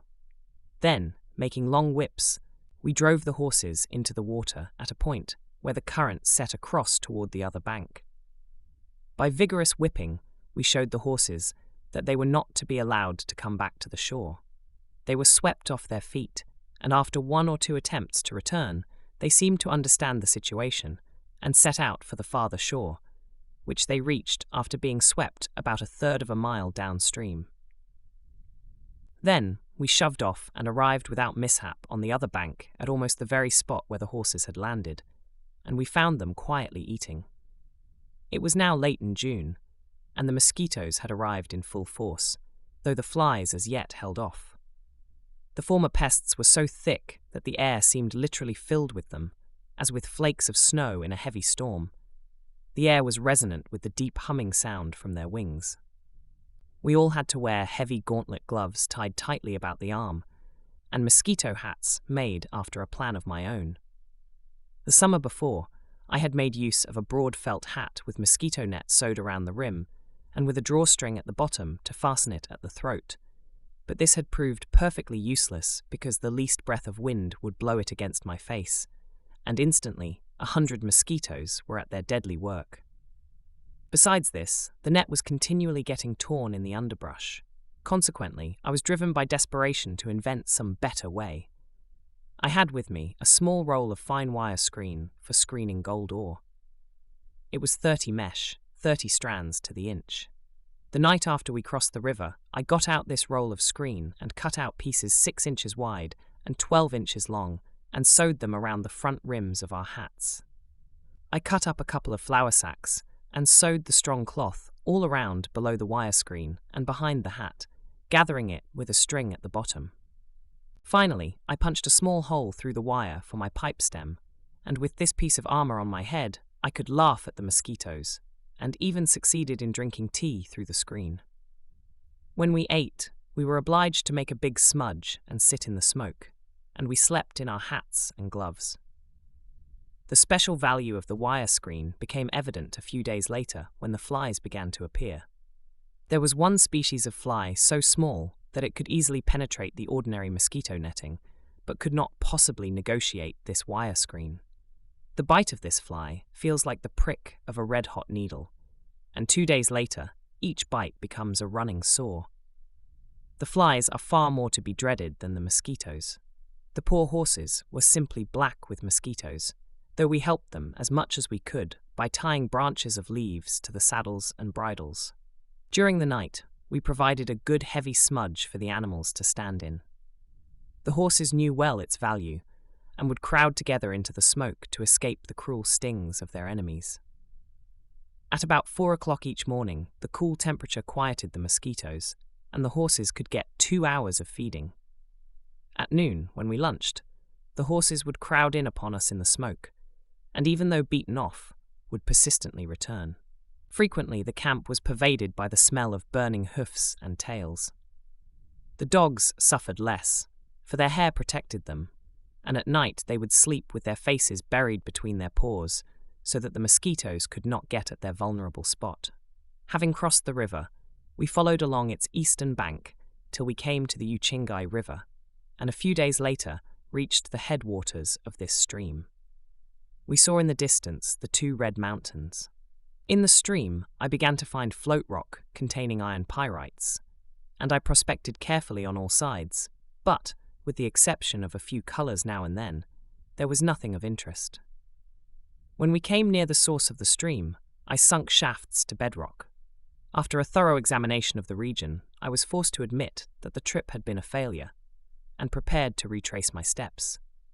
After 2 days on the return trail, we found the water of the stream fairly deep, and I determined to make a raft and float down with my Tunguse guide, examining the outcroppings on either side of the stream, while the 2 Koreans took the horses down along the bank. I estimated that I could go 4 times as fast as the horses, and that if I stopped frequently to examine the formations, I would arrive at the crossing of the Paran at about the same time as the Koreans. So we all went to work and made a raft of light dry sticks, 12 feet long by about 8 inches in diameter. There were 12 sticks in all, and the raft was about 7 feet wide. Fronyo selected 3 good pieces of timber and made sweeps, the extra one being for emergencies. We also had 2 good stout poles. All our baggage was loaded on the raft, fastened down securely and covered with a tarpaulin. I then divided the food evenly, giving the Koreans their full share, and telling them to go to the point where we had crossed the Paran, and that if we did not show up within a certain time, to make their way across the river and return to Ghijiga without us. I gave Kim the rifle and cartridges, and half the food, which amounted to a little rice, half a pound of tea, and some hard bread. I also gave him the fishnet. Fronyo and I kept the shotgun. We bade the Koreans goodbye and shoved off into the stream, which was running like a mill race. We were kept busy steering the raft clear of the rocks with which the river was strewn. As yet, we used only the poles. I may as well confess right here that this trip on the raft was a fearfully hazardous undertaking, for we never knew what sort of water we had below us. So clumsy was our craft, there was no chance of escape to either bank should danger loom suddenly ahead. But the hard work we had experienced in making our way through the tangled woods made us reverse the dictum of Hamlet, and, rather than bear again the ills we had been through, we flew to others that we knew not of. The rush and swirl of the angry waters, the narrow escape from the ragged crest of a reef that came almost, but not quite, to the surface, and was invisible 30 feet away. The rush past steep cliffs and flowery banks all formed such a delightful contrast to the weary plodding through the forest that we were willing to welcome almost any dangers for the sake of the exhilaration of this mad dash down the stream. The river was only about 20 yards wide at the point where we embarked upon it, but it broadened rapidly as it was fed by tributary streams from either side. Now and again the current was divided by an island, and then came together far below. All went smoothly the first day, and at 4 o'clock we tied up to the bank and prepared to camp.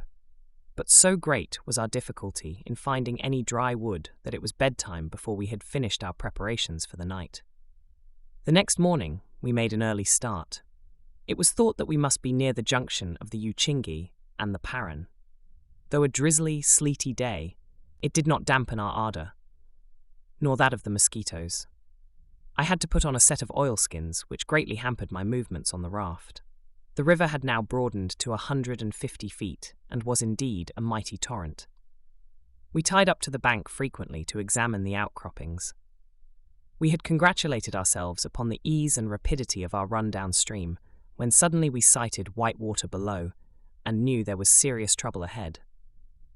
Our raft was so light that usually it would pass over any obstacles in the bed of the stream, or at most scrape lightly upon them, turn around once or twice, and then float off into smooth water below. Of course, if the rocks came above the surface, it was an easier matter to go around them. We managed to pass through these rapids successfully, But immediately below them, we saw that the stream divided into two parts, the channel to the left appearing to be the better one. We guided our raft accordingly, and soon found ourselves rushing down a gorge at railroad speed. The Keon began to box up in an ugly manner, and our pace became so great that we lost control of our little craft. Sweeping around a bend, we saw that a great tree had been undermined by the water and had fallen out over the stream, so that 2/3 of the narrow channel was completely blocked. We strove with might and main to pull the raft to one side in order to evade disaster, but she might as well have been an ocean steamer for all the effect of our futile endeavours. We swept under and among the branches of the tree, and though we hugged the raft as closely as possible, we were both brushed clean off. I seized a branch and tried to draw myself up, but the current snatched me away, and I was swept downstream. I fought to regain the surface, but could not do it. My head was fairly bursting when I felt the current pushing me up, and suddenly I was shot out of the water and rolled up on a wooden incline. As soon as I could collect my wits, I found, to my amazement, that I was on the raft again. It had landed against a rock in a shelving position, with the lower side under the water, and the water itself had provided, in an almost miraculous manner, the means which alone could save my life.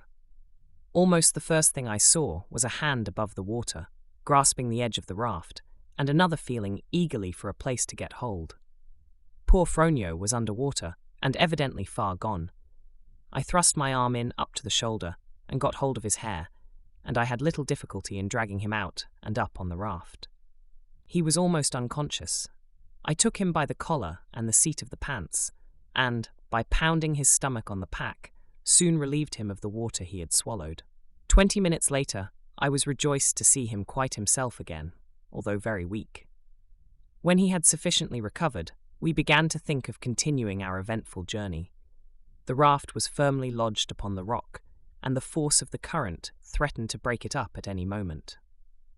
I waded into the water on the submerged end of the raft to ease the pressure on the rock, and then, with levers, we gradually swung her about until she drifted free of the ledge and went whirling downstream. By good luck, we encountered no more obstacles, and soon shot out into open country. And in a drenching rain, we pulled up to the bank and hastened to make preparations for getting dry. Almost everything we had was soaking wet, but I remembered that among our impedimenta there was a tin box containing some matches. I rummaged around and found it, but the matches were too damp to use. We then hunted everywhere for a piece of flint, but could find none. As a last resource, I opened my medicine chest and took out a piece of absorbent cotton. Then we secured some dry chips from the interior of a log of dead wood. Opening 3 or 4 of my revolver cartridges, I poured out the powder on the absorbent cotton and then fired a blank shell into it. This maneuver proved successful, and we soon had a roaring fire. We stood in the smoke and let our clothes dry while we fought the mosquitoes. Now and then we would make a dash out of our covert to bring wood for the fire. In a couple of hours we were dry, and lighting our pipes, we had a good smoke. We were able to laugh then at the ludicrous aspect of what had been a mighty close shave. Fronio had done better than I, for he had not once loosed his hold on the raft. And yet, had I not been swept off and then thrown up on the raft again, there would have been no one to tell the story. This Tunguse Fronio was game to the backbone. When it came time to start out once more on our crazy craft, he crossed himself devoutly and followed me without a murmur. He said that if God willed that he should die on that raft, he would die. That was all. If he did not follow me wherever I went, he felt that he would lose caste with his people and be shamed forever. That day, I shot 2 seagulls which had come far inland to nest. They were not very savoury eating, being tough and insipid. These birds usually come up into the interior in May, and until the advent of the salmon, they have little to eat except berries. Each day they make a trip down to the coast and back. All our sugar was melted, and our tea had received a preliminary steeping, but we dried it out and made it do. The fact is, we were rather badly off for food. I had only a few paper shells left, and half of these were damp.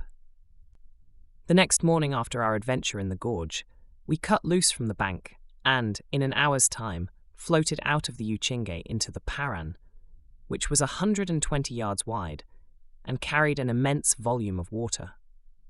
The river was in flood and was filled with small islands, which made it difficult to choose a route. But all went well, and at 4 o'clock we pulled up to the bank at the spot where we had first crossed, and where we had agreed to meet the Koreans. We settled down in camp, expecting to see them on the following day. That afternoon, I had the pleasure of killing a goose with a brood of little ones. After the mother goose had been killed, the little ones took to a small pond, but were hunted down and killed in cold blood. It was no time to think of mere sportsmanship, as the law of self-preservation absorbed our thoughts. Soon we heard the honking of the old male goose. Fronyo took the dead goose and cleverly set it up with a stick thrust through its neck, and the other end stuck in the mud at the bottom of the shallow pond. The old gentleman goose saw his spouse sitting quietly on the water, and was just settling down near her, when, not receiving any answer to his call, he grew suspicious and started to rise again. I could ill afford to waste a single cartridge, but I took the risk and fired. The old fellow came to the ground with a resounding thump. We now had over 20 pounds of good meat. Of the little goslings we made a soup, adding a good quantity of wild onions, and it would have been a dish fit for a king had we possessed a little salt. But our supply had been melted. The next day we heard a rifle shot in the woods. This was the signal agreed upon, and soon Konecki and Hauke came running into camp half famished, and eagerly bolted the bones that we had thrown aside. We could not waste a cartridge on an answering shot, so Fronyo went out to meet the Koreans, and soon brought them into camp, and there followed an interesting interchange of experiences since we had parted company on the Uchinge. I found that they had not hoarded their provisions at all, but with true Korean improvidence had eaten up everything. For the morrow they had no thought. I took a careful inventory of stock, and found that we had 2 geese, a little wet rice, some tea, and hard bread.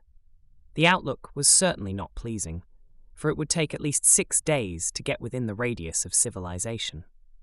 To recross the river, we used the same heavy raft that we had crossed on before, dragging it a mile upstream before venturing to embark.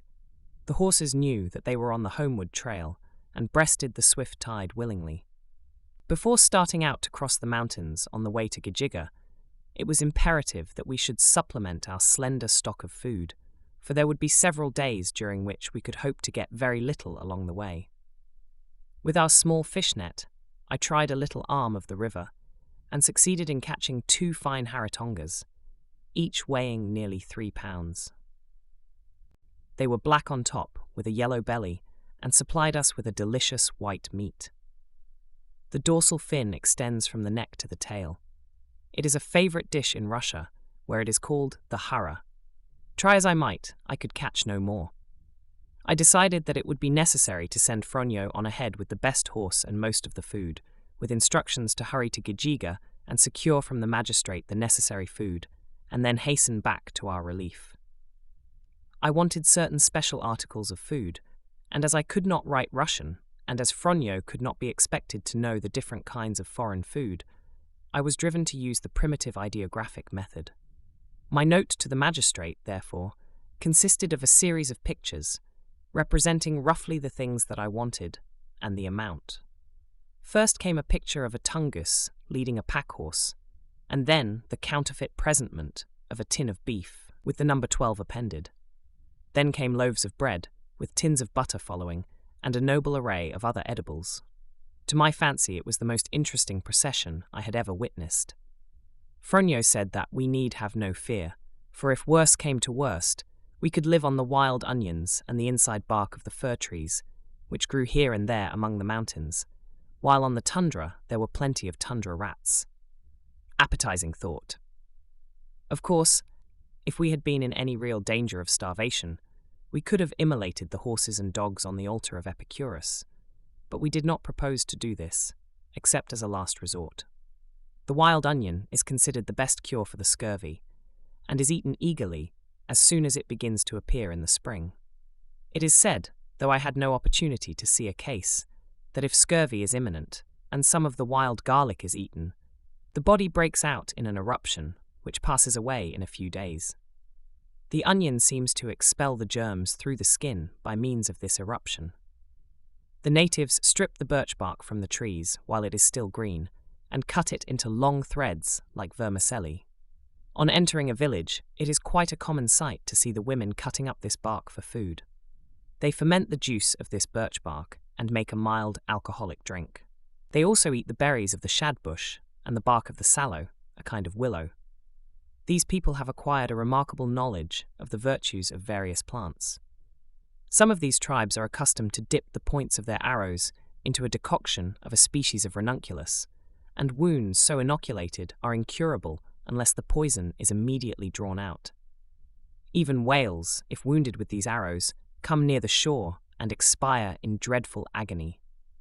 Fronyo started out at a good pace, while we stayed behind to try and secure more game before hitting the trail across the mountains. We secured 2 more fish, and at 4 o'clock in the afternoon were on the road, which we kept till 10 o'clock. The next morning, after half a breakfast, we pushed on up the valley through the foothills of the range that we had to cross, none of us any too cheerful, but all determined. That day I discovered some crumbs of bread in Pak's beard, and investigation showed that he had been making a square meal of a large portion of our remaining small stock of bread. It may be pardoned me, under the circumstances, that I drew off and hit him a good shoulder blow in the left eye, which felled him to the ground. This proved to be an unfortunate form of punishment, for he was the Korean who possessed only one good eye, and that was good no longer. My anger, righteous though it may have been, turned instantly to solicitude. I blamed myself without measure for my hasty action, went into camp and founded a hospital on the spot. For the next 24 hours, all my energies and resources were centered on that unhappy eye. I can truly say that I have never hit anything since, without first making sure that the object of my punishment had a spare eye. Later on, my conscience forced me to give him a silver watch and a new suit of clothes. I rather think the other Korean envied him that blow when he saw the final result. To my vast relief, the eye healed, and we went on. The 3rd day saw us over the mountains and crawling across the tundra. We had thrown away all our bedding and blankets, and each was astride a horse. On the 4th day, we were reduced to wild onions and half-ripe berries, which induced a violent diarrhea. We came at last to where seagulls were nesting, but they were so shy that we could not get near them. Konakli had gone on with Fronyo, but we still had Hauke with us, and he was getting fat on the tundra rats. It was to him now that we looked for food. He would make a rush at a seagull, and, as the bird flew from its nest on the tundra, he would begin to devour the eggs, but we would rush up and drive him off and secure the loot. The eggs were far gone, and would have been ready to hatch in another week. We boiled them, and the Koreans ate the embryonic seagulls, while I ate the albuminous substance that still remained. About this time we began to think of sacrificing one of the horses to the common good, but no one of us was strong enough to walk, and the horses were therefore spared. The dog we could not kill, for he was our chief provider. We plodded on until we were about 2 days' journey from Krasovsky's house, when one morning I descried, far across the tundra, a line of some 15 pack horses and men. We spurred on gladly to meet the welcome relief. I found that 6 of the officers and men of the steamer which my employers had sent for me had come to hunt me up. Never have I seen such a glorious sight as those well-dressed men and those loaded horses. The captain dismounted, and I tried to address him in Russian, but he said, "You forget that I speak English." Now, it may seem scarcely credible, and yet it is true, that for a few moments I was almost totally unable to converse with him in my native tongue. I had not used a word of it in conversation for 14 months, and my low physical condition acting on my nerves confused my mind, and I spoke a jumble of English, Russian, and Korak. It was a week before I could talk good, straight English again. We camped right where we had been met, and the packs were opened up immediately. I sat on a sack filled with potatoes and watched them bring out coffee, then some bacon, then some fresh eggs. Then the captain came with a bottle of champagne and handed me a glass. This I held in one hand, and with the other I reached down and extracted a potato. and fell to munching it raw, sipping the champagne between bites, while I watched them build a fire and prepare the food. It was a feast that I shall never forget. After it, a box of good cigars was circulated, which added the final touch to my felicity. When the inner man had been satisfied, I began to think of how the outer man might be improved upon. My clothes were in rags. My weight had fallen from 160 pounds to 115. My beard was long and unkempt. My boots were in shreds. The good friends had thoughtfully brought along my steamer trunk, which now lay in one of the tents. I ordered several kettles of water heated, and stripping behind the tent, I threw the noisome rags, with all their denizens, as far into the bush as I could, and then went in and had a glorious tubbing. I got into a suit of soft flannels, Scotch tweed knickerbockers, and a Norfolk jacket, and after shaving and grooming myself for an hour, the loathsome larva that had crawled into camp emerged from that tent a bejeweled butterfly. That delicious moment was worth almost as much as it cost. Then we made our way back to Ghijiga, where I distributed presents among my friends, native and foreign, and boarded the steamer for Vladivostok. I reached that place 12 days later, and gave account of my travels and explorations. The search for a Siberian Klondike had been, so far, a failure. This is not the place for a technical account of my observations in northern Siberia, but this much I may say. Though there may be gold within the radius that I covered, I satisfied myself that there were no extensive auriferous deposits on the streams flowing into the Okhotsk Sea near its head, nor in the beach sands along the shore of Bering Sea, south of the Anadyr River. But, of course, the whole question was not yet settled, for there remained the whole stretch of the northeast peninsula above the point I had reached, and it turned out that my work was not yet finished. Chapter 16, a 10,000-mile race. Persistent rumors of gold in the Tchuktches Peninsula. Count Unaliarski. I am called to Vladivostok to fit out an expedition. Our vessel arrives off Indian Point, charging through the ice floes. A meeting with Eskimos. Our prospecting proves fruitless. We meet the rival expedition in Plover Bay. Their chagrin. The end. The winter following my explorations in northeast Siberia, I spent in the United States, during which time the papers contained frequent reports of rich finds on the Siberian coast, opposite Cape Nome. The company that had employed me still believed that there was gold to be found in this region, and were determined to test the matter thoroughly. The papers stated that the Russian government had granted to Count Unaliarski the mining rights to the whole Tchuktches Peninsula, which is the extreme northeastern portion of Siberia, between the Anadyr River and the Arctic Ocean. From St. Petersburg, we learned that the Count must present the papers of his franchise to the governor at Anadyr before he could legitimately take possession. Any claims staked out before that time would be valid, according to Russian law. In order to present his papers before the governor, the Count would have to wait till navigation opened up late in May, for the town of Anadyr lies far up the river of that name, and is ice-locked till well into the summer. I received a cablegram to hurry out to Vladivostok and make ready to start at an hour's notice. It was the intention of our company to charter a steamer for 4 months, and, with 30 Russian miners, steam with all speed toward the north, make a hasty examination of the beaches in question, and even though there might be American miners there, who would be without government permission, we were to stake out claims and then hurry to Anadyr and file our papers before the governor should have so much as heard of the existence of the Count. In all this we were well within the law, and, as our company had already spent a large sum of money in the work, it was but right to use every legal means to establish a claim to at least a portion of the field.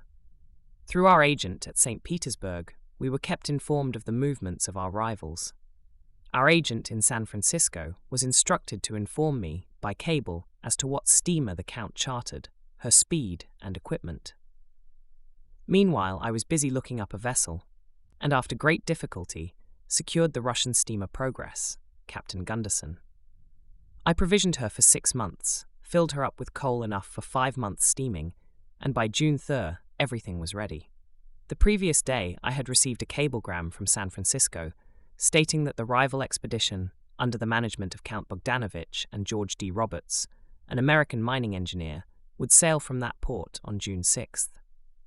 Their speed was 10 knots, and they would stop at Nome and one or two other United States ports. They were in no hurry and were entirely in ignorance of our existence.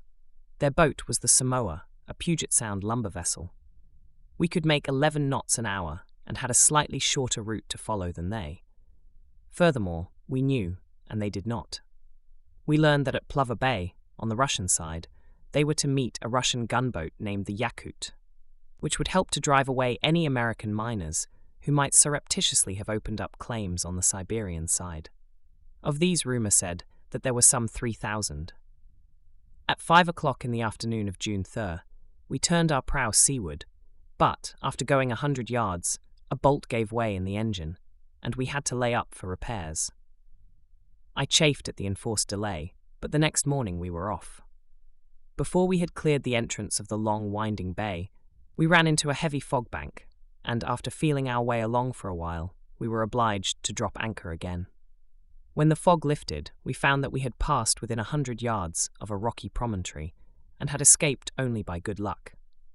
It was not till the next day that we reached the open sea, and 6 days later we were riding at anchor in the harbour of Petropaulovsk. At that point, I put off 4 men to open up a copper vein that I had located the first time I had passed that way.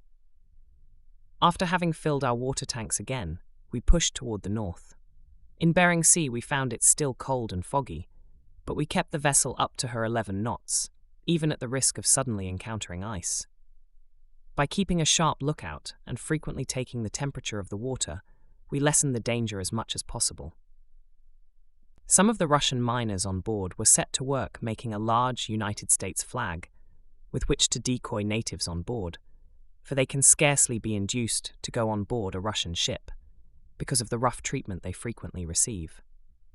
On June 14th, the temperature of the water suddenly dropped from 40 to 34 degrees, which showed plainly that we were nearing ice. We slowed down, and half an hour later, sighted an iceberg through the mist. As our vessel was of steel and without compartments, a very slight blow would put us hors de combat, so we took every precaution. There were but 2 lifeboats for a crew of 70 men in all, many of whom would be likely to make trouble in case of accident. The ship's officers and I always had our revolvers handy for any emergency. On the 16th, we arrived off Cape Chaplin, or Indian Point, as the Americans usually call it. Between us and the shore, there lay a band of ice at least 35 miles broad. We tried to discover an opening in it, but without success. We therefore headed for St. Lawrence Island, which lies near Bering Strait and belongs to Uncle Sam. As soon as we had cast anchor, the natives came off to see us. The men were small but stocky, and looked much like North American Indians. Their women are rather good-looking, but are accustomed to tattoo as soon as they reach the age of womanhood. We found that about 2/3 of the tribe were suffering either from the measles or the grippe. The mountains that loomed up in the background were used as burial places. The dead were laid there, exposed, and the dogs and wild animals soon disposed of them. The higher the rank of the dead man, the higher he was placed on the mountain. Dr. Larigo of the Presbyterian Mission came off to see us and courteously invited us ashore. It was an invitation that I gladly accepted. Through him I learned from the natives they were unaware that any American miners had landed on the Siberian side. As we were about to weigh anchor and go in search of an opening in the ice by which we could reach the Asiatic shore, a steamer loomed up through the fog. She dropped anchor near us, and I found, to my delight, that she was the ex-United States cutter Corwin, which, at that time, belonged to the Corwin Trading Company. On board were several American miners from Nome, who were bound for Indian Point, where they firmly believed gold was to be found. The captain of the Corwin kindly offered to guide us through the ice, and, if necessary, to lend us an ice pilot. I therefore contracted with him, for $500, to cut a channel through the ice to Indian Point. We learned that there is always a narrow strip of water between the ice and the shore, up and down the coast at that season. As the wind was rising, I hurried back to my vessel and asked our captain to make ready to follow the Corwin, but within an hour a gale was raging, and the Corwin signalled us to follow her under the shelter of the island. It was a beautiful sight to see Captain West of the Corwin handle his vessel as easily as though it were a rowboat on a lake. He had spent 20 years in the Arctic seas and knew his business thoroughly. Before our anchor was fairly up, he was steaming away before the gale a mile in advance. We followed him around the point of the island to a sheltered nook, and there dropped anchor to await the cessation of the storm. The next morning, the day broke fine and clear. Captain West affirmed that to see a perfect summer day, one must go to the far north. The Corwin took the lead, and a 5-mile run brought us to the edge of the ice pack. There the Corwin slowed down, and we ran as close alongside as was safe. Captain West shouted through the megaphone, "Good morning. I find the ice pretty heavy, but it is loose, and with care you will be able to follow us." He then sent to us Captain Coffin, an old-time whaling captain, whom he happened to have with him on the Corwin, to act as ice pilot for our boat. Captain Coffin has a record of over 40 years in the North Seas. As I was anxious to have the experience of smashing through the ice on an icebreaker, I went aboard the Corwin. The Progress followed about 6 lengths behind.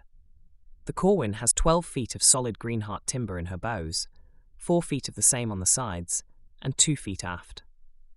She is barkentine rigged, 120 feet long, with a speed of 9 knots. She is 24 years old, all but one of which have been spent in Arctic waters. When all is ready, Captain West mounts to the crow's nest to con the ship, and Captain Forrest, another old whaler, is on the bridge. The wheel is in the hands of 2 intelligent Boston sailors. Captain West sings out, "One bell, starboard, steady," and we are off. It looks as if it were going to be a ticklish business for the Progress, with only half an inch of steel to withstand the pressure of the loose bergs, but I say to myself that with Captain Coffin in the crow's nest and the Corwin in the lead, it is 10 to 1 that she comes through without even knocking the paint off. As we gather speed, I hurry to the stern to see how the Progress is coming on. She winds her way beautifully between the bergs, in and out through the passage which we are making. Some of the ice the Corwin can push to one side or the other, but when this is not possible, she backs up in order to get good headway, and charges the obstruction and strikes it fairly between the eyes. She comes to a dead stop and quivers from stem to stern with the tremendous impact. A rending, grinding noise is heard, and the berg which challenged us is a berg no longer, and its fragments are brushed aside as we push our way through. Captain West laughingly calls from above, "Get out of the way if you don't want to get hit." So on we go, backing and turning and plunging and wriggling through the ice. As we were thus engaged, I espied a seal about 300 yards off our starboard bow, and, seizing a Winchester, I let drive. The captain called down, "Killed. Good shot." I should have done well to rest on my laurels, for though I had above 40 more shots that day, I did not kill anything. By 6 o'clock we were through the ice and in open water again, with Indian Point or Cape Chaplin dead ahead. Almost immediately we were boarded by the natives, who called out, "Hello, hello, how d'ye do?" We answered in kind. Then, after a string of lurid oaths in bad English, they said, "Plenty man cough, make die, you got medicine." But to our question as to how many people there were in their village, they replied, "Don't know." "Why, can't you count?" "No, Siberia side all DN fools," at which we were forced to smile. "Say, you got chaw tobacco?" I could not remain deaf to this appeal, so I cut up a cigar and watched it go into their mouths. Then, after I had taken their photograph in a group, we all went ashore, where I found a few native skin huts and 1 or 2 houses built with timber which they had obtained in trade from whalers. These were modelled after the houses that the whalers or missionaries had erected. Indian Point is a long, low spit of land and is a freak of nature, being nothing more nor less than a moraine in the sea. The great icebergs ground here and melt, dropping the stone and gravel which they have brought from some distant bay where they were born. Kavari, the old chief of the tribe, came aboard, and we interviewed him. He said there were no American miners on the Siberian side. We did not believe him implicitly, but found later that he had told the truth. We succeeded in hiring a noted native pilot to show us along the coast. He was named Shoefly, and came of very mixed parentage. These natives were all large, strong, and hearty, and were good sailors, having had experience on many United States whalers, which recruit their crews among these men before going up into the Arctic Sea. These fellows are splendid oarsmen, and as good as Americans at chasing whales. They speak a little English, especially the bad words, and chew as much tobacco as they can lay their hands on, while as for drink, they are crazy for it. The natives just to the south of them are very different, for they have not come in contact with the whalers to so great an extent. I shipped a boat's crew of these men and steamed north to St. Lawrence Bay. In the steam launch, we explored every portion of the shore of this bay, but could find no trace of gold, although this was the very spot that Count Unaliarski was depending upon to make the fortune of his company. Then we steamed north into Bering Strait. Here lie the two islands, Big Diomed and Little Diomed, one Russian and the other American. After prospecting in vain, we returned to the mainland and rounded East Cape, and found ourselves for the first time on the waters of the Arctic Ocean. We landed at a little village built on the steep slope of a high hill. It had just lost one half its population through measles and the grippe. Corpses were lying about, half eaten by the dogs. A little child had a leather thong tied through the eye holes of a skull and was dragging it about for a cart. The child's father said he did not know whose skull it was. After the dogs had gotten through with it, how was he to tell? These people live in regular Eskimo huts, built of stone, in the shape of a half-sphere, and with a long tunnel for an entrance, through which they crawl on hands and knees. Nothing could be more desolate than the prospect at this point. Behind the village was a bleak hill. The beach was only 50 feet wide, and before it lay the grim Arctic Sea. There was only one thing of beauty, and that was the skin boats of the natives, which were drawn up on the beach. They were shaped like an American whale boat, and were capable of carrying 40 men. In these they follow the ice pack, and capture seals and walruses, and occasionally a whale. A few of the natives have secured bomb guns from the whalers. Whenever a whaling vessel completes its cargo and is ready to turn toward home, it disposes of all its whaleboats to the natives, taking in return whalebone, ivory, and skins. A good boat will bring $1,000 worth of such goods. The condition of these natives is pitiable in the extreme. Disease and filth are doing their work, and it is a wonder that any of them have survived as long as they have. The whalers sell them spirits at a small price, and being utterly without self-control, they speedily become slaves to drink. The American government makes no effort to stop this sort of thing, and the Russian government can do but little to stop it with a single little gunboat. We went as far north as the Arctic Circle, but, finding no gold in the beach sands, nor in the float rock in the rivers, we turned south again, and, after picking up some men whom we had left to finish prospecting St. Lawrence Bay, we continued south, examining the coast as we went. We looked into Plover Bay, with the expectation of finding the Samoa there, and not seeing her, we steamed out, and with the aid of the launch and the native boat crews, examined the southern part of the Tchuktches Peninsula. There were splendid deposits of steaming coal, but the general geologic formation made it plain that there was no gold to be found. Once more we steamed into Plover Bay, but the Samoa had not yet arrived, and we determined to wait for her. 2 days were spent in the pleasant occupation of hunting eider duck and making a short trip into the interior. On the 3rd day, we heard, through the fog, the sound of a siren whistle. Of course we answered, and an hour later the Samoa came nosing through the fog and picking her way through the light drift ice. As soon as her anchor was down, I went aboard. As I went up the gangway, I saw 6 Russians and as many Americans standing in a group on the deck. I walked up to them, but before I had time to introduce myself, Count Bogdanovich said, "Captain, I am glad to see you. You have some coal for us, I believe?" "No, I have not any for you," I said, smiling. "Oh, you are a steam whaler," and his face fell. "No, not a whaler," I said. "Well then, what are you here for?" he asked, curiously. "I am on the same errand as you."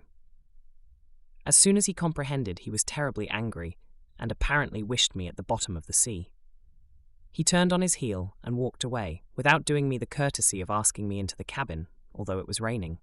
But one of the Americans stepped forward, and I was taken to their quarters, where explanations followed. I told them the situation, how that we had carefully prospected all along the coast, but had found no gold.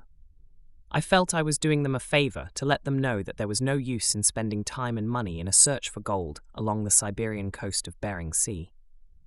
Whether or not they believed me, I cannot tell, but the next morning we weighed anchor and left them there waiting for the arrival of the Yakut. The search for a Siberian Klondike was over.